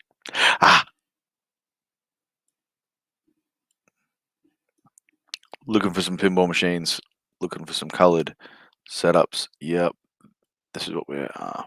So we are here.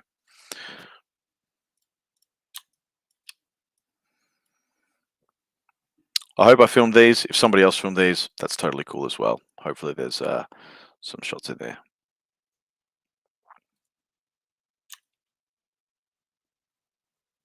Look at that, just executing that other little purple take.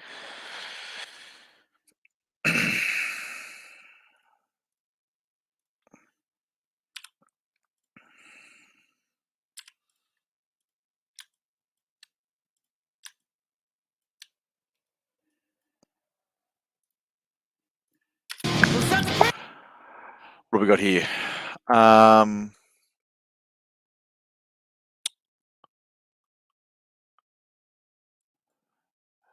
Couch. Don't know what that means. Is that like coded messaging?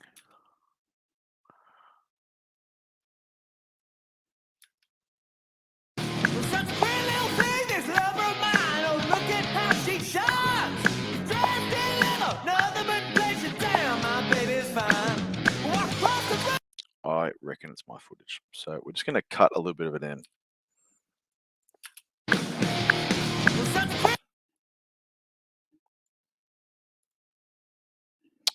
Again, just because of how we're doing this, I just want to lift this track up a little bit, just so I know what track I'm cutting. Just a visual awareness thing.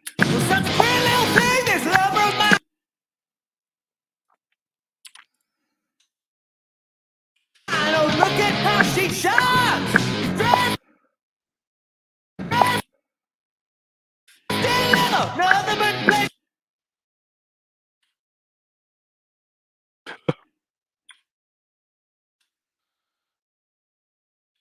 Damn, my baby's fine.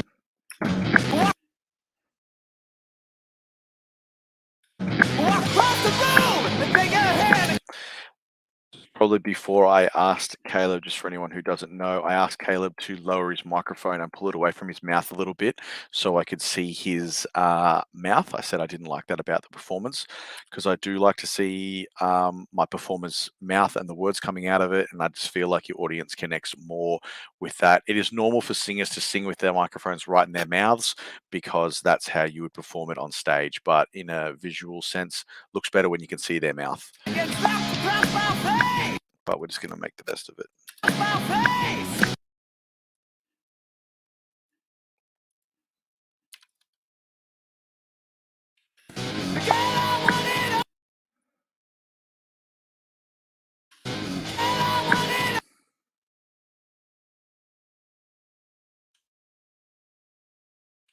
So bad, has woman in my place. I see you standing across the room. So we can just see how just grabbing like a couple of little takes like this, it's just going to change the way that it just feels.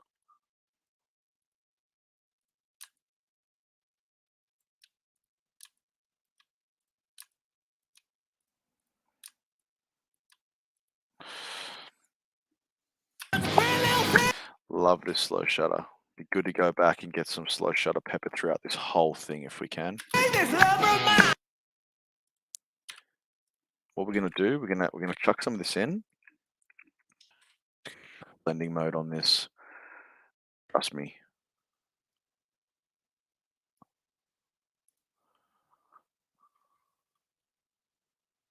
We'll talk more about it. We'll talk more about it when we I don't look at how she shines. Dressed in little, nothing but place it down, my baby.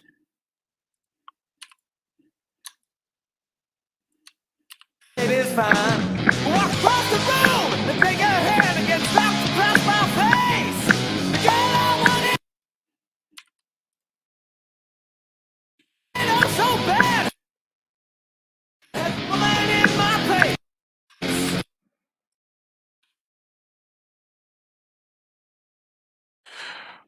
because I don't want to run too far over time, let's just put this section together.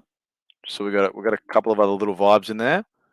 So give us a little bit of flavor.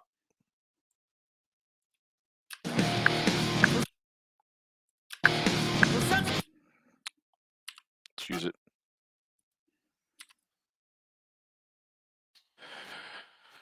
All right, we've got to turn some of these tracks on.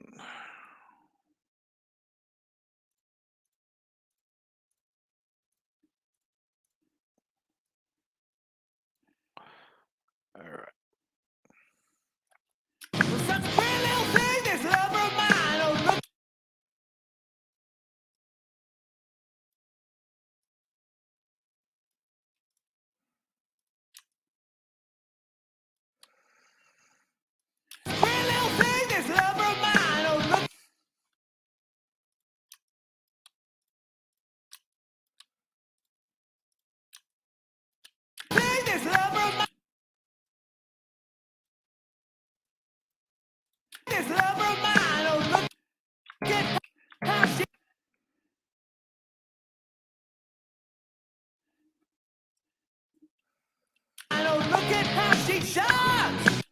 Nice.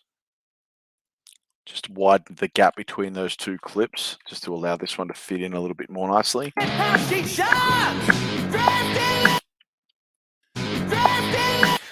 I love the fast cutting.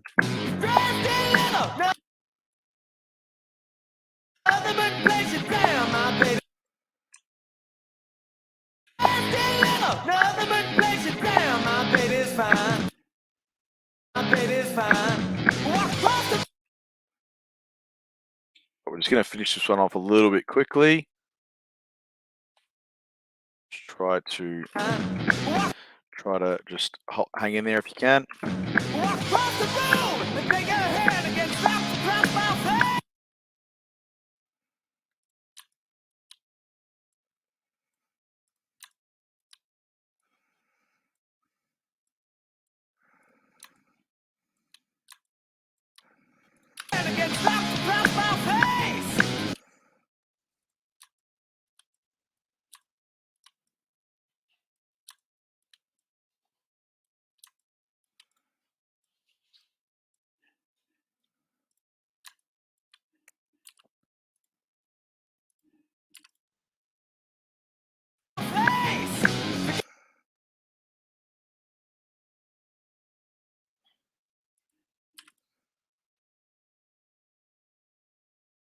Probably not that one.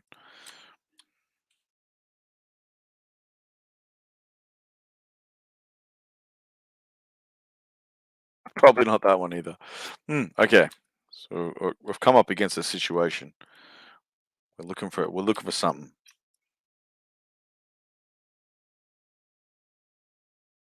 There it is. There it is.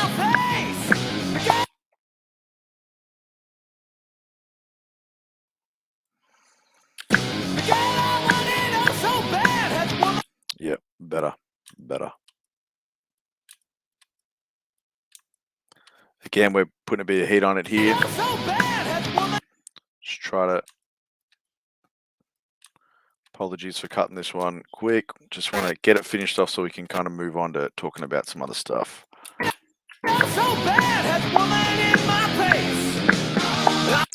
All right, we're going to sack it there, guys. We're going to sack it there for this section. Sweet.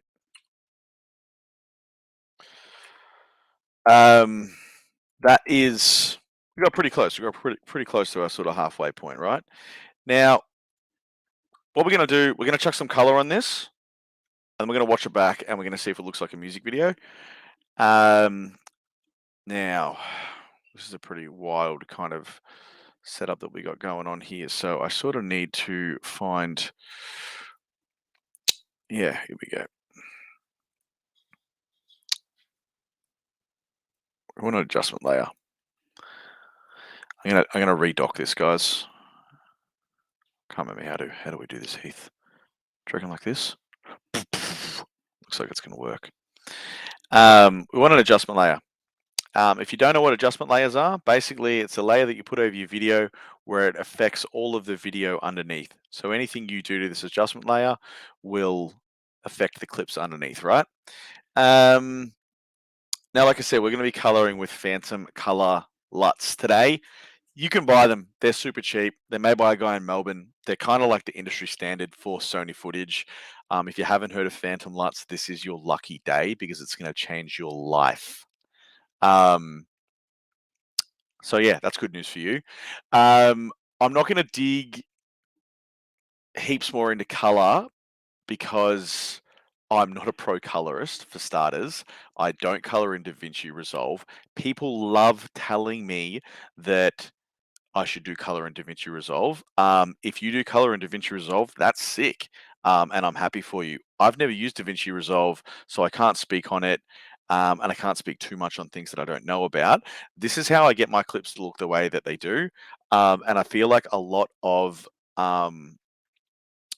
the look and color and just how the clips kind of work together comes from how they are lit with a 5600 key light in the position that it is, with the haze, with the lighting, with the smoke, with the kicker lights. Comes from white balance and lighting positioning, and that is how the look is kind of created. If you have poor lighting, or even just different lighting setups, Phantom Color LUTs might not look good on your footage. But we're just gonna chuck one on this and just see how it kind of looks. So, like I said, adjustment layers. Most of you probably know what adjustment layers are. If you don't, putting your color on an adjustment layer basically is going to put it over your entire clip. It's going to affect all of the clips below it. You can put them on individual clips and stuff like that. But then when you want to adjust that color and adjust the overall look, you kind of got to do it throughout all of the clips and it becomes tedious. So just bear with me because this isn't the typical interface that I usually use. So let's just, yeah. So what's going on here? Why does it look like this? Interesting. Yeah, so you can basically apply a LUT in one of two places. You can apply it up here in a basic correction, but then you can't control the intensity of that LUT. The way that I think is a better way to do it is chucking it in your creative tab. I don't even have the LUTs that I used loaded into this. So we're going to go browse. I have a folder called LUTs somewhere. Yeah, so wait, where are we? Yeah, you'll see there's a couple of different flavors of these Phantom LUTs. Now, the one that I really like is probably the real moody one is Vision Teal. Not sure if it's going to look that good, but let's just see what it looks like, and then we can kind of dial it in a little bit and see what it kind of looks like after that. What's going on here? Has this added? I can't tell. Is this okay? Yes, we've added in. We've added it in. What's going on? Again, not my typical interface. So let's just have a quick look. It's looking pretty intense right now. So we might want to dial that back a little bit. But it's all there. Let's try a different one than Vision Teal. Let's try something a little bit more natural.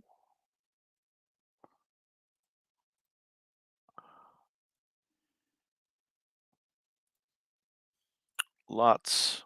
Now these are ARRI ones. So these are all developed for Sony S-Log 3. Tungsten's a pretty good one that's a little bit less hectic, and I think that this could have been the one that was actually on the monitor. I'm still thinking that it's looking a little intense, so we're just going to drop it back a little bit. I've seen colorists on YouTube say, do not do this. So sorry, pro color guys. Don't send for us. But all right, we're starting to get a little bit more. This whole situation here is freaking me out. Can't have these two two monitors kind of happening. All right, let's have a little bit of a look. So this is looking somewhere in the vicinity. Now, what I would sort of do, I would kind of tweak all of my shots as well. And in some instances, I'd use a secondary LUT to kind of do something a little bit different. Even dropping this one down a little bit more to like a, no, that's a little bit too much, to sort of like your around here, and then putting another LUT on top to give it a bit more contrast. But yeah, see this kind of shot here, like this should be a little bit brighter. I'd go through and I'd micromanage all of my exposures, right? But let's just see if this looks like a music video, right? So let's just start here, and I just want to see if it looks like a music video, and if we kind of agree that this looks like a music video. That's what it looks like on YouTube. It's looking a bit darker up there, but let's have a look.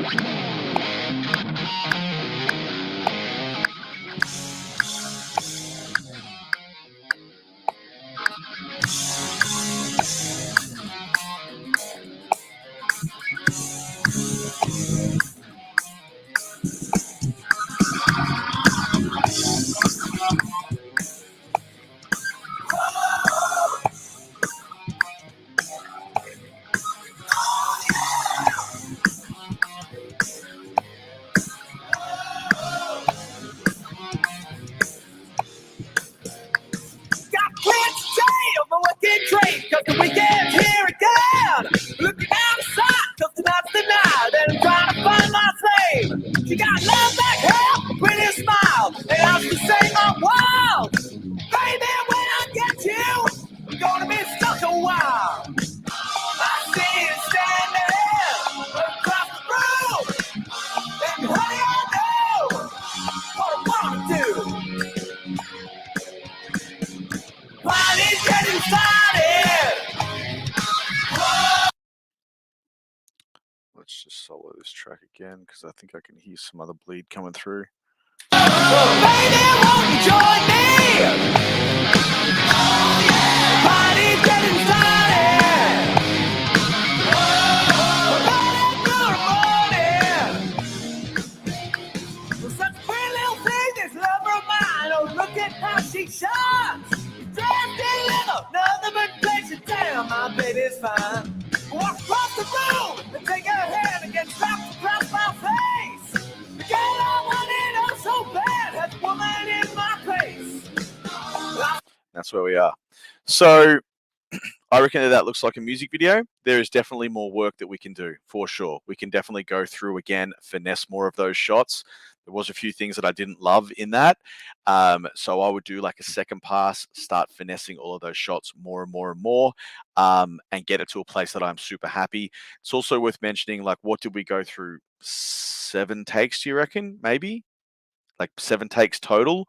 And I think I told everyone that my magic number is 23 takes. So typically we would be going through essentially 3 times as much as what we had just gone through. But for what we've done right now in 4 hours, that is pretty close to a finished music video, and also, yeah, looking pretty good. I think. BM images, 2 layer LUTs. Yeah, so that is what I'm doing. So I'll just show you real quick, like what I would do in that sort of a situation. So again, I'd sort of make another adjustment layer. These LUTs are the ones that I like to use that are a finishing LUT. So the Phantom color LUTs are they're a conversion LUT. So they've got all of your blacks and stuff programmed into them to convert from a log image to essentially a finished image, right?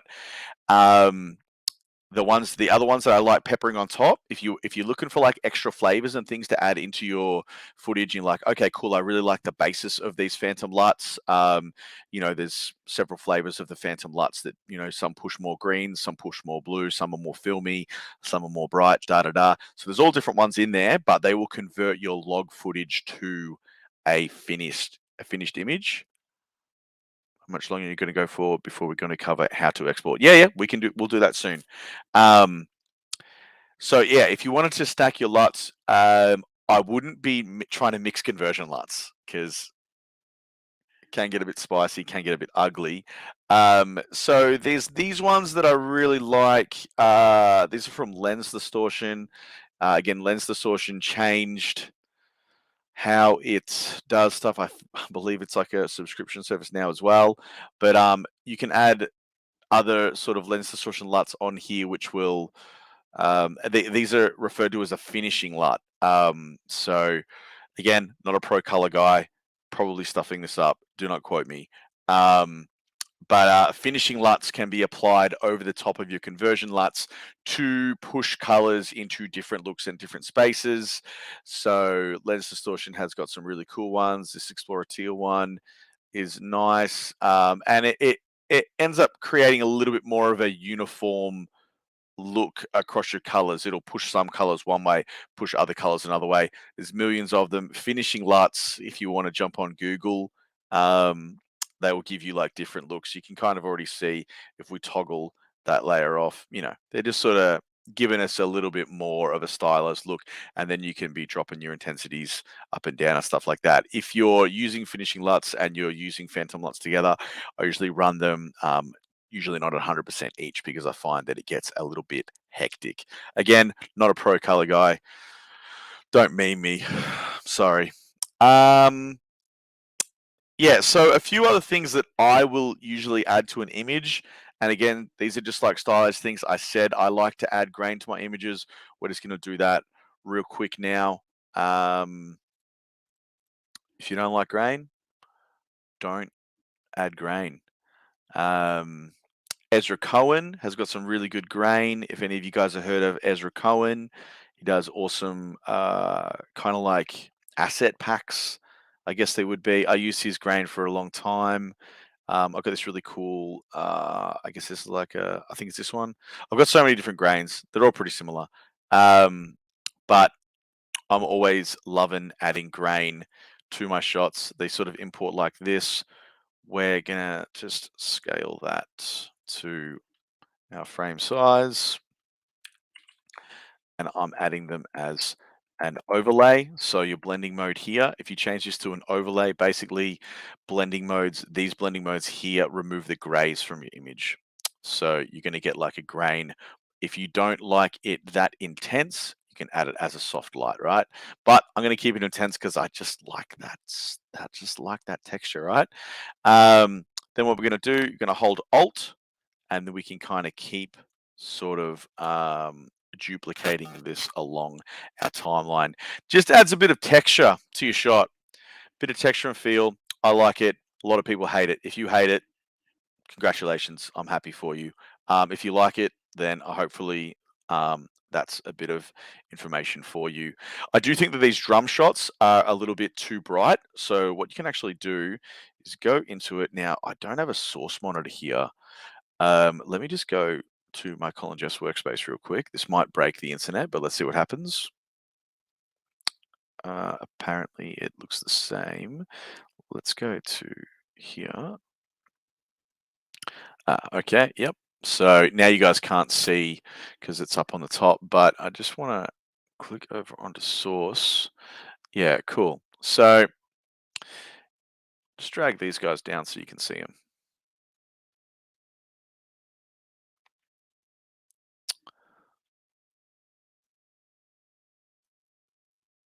Hopefully I'm not overloading you here. I'm doing my best. Doing my best not to overload anyone. So when you click on a clip, just see in the middle here, if I'm clicking on this clip, you get this source option up here, which is your source clip. If you then bring Lumetri color into this, so where have I gone? Where's my effects? Here. You sort of go ahead and decide that, like I've just decided that this drum take is too bright. And you want to change the whole thing, you can actually add your Lumetri color into your source clip, and it will change every time that clip appears in the timeline. It'll change the change what you've done to the source, not just the individual clip. Hopefully that makes a little bit of sense. We are just going to drop the exposure just down a little bit. That was a little bit too much. What am I doing here? And I'm just going to bring my highlights down a little bit, little fraction, and I'm just going to pull my shadows down a little bit. So every time that clip shows up in our timeline, it will be a little darker because I think that was going to go back to our stream workspace. Cool. Oh, have I lost everyone? Where are you? StreamYard. Ah, oh, you're still here. Thank God. Yeah, already looking better. That drum kit, that drum clip. Yeah, that's the meat and potatoes of what I do. Again, we had 4 hours today. We've obviously already gone over time. I would love to tell you guys everything. I don't want to be gatekeeping information. I did this thing with Sony because I want to teach people. I want to help you guys. So I kind of had to make a call on what I think are the most important elements in making a music video. Everything that I've talked to you guys over the first day when we did the practical session and everything I've talked to you guys today, I do truly believe are the most important things about maintaining a good look, building good habits, and maintaining a look that you can control and make sense of when you get it back on the computer. I believe that this is close to a finished product. Would I keep going on this? Yes, absolutely. Do we have time to? Not really. So I want to either talk to you guys about what you'd like to see, bearing in mind that there is different skill levels in this group. There is beginners and there is more advanced users. Again, I've said this several times. I'd like to think that there has been some value for everyone in here. If you want to talk about export settings, we can totally do that. It's a pretty quick conversation. Again, if you're exporting to YouTube, I used to export in ProRes because YouTube started accepting ProRes, and I was having artifacting problems on YouTube. Not in every clip, but on a couple. So I've started just going back to MP4 to export. But basically, selecting your timeline, your in and out points on your timeline. So again, this is a little bit beginner-ish, but your I and O, if you go to where you want to start and you press I, and then you go to O, which is where you want to export to, this gray bar above your timeline indicates what you're going to be exporting. So that's most of our clip in there. We'll go up to File. We're going to hit Export, Media. These are my export settings. I don't know if this is like a big secret. These are my export settings. This is what I do. So I go H.264. I will go down and I export it as a Vimeo 4K because it just feels better. I've done the YouTube ones and I just reckon that the Vimeo ones feel better. I'll usually check this box. I export most of my stuff in widescreen. I do it as widescreen. I just kind of like that vibe. I don't do it all the time, but depending on what aspect ratio my timeline is, I'll just click this and it just basically locks my aspect ratio to my timeline's aspect ratio. I click render at maximum depth. These two things are set to high. That's because of the Vimeo export. I think Vimeo accepts high quality videos and that's why I like it. CBR is what I run. If you don't have CBR, which is constant variable bitrate, constant continual bitrate, someone help me out here.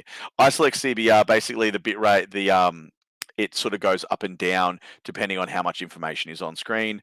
I usually set this to 50 just because I don't want to set it to the base level of what it's asking for. Use maximum render quality, and then I click export. So that's what I do. There's not too much to it. Again, I used to do them as ProRes. You can do them as ProRes. I love ProRes. Everyone loves ProRes. If you're submitting it to online, like a television station, like a place like Rage and stuff like that, or sometimes a lot of record labels ask for the videos to be submitted in ProRes or sometimes like Cinema DNG and stuff like that. So I do that. I do that as well. I think it's for, just so they get their absolute highest quality. ProRes is going to produce a higher quality image. It is going to be more uncompressed, less compressed. It's going to be a bigger file size. It is good if you are going to be re-editing that footage again later. You're going to cut that down into social media content, stuff like that. I would suggest doing a ProRes export just for your backup hard drives and stuff like that. But right now, I just do it as a H.264 because I feel like YouTube just likes it better. Cool. Ben, how much effects do you do in Premiere versus After Effects? Yeah, so I am rubbish at After Effects. I'm straight bad at it. Every time I'm doing something in After Effects, it's painful. So if you've seen any of my videos that have like a lot of After Effects in them, just know that I suffered to make those. I definitely wouldn't teach a course on doing After Effects because it'd be a huge meme. But yeah, most of my effects these days are done in Premiere Pro, and I just find ways and means to make them happen. If you'd like to see some effects, I can show you some quick, cheap, and nasty ones that are pretty common in my videos. Obviously, we don't got a lot of time, but I can show you some cheap and nasty ones like Pixel Sorter. Everyone's got Pixel Sorter these days. If you don't know what Pixel Sorter is, it's like a yeah, it's the same thing, man. Like, I do data moshing and stuff in After Effects. I'm adding like a lot of flares. I'm tracking flares, but again, I'm rubbish with tracking, so I usually use like a Luma key to track my stuff in, and I track the light, and then I just mask around my light and I track flares and stuff to that. So yeah, but some cheap and nasty. Yeah, Brittany. Sorry to follow on you from your question. Those are my export settings. Yeah, easy mode, really. Hopefully that's good for you. We'll just cancel out of that. Pixel Sorter is a good one. I'll show you this one real quickly. Again, I don't know where my interface is. I don't know how this interface works. This is a cool, like, little kind of data moshing kind of effect. Pixel Sorter, it is a paid plugin, so you do have to buy this one. But what you do with it is you chuck it on an adjustment layer. So we'll just show you this one real quick. So if we wanted to, have a Pixel Sorter thing kind of going on between, these two clips, let's just have a look. Yeah, sweet. Let's say we want to get a little data mosh pixel sort thing going on between here. We're just going to show you cheap and nasty. AE Pixel Sorter works in Premiere Pro. Who would have thought, right? Now, where's our effects controls? Effects controls right here. Just going to open this up a little bit more just so we can have a look at it. Here we go. It's all controlled by threshold. Threshold controls everything. What it does is it grabs pixels and it basically starts to manipulate them the more you sort of give it. You can ask it to affect either the highlights or the shadows. This is this effect is not an exact science.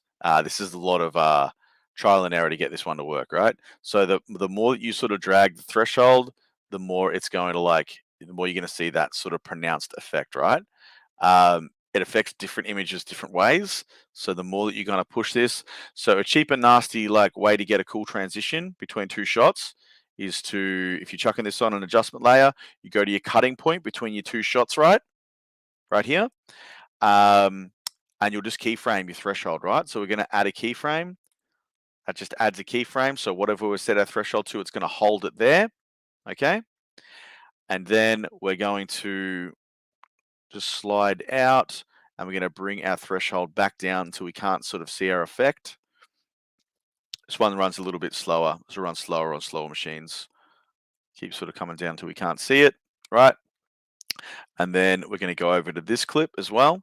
So other side of our adjustment layer that we've added Pixel Sorter to. One day it'll come through.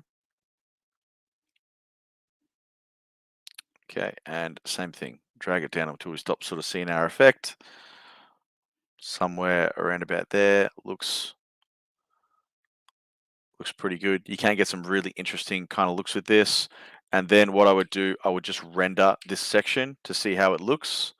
If you want to render out your effects, you can go up to sequence, render effects into out. And what that will do, it will render where we've marked our in and out points with our I and O. You go render effects in it. We're just going to render those 2 points. We're just going to see what it looks like. Hopefully this is, something fun with effects. I wasn't going to touch on too much on effects, but, Pixel Sort is a real easy one to use. And you can really experiment with it. So, but yeah, it is GPU heavy. So we'll just sort of see how this kind of looks. If you're a fan of my videos or you've seen any of my videos, this effect is in every one of my videos. I use it all the time. Just cheap and nasty, but it looks good. And like, again, you got to think, who's your audience? Is your audience other video editors, or is your audience people on YouTube that just want to be entertained? Oh, she's slow today. Usually renders faster than this. Hopefully we don't have a crash.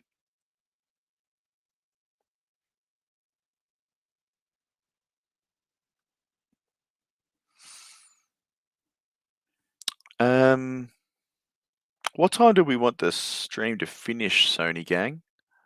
Have you fallen asleep, Kate? Has your soul left your body yet? So let's just see if this works. Yeah, so you can sort of see what that's doing there, right? Super fun, right? So effects people, there's a fun one for you to practice with. Easy to do, looks good. Boom. So I've answered Brittany's export question. We've got a little bit of effects in there. Have you guys got any other questions? We did on our schedule, we did have a little bit of a business chat. We don't have to do that. Yeah, happy to go for another half an hour if you guys want to. It's probably heaps slow because there's so many clips. Yeah, and definitely that's worth saying. I want to actually show you guys another one where there's heaps of value in doing this. So another technique that I do, if I'm going to load up a clip with effects, right? So say we're just going to do it for like a small section. If we're gonna load up a clip with effects, we're going to be dynamic linking to After Effects, all of that sort of stuff, if you know what that means. Before I do that, I will set my in and out points, so I and O, right? And I will actually export a ProRes of this whole thing, okay? So I'll go File, Export, Media, and what we'll do is we're going to select it as a QuickTime, and the codec that we want to use is a ProRes 444. This is your most uncompressed version of ProRes. It's also super like data hungry, so it takes up tons and tons of space. And we're going to push it even further. We're going to roll down here, render at maximum depth. Now where it says 8 bits per channel here, 8 BPC, we're going to change that to 16, right? So we maintain all of our color information, right? Because we're going to re-export this again. And then I'll use maximum render quality, and I will export that, right? And what that gives me is essentially a finished video that then we will pull back in to Premiere Pro as a finished video. If we right-click that video, so just assume that this is a finished video that I've pulled back in. If we right-click that and we go Scene Edit Detection, where is it? Scene Edit Detection right there. It will give us all of the cuts back into our video. So it goes through, it analyzes your finished full video, and it will cut all of those cuts back in, right? Now, the advantage of doing it this way is ProRes is a super easy codec for Premiere Pro to edit. And if you are planning on doing like a lot of effects and a lot of layers and stuff like that, pulling that ProRes file back in and adding the effects to them is going to be way faster for you. And sometimes in big projects, so if any of you guys have seen that Hit It Back video that I did that had a lot of effects layers and stuff in it, I did that several times throughout that video. So I would get to a point where I'd like loaded up a bunch of effects. I'd go, cool, I'm going to render this as a ProRes 16-bit per channel file, ProRes 444. Then I'd pull that one back in, scene edit detection, add all of those cuts back in, and then I'd go ham again on the effects.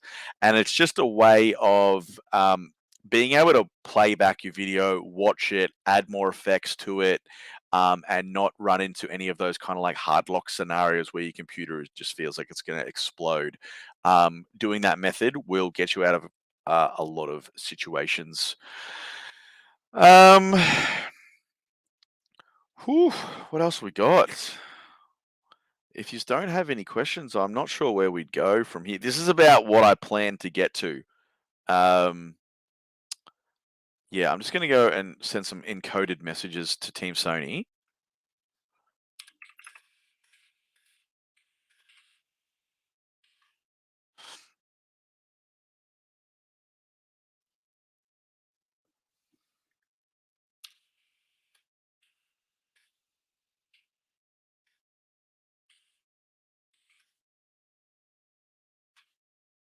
Sony's happy.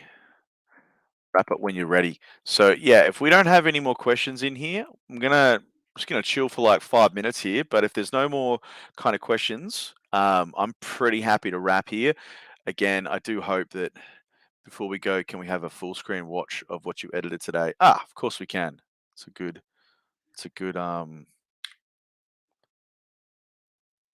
So little pro tip, what's this little key called here, gang? This key here, right? Whatever that key is called. I don't know if you can see that. Whatever that key is called, whatever window you mouse over and click into in Premiere Pro, if you press that key, it'll make that window full screen. So there's a little, is that a pro tip? Is that a shortcut? Again, just keep in mind that this still is the proxies playing, so it's not going to be the full quality, the banger quality that we're all sort of looking for, because we are just running the proxies. But it'll be, as far as YouTube goes, it'll probably look pretty close. Let's have a look at it.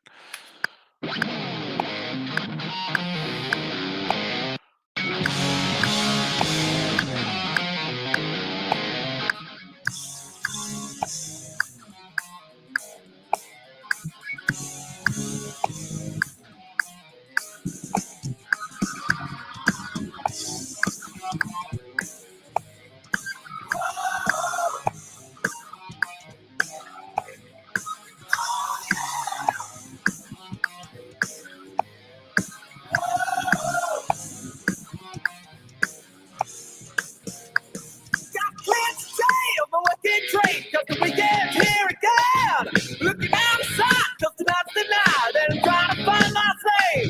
She got love like hell, pretty smile, and I should say I'm wild. Baby, when I get you, I'm gonna be stuck a while.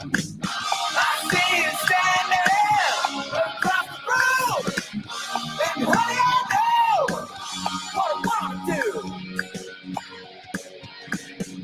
Party's getting started. Baby, won't you join me? Party's getting started. Party through the morning. Such a pretty little thing, this lover of mine. Oh, look at how she shines. Dressed in love, nothing but pleasure. Damn, my baby's fine.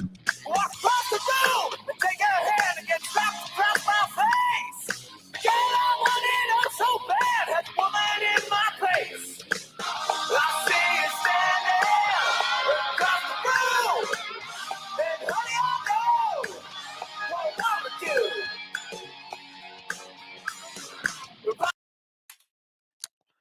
So yeah, looks like I bought one. Cool. All right, we've got cool, yeah. Helpful stuff, man. I appreciate you for tuning in and coming and being a part of it. It was good stuff.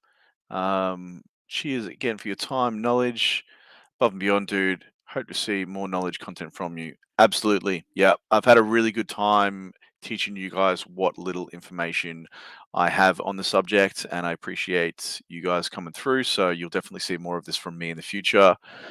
So good. Thank you for giving us your time and knowledge. Thanks for being a part of it. Thanks for today. Colin and Sony. Big shouts to Sony, man. What a bunch of legends. Note to self, ask the boys for their recommended chip. Good call. Thank you. Yes. Stoge, cheers for the whole masterclass. It's been a massive insight. Appreciate the knowledge. Yeah, I'm glad. Thanks for coming down, Stoge. It was great meeting you. Awesome. Yeah, I hope I helped you out, Michael. Hope I cleared some things up, man. Thanks for being involved. Cool. Yeah, I'm happy to wrap, guys. Again, this subject, it's huge. Like, music videos are huge. You can go so far with this. But I do think that this is a good intermediate level of where we've sort of got it to today. And I hope that it's been insightful in some way for everyone. Thanks, Victor. Going to work a lot for your workflow. I'm glad, man. Send me some stuff. If you make something cool and you're proud of it, send it to me. I'd love to see it. I'd love to see you guys implement some of this sort of stuff. How do I end the? Do I click end? I'm going to let Sony. I'm going to let Sony take control because I don't know how to. I don't know what to do with my hands. How do we end it? Do I say goodbye? Do I wave? Bye. Bye.